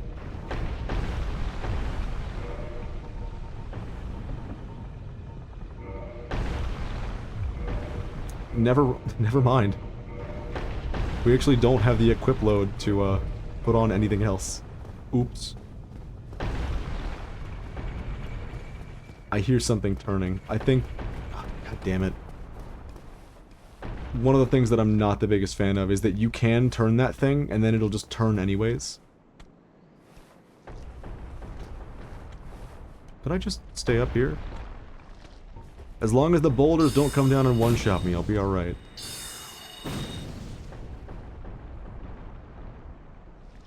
Interesting that only one of them is coming up after me. I'll take that. He did a little menacing hiss. Good for him. Duh! No, don't look at him! Oh, no.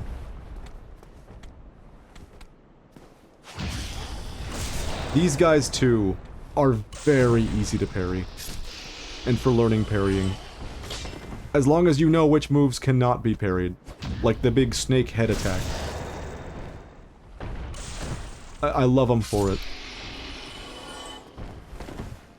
Would you believe me if I said I still have the music playing in my head?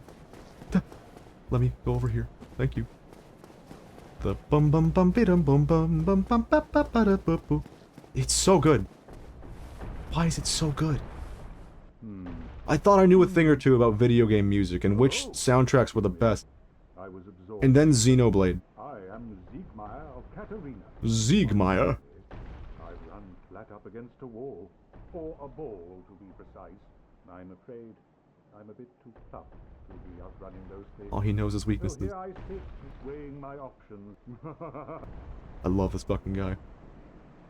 Fatty ahead. How dare this message be so mean? Oh no, my laptop is dying and now I have to move like 3 feet to my desk. A fate worse than death. That might have sounded sarcastic. I mean that. Having to move when comfortable is a part of the human condition. Total.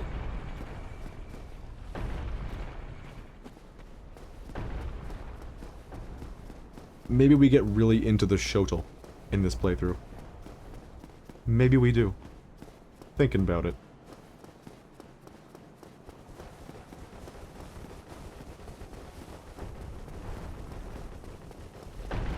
You know what? Here's a weird phenomenon. I can hear it turning, by the way. There's gonna be boulders coming down here. I can promise you that. Let me just wait 1 second.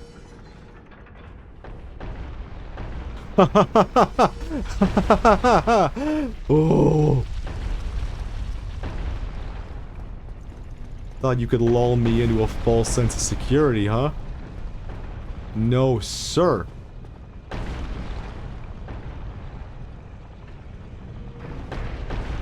Alright, I'm just gonna wait a little bit.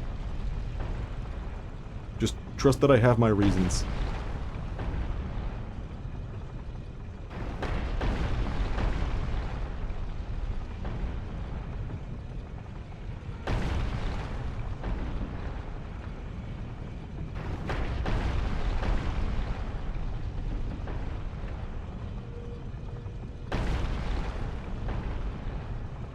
You wanna know what's going on in my brain right now? I had a train of thought and I lost it, and we're doing that thing again, where we just get stuck in, like, the purgatory of trying to remember what the hell I was talking about. I think I had to be a little bit more quick to the trigger with the... If I forgot about it, it wasn't that important, probably. I had to be a little bit more quick to doing that.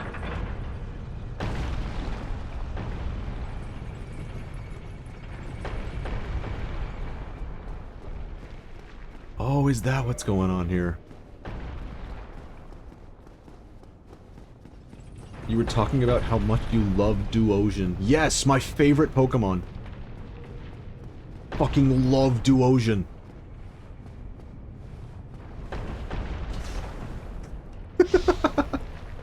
That'd be fucking crazy. You could just, like, hijack a stream. If anyone forgets what they're talking about, be like, yes. Now is my time. You were talking about... Splatoon. Yes, Splatoon. Of course. How could I forget?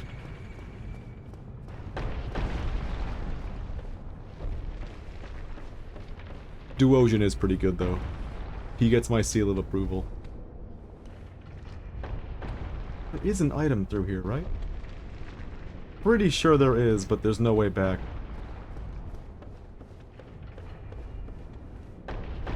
It's also not what we're doing right now. We need to go down here and get the big ring.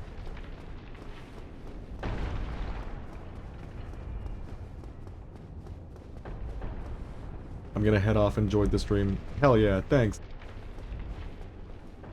Be well. Take care. I'm gonna open this box and definitely not die for it. I've ruined the joke already, haven't I? K9 is dead now. Or IP. I've ruined the joke. I was gonna open the box. How about... Wait a minute. How about we watch this guy open the box? Oh my god, the box is killing him! That's insane! Wait, what the fuck? He didn't even die. I've never seen a bloodstain where the guy does not perish. Oh, I'm dead. Just kidding, I'm fine. See you. Alright, we gotta do this. Can I please two-hand? Thank you. God, the end lag on this two-handed slash is insane. Slash? It's a thrust.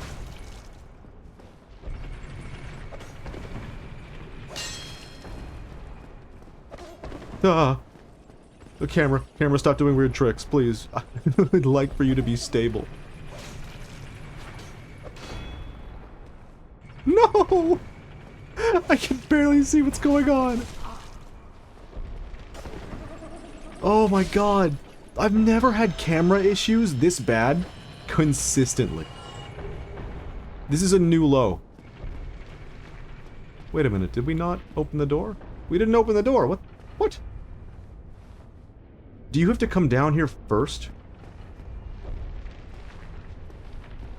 I think you do. Oh no. Wait, this must be what it looks like with color lock off. Could you fucking imagine? There's like a setting that's enabled by default in Splatoon, color mode. And you turn it off, and everything looks grimy and decrepit like this. That would be fucking insane. By the way, this is why I left the thing running earlier, because you're supposed to stack up a bunch of boulders in that spot. But it didn't work, because I hadn't gone down there You have to go down there once, I think, and then you can just stay up here. And then it doesn't work again, so you have to go down while the boulders are active. I don't know, dude. In times past, I've been able to wait up here and then go down there. We're gonna try it one more time. Barazushi Kids looking game. They're right at home here. God, those kids fucking suck. Sorry.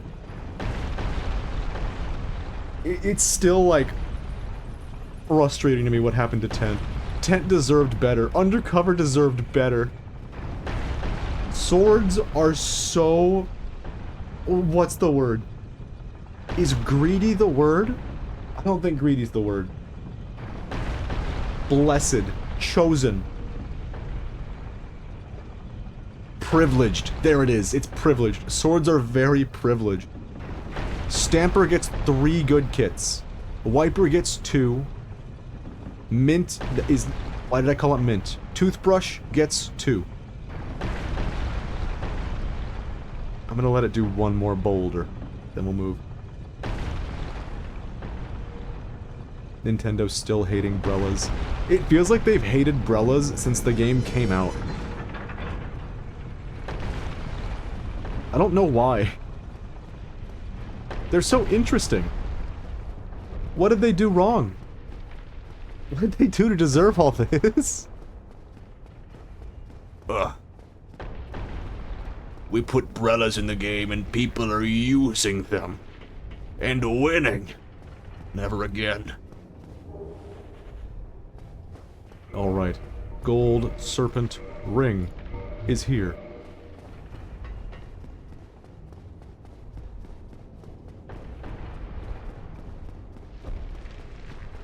God damn it. I'm actually about to play the song again. This is fucked up. This is deranged human behavior. It's like, so often, you'll catch me talking about how, like, man, I'm dead. Man, I love listening to an album all the way down. It's just like one of the best ways to go through a soundtrack. Or, a soundtrack? To go in, to listen to music. Listening to an album all the way down is fucking phenomenal. And then we have days like this, where I just want to hear the same song over and over again, and it proves I'm not infallible. I am indeed... Why is my character turning so slowly when I'm turning? Check this out. You're not gonna believe this.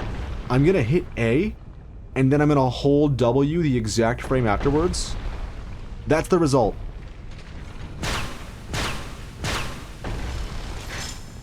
It just doesn't work. I don't know why. I don't know why the keyboard controls are so goddamn inconsistent.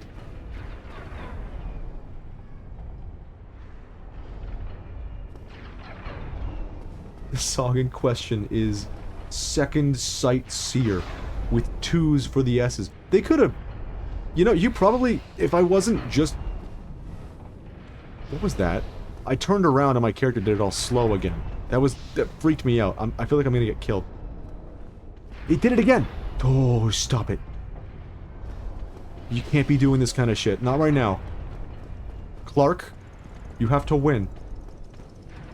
If I hadn't just been going through all the Xenoblade soundtracks looking for, background music for the paint optimization video that I'm almost done with, you could easily have convinced me that that's one of the songs from Xenoblade 2. You could have done it. Second Sight Seer, my bad. 2s have become Zs. In the age of content.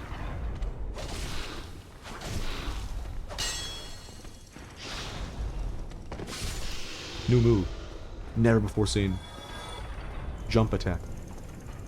Wait a minute, is that an item? I'm getting a little nervous. My character isn't moving the way I want them to. It's been happening a lot in the last, like, 5 minutes or so. The character just doesn't move right anymore. I don't know what's going on, and it's freaking me out. Large charge. Alright, we're almost at the end of the interior part of Sen's Fortress.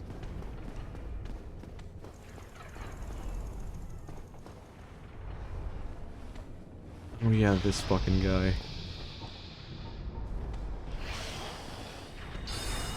Luckily, we are a ranged build. This shit ain't nothing to me. Just move more gooder. Damn it. That was my issue. Whew. We're good. Might as well go this way, it's fine. There's nothing here, is there? Yeah, just the guy. Oh well. There's still a lot more in this area that I've yet to see. But I don't know if I'm quite in the mood to go through every nook and cranny of this area right now. I know the very, like, the bottom of it. I will not be going back there for a long time. Are you ready for some fun explosion sounds? Definitely clipped the mic it was recorded on. Do it again. Glorious noise. There are so many death pendulums, that seems excessive. There's a reason that this fortress is so notorious. I cannot tell you how many people I've seen get this far and give up. It's bad. Like, there are worse areas in worse games. And this game, even. But for some reason, this area seems to be, like, the deciding factor for are you going to continue the game. And if it's not here, it's the Ornstein and Smog fight. Death pendulums in this economy? What are they for? To keep me out. That's right. That little charred bit on the ground tells you that there's going to be a bomb that can fall there. So it's not, like, impossible to decipher it, but if you don't know there's going to be bombs, then, I mean, you're not going to be prepared for it. It's just going to happen. You're going to get hit. It's fine.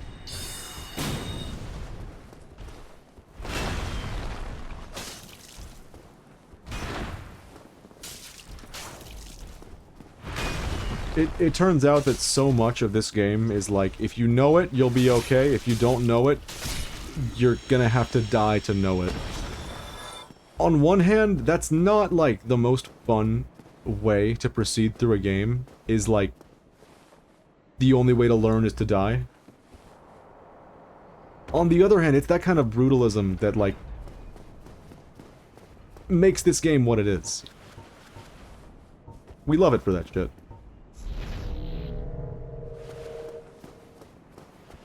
If it wasn't as brutal as it is, it wouldn't feel quite so good getting to the end and, like, beating the difficult parts. It wouldn't feel like you're accomplishing much. Ooh! I fucked up. I'm just gonna do this for the rest of the fight. Alright. We have a decision to make. I could spec into Ricard's rapier. I could make that my weapon for the rest of this run. Because it's a fun one, and I've never really, like, stuck it out all the way. It's my favorite weapon in Dark Souls 2. Ricard's rapier. Easily, it's my favorite. In this one, though, I've yet to really stick out a playthrough with it.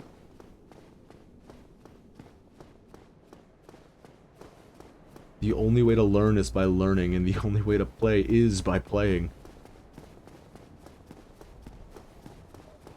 That's the design philosophy. Just replace learning with dying. The only way to learn is death. I'm pretty sure there's a David Bowie lyric about that.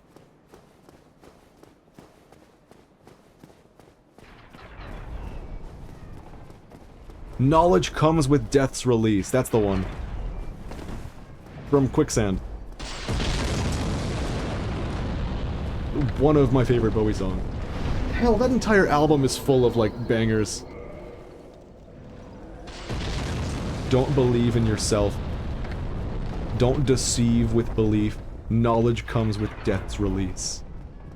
Whoa, whoa. Fucking amazing music.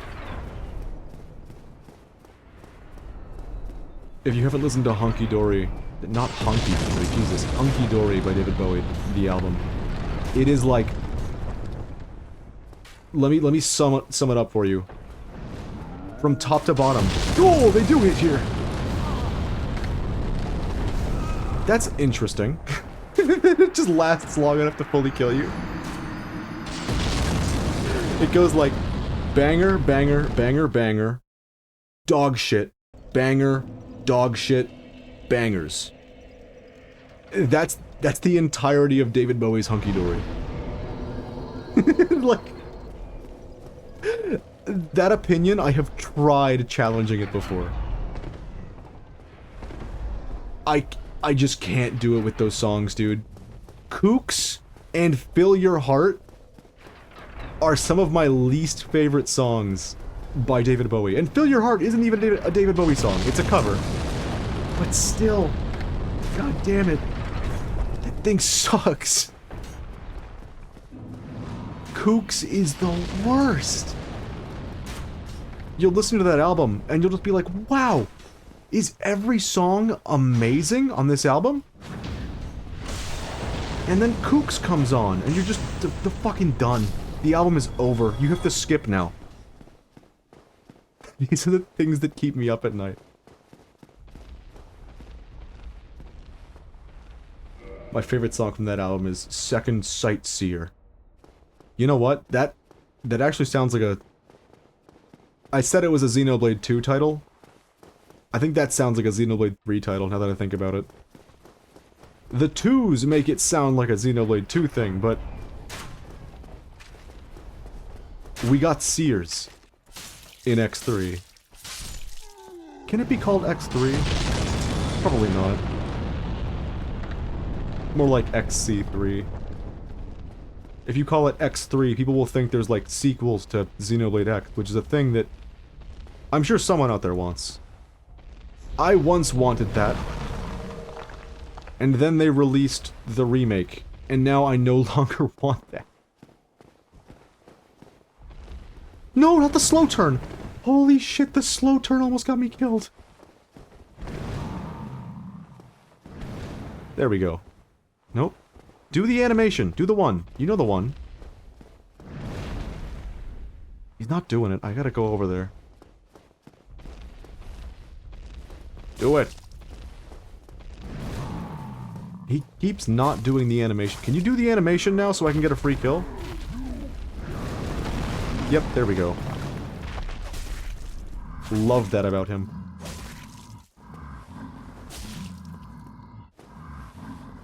We got more breathing ASMR, isn't that great? Alright, do the animation again. Pretty please. There it is. And now I am trapped in the giant.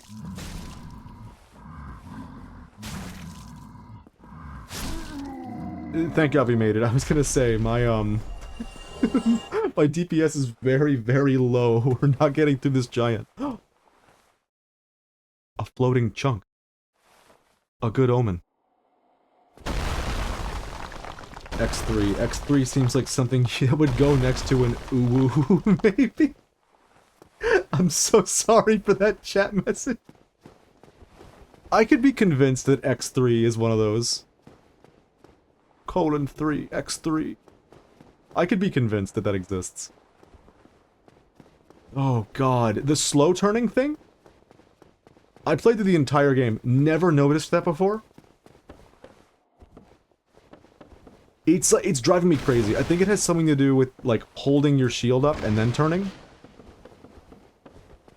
And it only happens some of the time. I don't understand.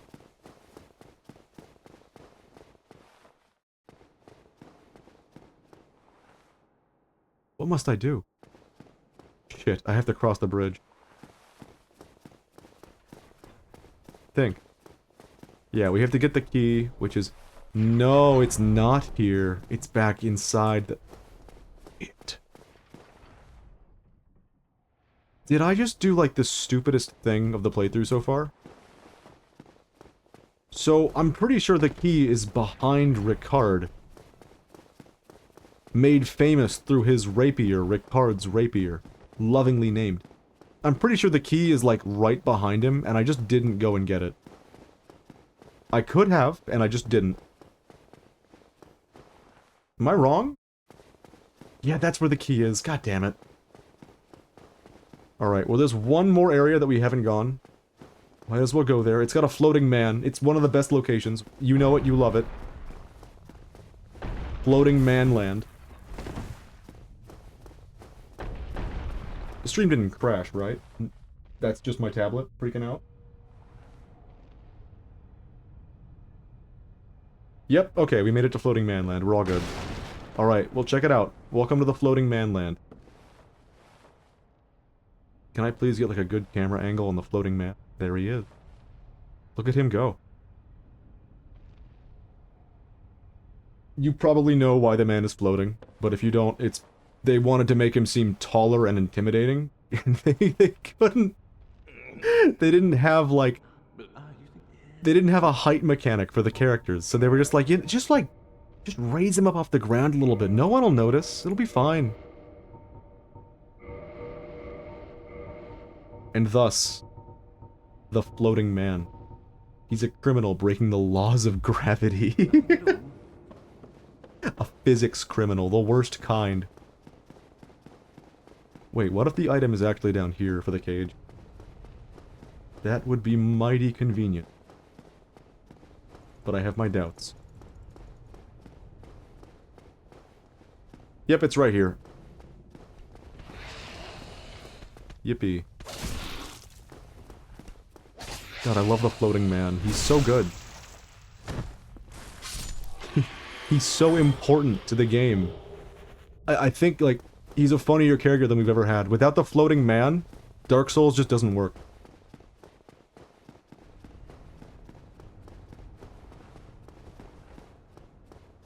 Why did I read it that way? It's just like I, Me, Myself by Will Wood. I read Will Wood as We Would. Like, as though it's a Nintendo Wii video game.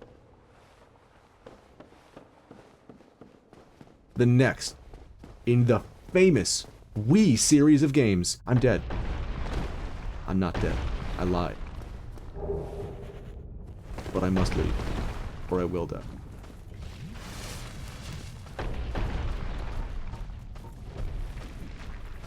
I can stand here, right? I'm not gonna get, like, cannon. Oh, I'm actually dumb for that. I forgot, we killed the man that throws the Great Balls of Fire.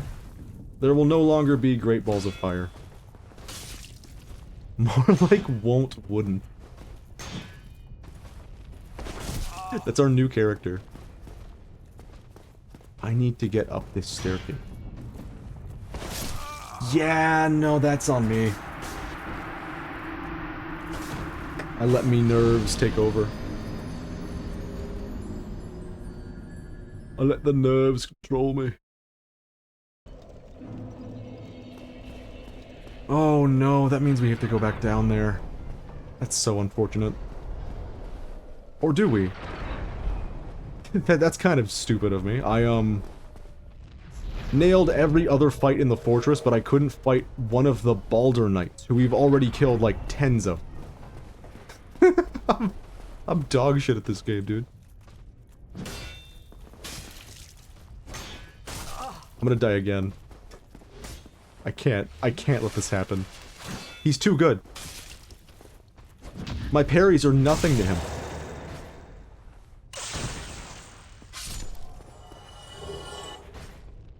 Well, it's a good thing the souls spawned down here. That could have been a little bit more frustrating to get. Hey there. See, I'm comfortable with these guys. I don't know what the fuck happened with that one. I just, like, lost myself.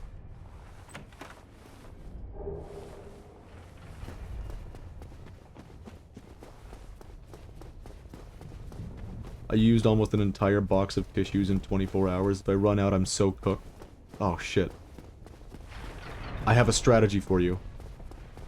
You don't want to use, like, paper towels, because, like, if you gotta blow your nose with a paper towel, you do that, like, 10 times, you're gonna end up, like, ruining the skin under your nose. It's gonna hurt so fucking bad. Toilet paper, though? Resourcefulness. Toilet paper. Toilet paper is not so bad as a backup tissue.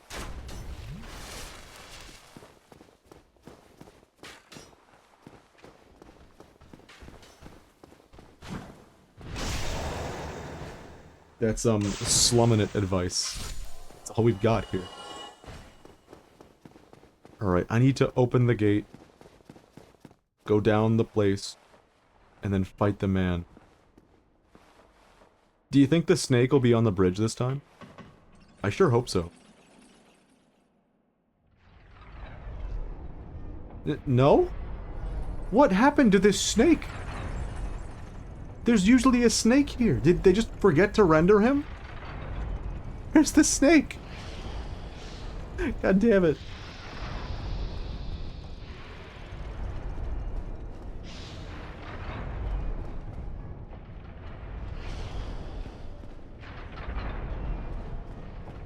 I've used a paper towel for like half a day before realizing we have real tissues. It's so fucking painful, dude. Like, at first, you fool yourself into thinking that it's fine and doesn't hurt. But, like, if you're sick and you gotta fucking blow your nose like crazy, very, very quickly it becomes apparent that this shit hurts. Oh, I didn't do it right. I'm out of here. I'm fucking done. Sandpaper tissues when... The ultimate in pranking technology. So, I may have done a little fuck up. I forgot to get Logan. And because I put it off, he's now in a very awkward location for me to read.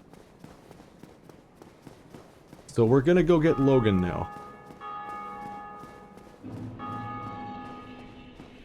And then we're gonna buy his things.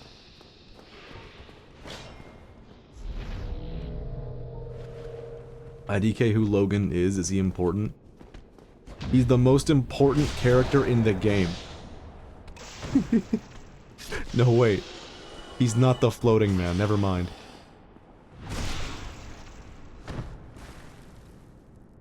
Now, Logan's just some dude with a large hat. But, for this run, he is very important. Without Logan, we will not be getting half of our late game spell. Or any.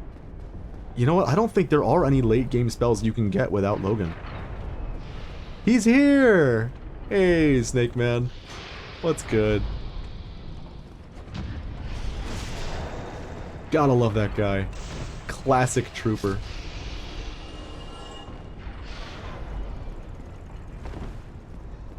OMG, hi, Mr. Snake. Mr. Snake has entered the picture.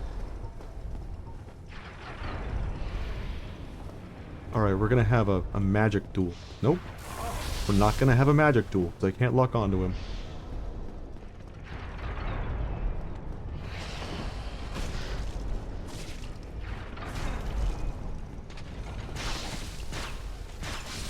Beautiful. Love that guy. He is the best one, after all. Oh, and the wall's done repaired itself. Well, it's a good thing we didn't kill the boulder giant. Because if we did, we would be like SOL, and Logan would be just done. R.I.P. Logan.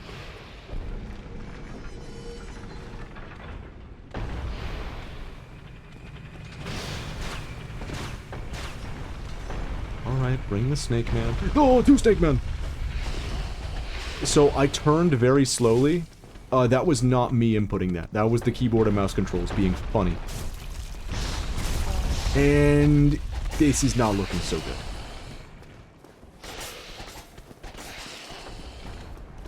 make it! I made it.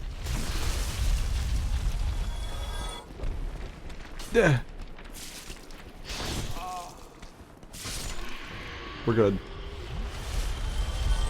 Does that snake have 4 swords like the adventure? No, he does. You're right. He does. He did have 4 swords like the adventure. You know, I think if I had a Splatoon team, and we all wanted to run Splatanas... Shit. I think 4 Swords Adventures would be a very good team name. And I hope somebody uses that one day. It's a shame there's no, like, cooler sword weapon. Wait, can I just run up here? It didn't take him any time at all! Am I dead? Yep, I have to run.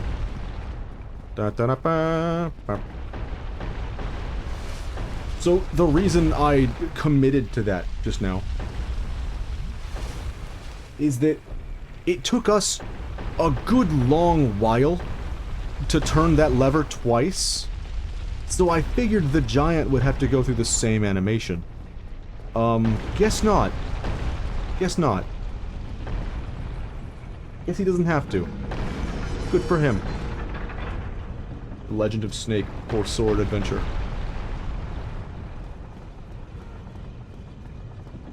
Dun dun dun dun dun. Dun dun dun. Wait, that's just Metal Gear Rising with Vengeance. Alright, we need to look at the health bar and see if the snake is dying. Yep. You know what that means. We gotta wait for him. We've done enough waiting.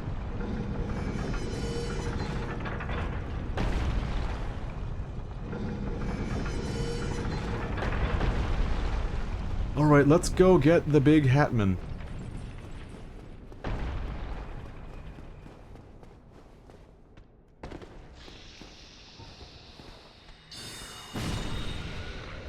Threat eliminated.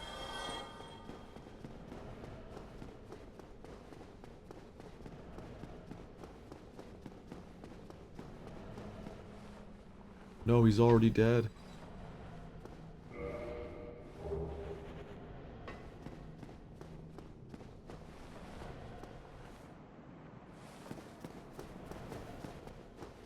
Sorry, I only didn't acknowledge him because I thought it would be really funny for someone who's never seen the game before to just see like a guy in a big hat, and I just don't even notice him. Rare thing in these times.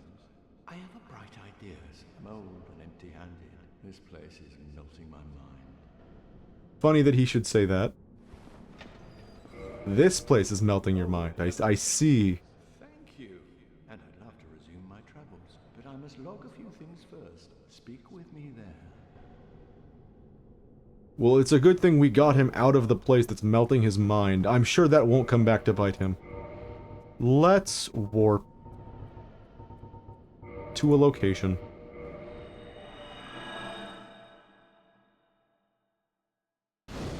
Honestly, I've never even played a Four Swords game. I've only played Breath of the Yowie and Tears of the Yuri.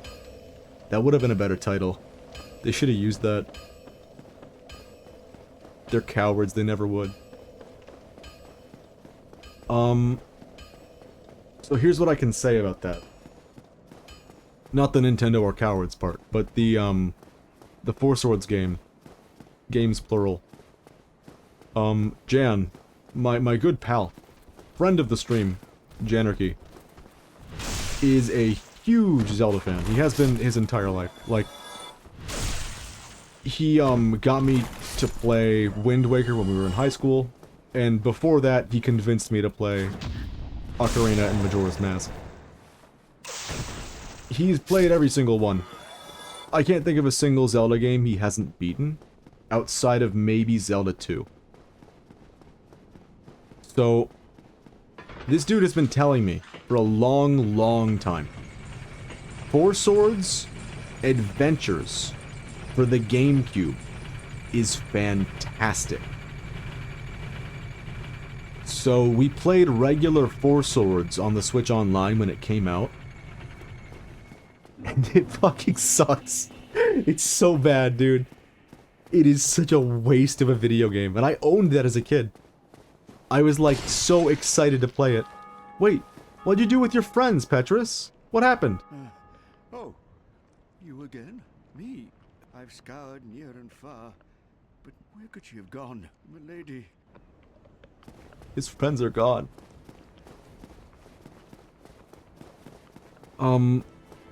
Four Swords. My first Zelda game was Minish Cap. And I still love that thing. That is like... I have a hard time not saying it's my favorite Zelda game.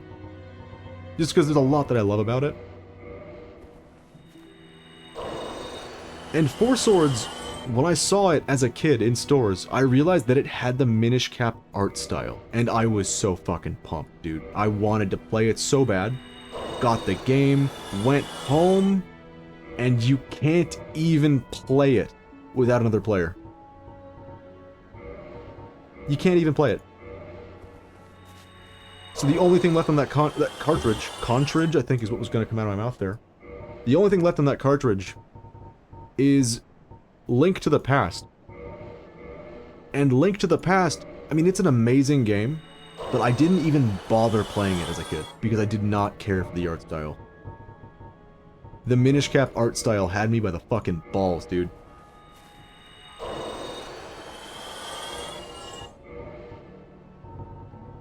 And only after, like, Switch Online came out did we get to play it, and I can now confidently say that it was, nothing. It was nothing.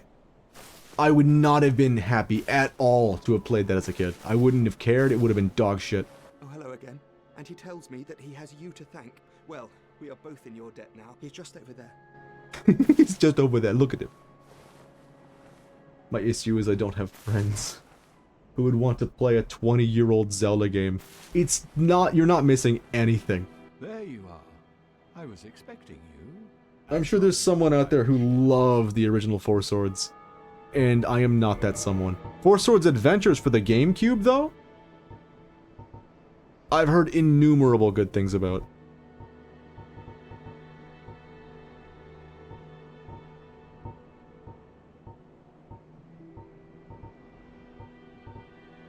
Shit. No results. Well. What do we do? Can we get 3,000 souls from this? Yes, we can. Thank God. Okay. I was gonna say, I really, really want Soul Spear, even if I can't use it right now. It's big. I will stay here. Speak to me. I played Wind Waker and Toilet Princess. I hope you meant... Wait, you wrote Wind Wanker and Toilet Princess. Now this guy. Gearbox, hire this man. That is awful. I played Wind Wanker and Toilet Princess to death, so I'm not missing those titles anytime soon. As for Ocarina, please don't remake that game for the bazillionth time. That's fair. That's totally fair. I mean, there's not really anything to improve on with a remake that, like, that you wouldn't get from the decomp that's going around right now. Don't you need, like, at least 2 GBAs and a GameCube to play Four Swords Adventures? I'm pretty sure you do. I'm pretty sure that's correct. I think Jan has the setup, but we live, like, we're both American, and we live on opposite sides of the country at this point. I have the 3DS version that has both Ocarina and Vanilla Master Quest version. I liked that remake. I think I might like the original a little bit more. In terms of, like...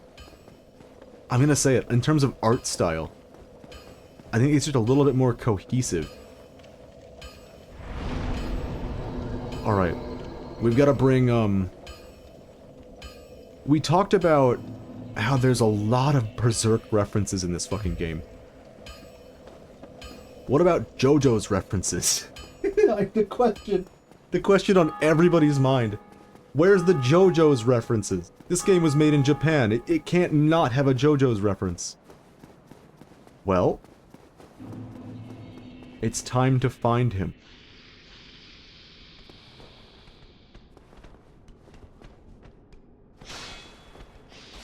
He's around here somewhere. We gotta go get him.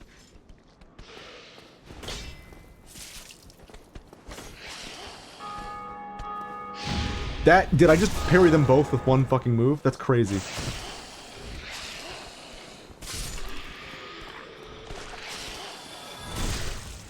That's glorious.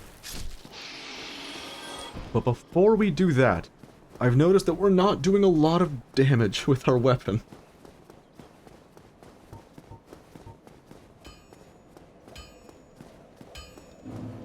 Too bad I wasn't fortunate enough to buy Stairfax 3DS at that time. See, that's another one. We have the, we have a decomp now that is, like, fucking phenomenal.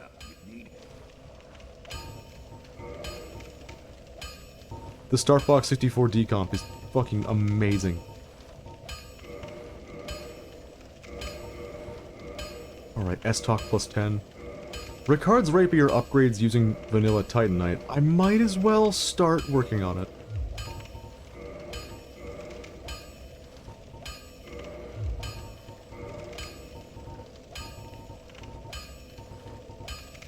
I don't know if I want to make the switch, but I do know it'll be good to have if we change our minds about S-Talk.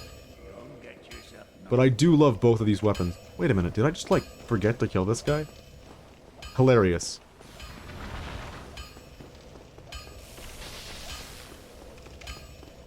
I'm stuck. God damn it. It was an amazing game, but its potential was wasted for the Wii U when Nintendo added shitty game... Why did I read that? Shitty gimmicks? Shitty gimmicks. It was Elite Dangerous, but without the fueling bits. I'm not surprised. I never did play, what do they even call it? Star Fox Wii U. Definitely not the name. I never even bothered with it. But I've heard, like, no good things, no bad things. Exclusively, like, middling things. Like, it's not horrible, it does some things right, but I just don't like it. Someone's dead, you see him? No, he's fine, look at him get up. There he goes on his way. I haven't found... Star Fox Zero, that's what it was. I haven't heard a single person say, like, man, Star Fox Zero is underrated. This fucking game is crazy. I've heard that about Assault. And I've heard that about Adventures, which fucking surprises me. Because that one I did own as a kid. And I did not care for it. It was like Ocarina of Time. Only worse.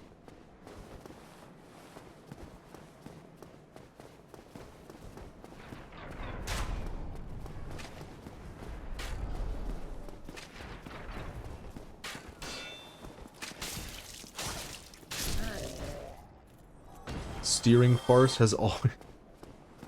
It's a good one. I like Steering Farce. That's like the new, race slop genre of game. It's always been in the middle in terms of player response. Real quick, before we fight this guy, one of the mechanics is you can knock him off the edge, and he will die. But you know how, like, you hear the bells ringing when other players in the online world hit the bells? You can see this guy fall down when other players knock him down. And he falls, like, so fast that it's hard to tell what the fuck you're looking at.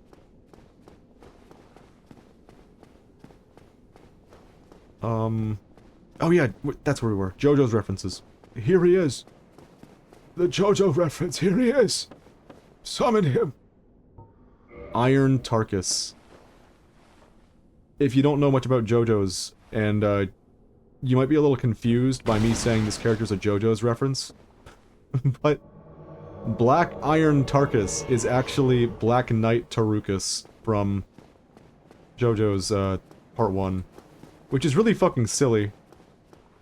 I think his name is just different in the translation here. In both counts, actually. Here and in, JoJo's itself.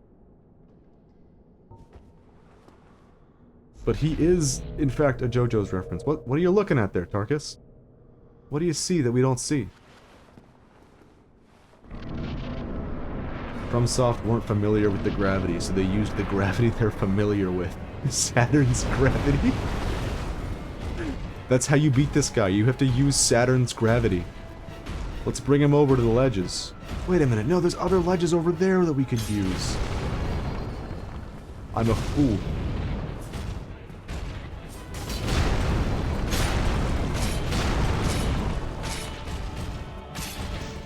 Oh.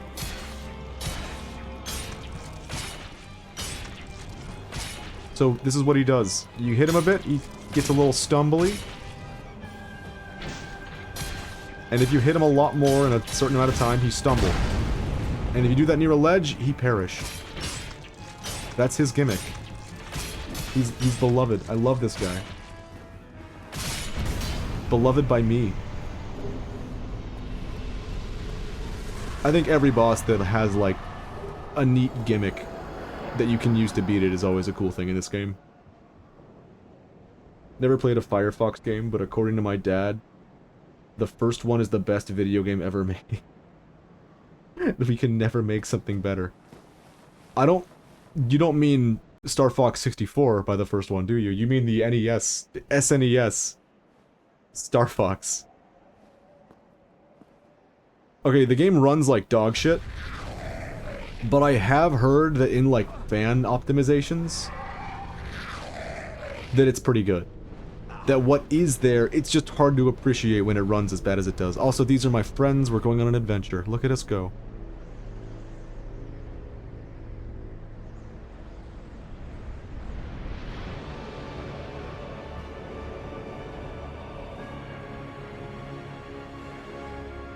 Playing Zelda music.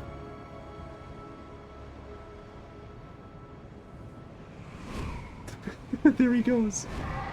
Why are they all flying by the camera? What's the deal?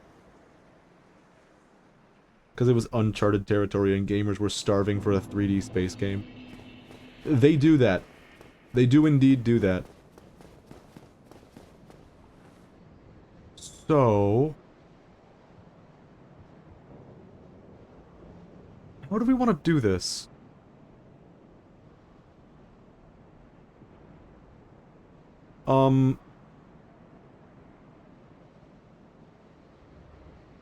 Alright, I think I've come to a decision. There is one boss before Ornstein and Smog that some might argue is a more difficult boss.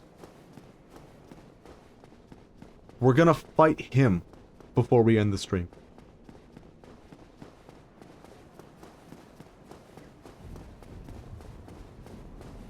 And I use the word boss loosely here.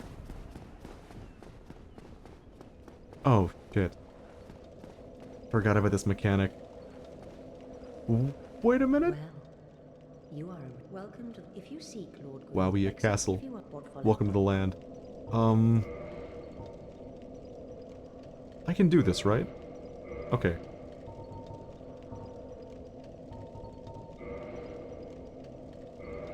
Did I just throw? No way. No, I didn't throw. We're fine. So, here's a mechanic that you might not know. The Firekeeper lady that we saw earlier who was controlling the fire and who met her untimely end. We didn't rest the fire. When she died, it became pretty apparent that, like, the fire no longer works without the Firekeeper present. So what we have to do now, if we want that fireplace back, is that we need to invade Lautrec's world and take it back. And when you do that, you get a Firekeeper soul. And that's the soul you need to bring her back. But if you use that soul and you upgrade your Estus Flask, you cannot bring her back anymore. It's just over. Firelink Shrine is like forever fucked. That's just a mechanic.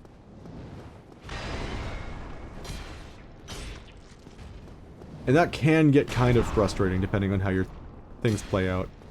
Like, you might just have a lapse of judgment and see that, oh, I have a Firekeeper soul. I might as well use that to level up my Estus Flask. And then you've ruined Firelink Shrine. It's over. Granted, you don't have to do any of this if you just kill Lautrec the first time you see him. Not the first time you see him. Anytime you see him before he kills the Firekeeper. But when we were doing seamless co-op, Jan and I, we used it without thinking. And we were panicked. I was shielding, thought. We were fucking panicking, dude. Like, we thought we just ruined Firelink. And then we had a glitch occur where we got to fight Lautrec like 3 fucking times. And the last time, he just wouldn't move anymore. He just, like, stood there. And we couldn't hurt him. It was so fucking weird, dude. Got disconnected from Switch. I blame it on the Star Fox talk. Well, I can't say you didn't miss much. We just talked about how specific this game is with, its Firekeeper soul. What's weird about it is, like... So yeah, you use a Firekeeper soul to upgrade your flask. If you use the Firekeeper soul you get from Lautrec, you can no longer bring the lady back, yes. But also, somehow, the game knows which soul is hers. It can tell. I have no idea how the fuck it does this, because they all, like, sit in the same stockpile. Why am I even fighting this guy? What's the point? These are really good characters for farming souls before, Inner Londo. Or if you're stuck against Ornstein and Smog and you just can't fucking beat them. It's a great spot to farm. But yeah, I've got no fucking clue how the game knows which soul specifically is the Firelink lady's soul. I'm considering fighting Lautrec before the end of the stream. At the end of the stream, rather. Because I know I'm saving Ornstein and Smog for next time. We could be here for hours, potentially. Possible.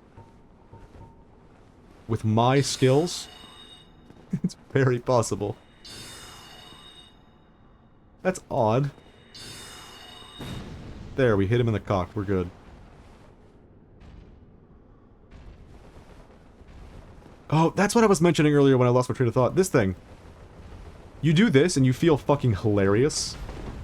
But if you watch somebody doing that, it has like the opposite effect. It makes you feel like, oh, this dude thinks he's funny, huh? For some reason, that's been my experience. You think it's so funny when you're doing it. And you look back and you're like, what the fuck is the point? You're just spamming your shield and thinking you're doing a joke. It's not real. It's not real humor. False comedian.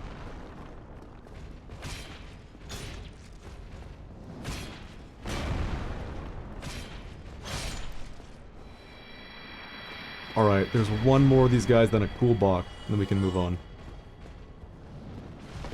Forgot to reapply this.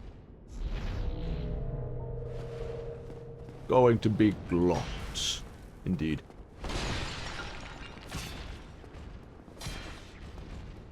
I will say, there's a lot of areas in Anor... Area?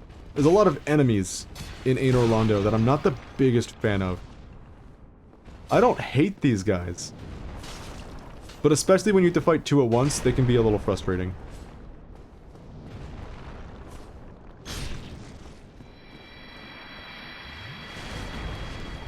Alright. Then there's this guy.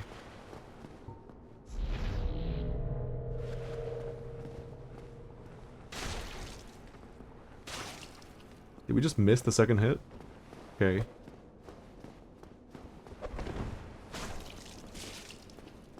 You know, with the intelligence scaling and the dex, this weapon's starting to do some damage.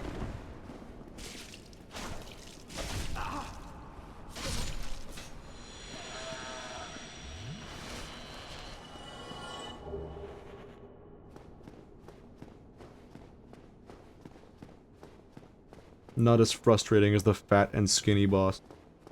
It's one boss simultaneously embodying both traits. Ornsmog. The Ceaseless. I guess it would be Ornsmog the Sizeless. In this case. Should have enough to level up, right? Yup. You know, we didn't... Seeing that stoneman at the fireplace just now, we didn't go into the forest. I mean, we fought the butterfly, but we didn't go deep into the forest like at all. The Stainless.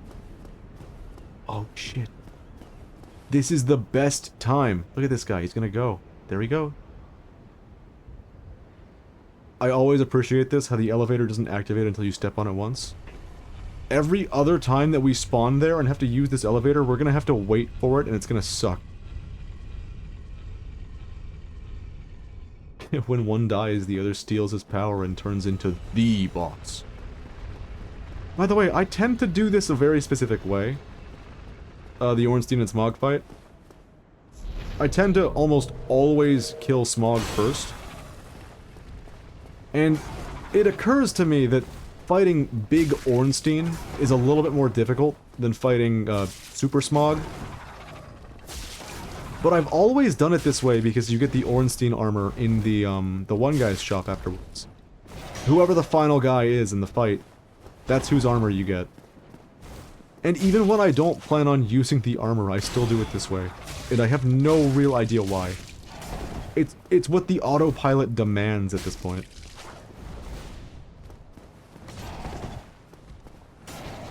Good work. Did you miss these guys? Did you miss the gargoyles? Classic enemy?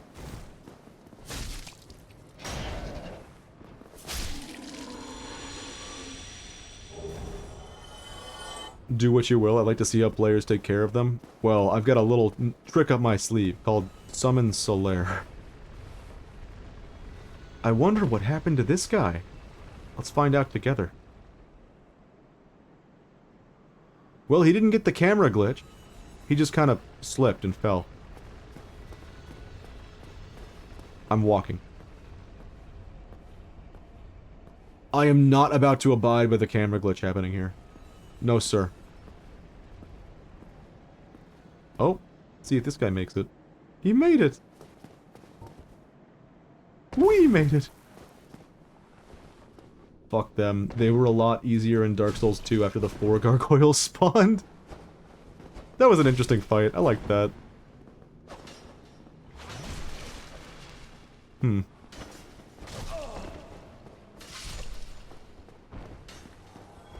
So, this is the first boss of Anor Londo. This room. There are 2 bosses that we actually have to fight, turns out, before getting to Ornstein and Smog. And this is the first one. This fucking room. I hate this room, dude. We have magic, though. That's something. Oh, man, if I had a bow, this would be so easy.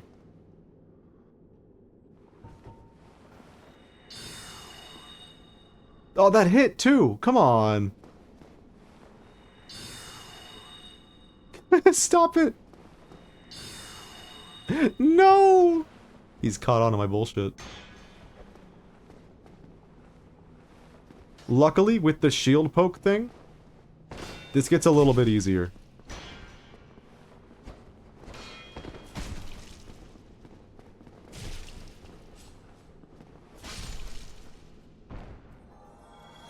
Oh boy. We should probably cut this thing down. It's a shame that doesn't make a loud noise. I know that we're far away, but this is a big echoey hall. It should make a loud... Oh, no. It should make a loud noise. God damn it. Statement ruined. Ruined by the big voice crack. So today I learned, shielding the knives doesn't actually cost stamina. Iron Tarkus! Jump scare! Iron Tarkus summon jump scare. Why? There goes that guy! That could have been me. It could have been me. What didn't I say? What didn't I say? No, no, no. Fucking, we talk about David Bowie's Hunky Dory one time and it's over for me. Everything is a David Bowie lyric now. Well, we made it through the first boss first try. I do not expect we will be so lucky with the second.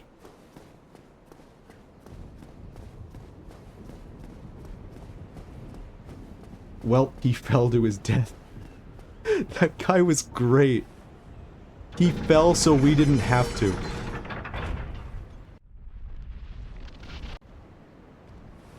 Oh, it just warps us down here? I thought it goes slowly so I'd have enough time to do this. Now we gotta fight the gargoyle. Final gargoyle. Yeah, that's on me. He's just gonna keep doing this animation over and over again. Stop it. It's a shame you can't parry these guys.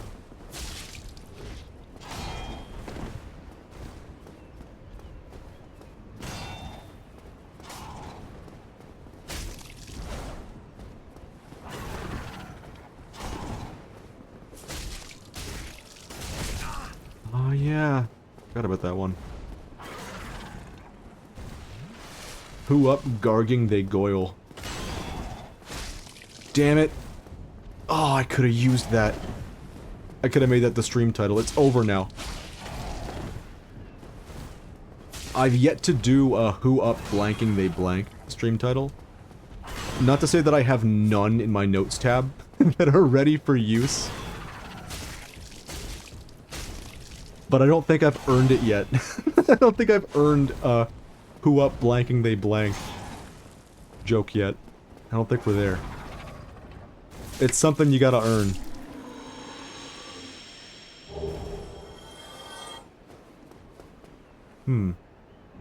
We're probably good to just go.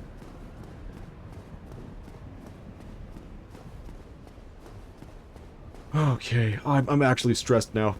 God damn it. This entire playthrough has just been like, relax. Breathe in the atmosphere. Dark the souls, you know? This is the most stressful boss in the game. And it's not the one you're thinking. Please let me leave. You've held me in place with your shield. I don't like it.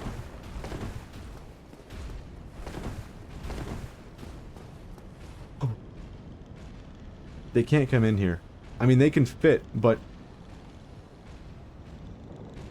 I don't... Wait, he's coming in here.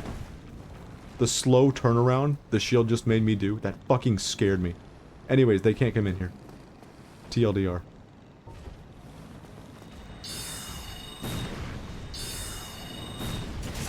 Why did it change targets on us? He did come in here, the son of a bitch.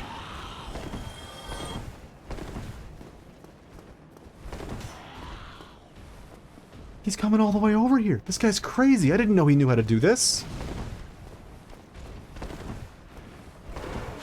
Oh, shit! Are we dead? I think we're alright. Alright, he's backing out. I guess he lost sight of me or something? I don't know what's going on with that guy. But I feel like the second I stop looking at him, he's gonna get me. Okay, he just gave up on the fight. That's very kind of him. Stop stabbing at me. We gotta have a fight, you and I. He's too good at outspacing. Oh my god, he just jumps away. This guy's crazy. Toughest enemy in the game, I swear. I like these guys a lot, because sometimes you just walk up and they jump off the cliff.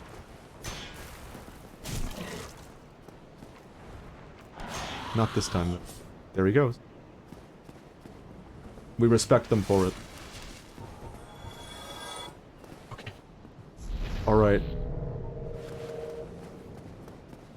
Toughest boss in the game coming up.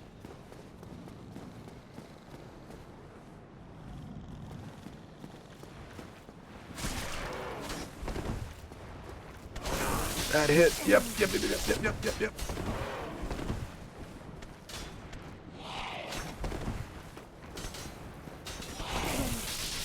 Why am I doing it this way? What's wrong with me?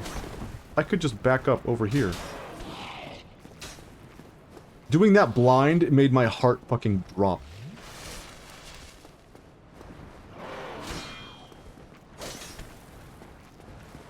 God damn it, they're so evasive. That hit through my shield? Why? Okay.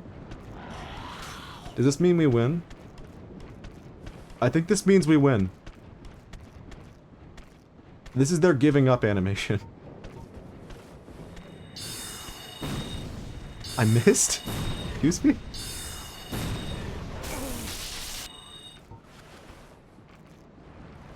Giving up animation was a lie. If I can just make it one of them, then I can do this.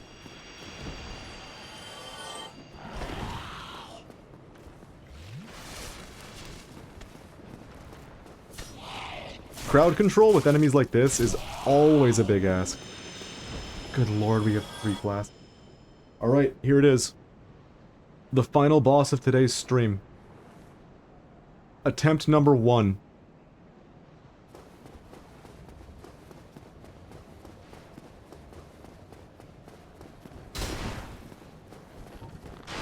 Okay.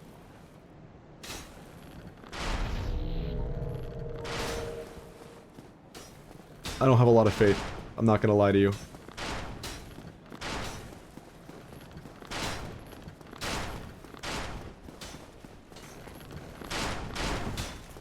Hi there.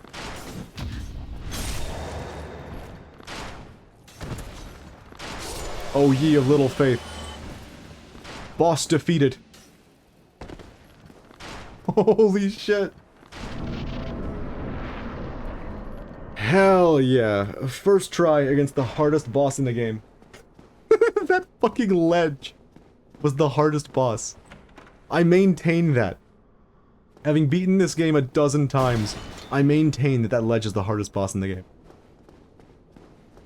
Them's my belief. Oh, there you are. You've been quiet these days.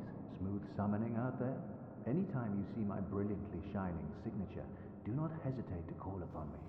You've left me with quite an impression. I would relish a chance to assist you.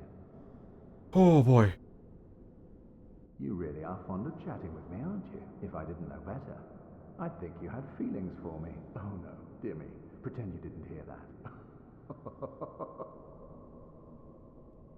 that. Here's the question. Do I continue and fight Leclerc? No, I think we're gonna save in Orlando for the next stream. I think that's how it's gonna be. Ledges were also the bane of players in the Monster Hunter series. The universal shit mechanic. Everybody hates it. Alright. I'm gonna get going against this scenic background. Seriously, thanks everyone who came by. Very cool of you. I appreciate it a bunch. We will continue. Dark Souls 1. Leave the best for next stream. I thought I was gonna take 3 streams. I'm not gonna lie. Good question. Will we raid? You know, we are past the threshold. We do have enough people.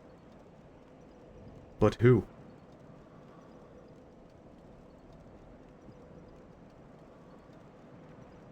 Why is the Twitch app so fucking convoluted?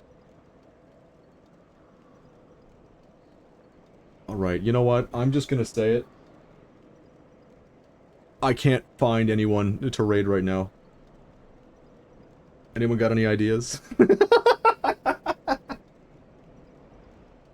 That's fucking stupid. I'll have to set up a bunch of people that I can raid on a dime, because right now my pool is very small. I'm just gonna say that this time, maybe for the last time, go to your favorite streamers. I'll send you out. I won't presume to know what you like in a stream. So, regardless, seriously, thanks for coming by. Why not end the stream with a clip? Let's see what we have.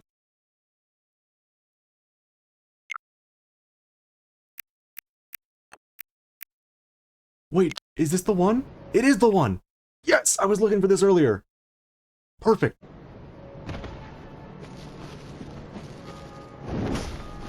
There he goes!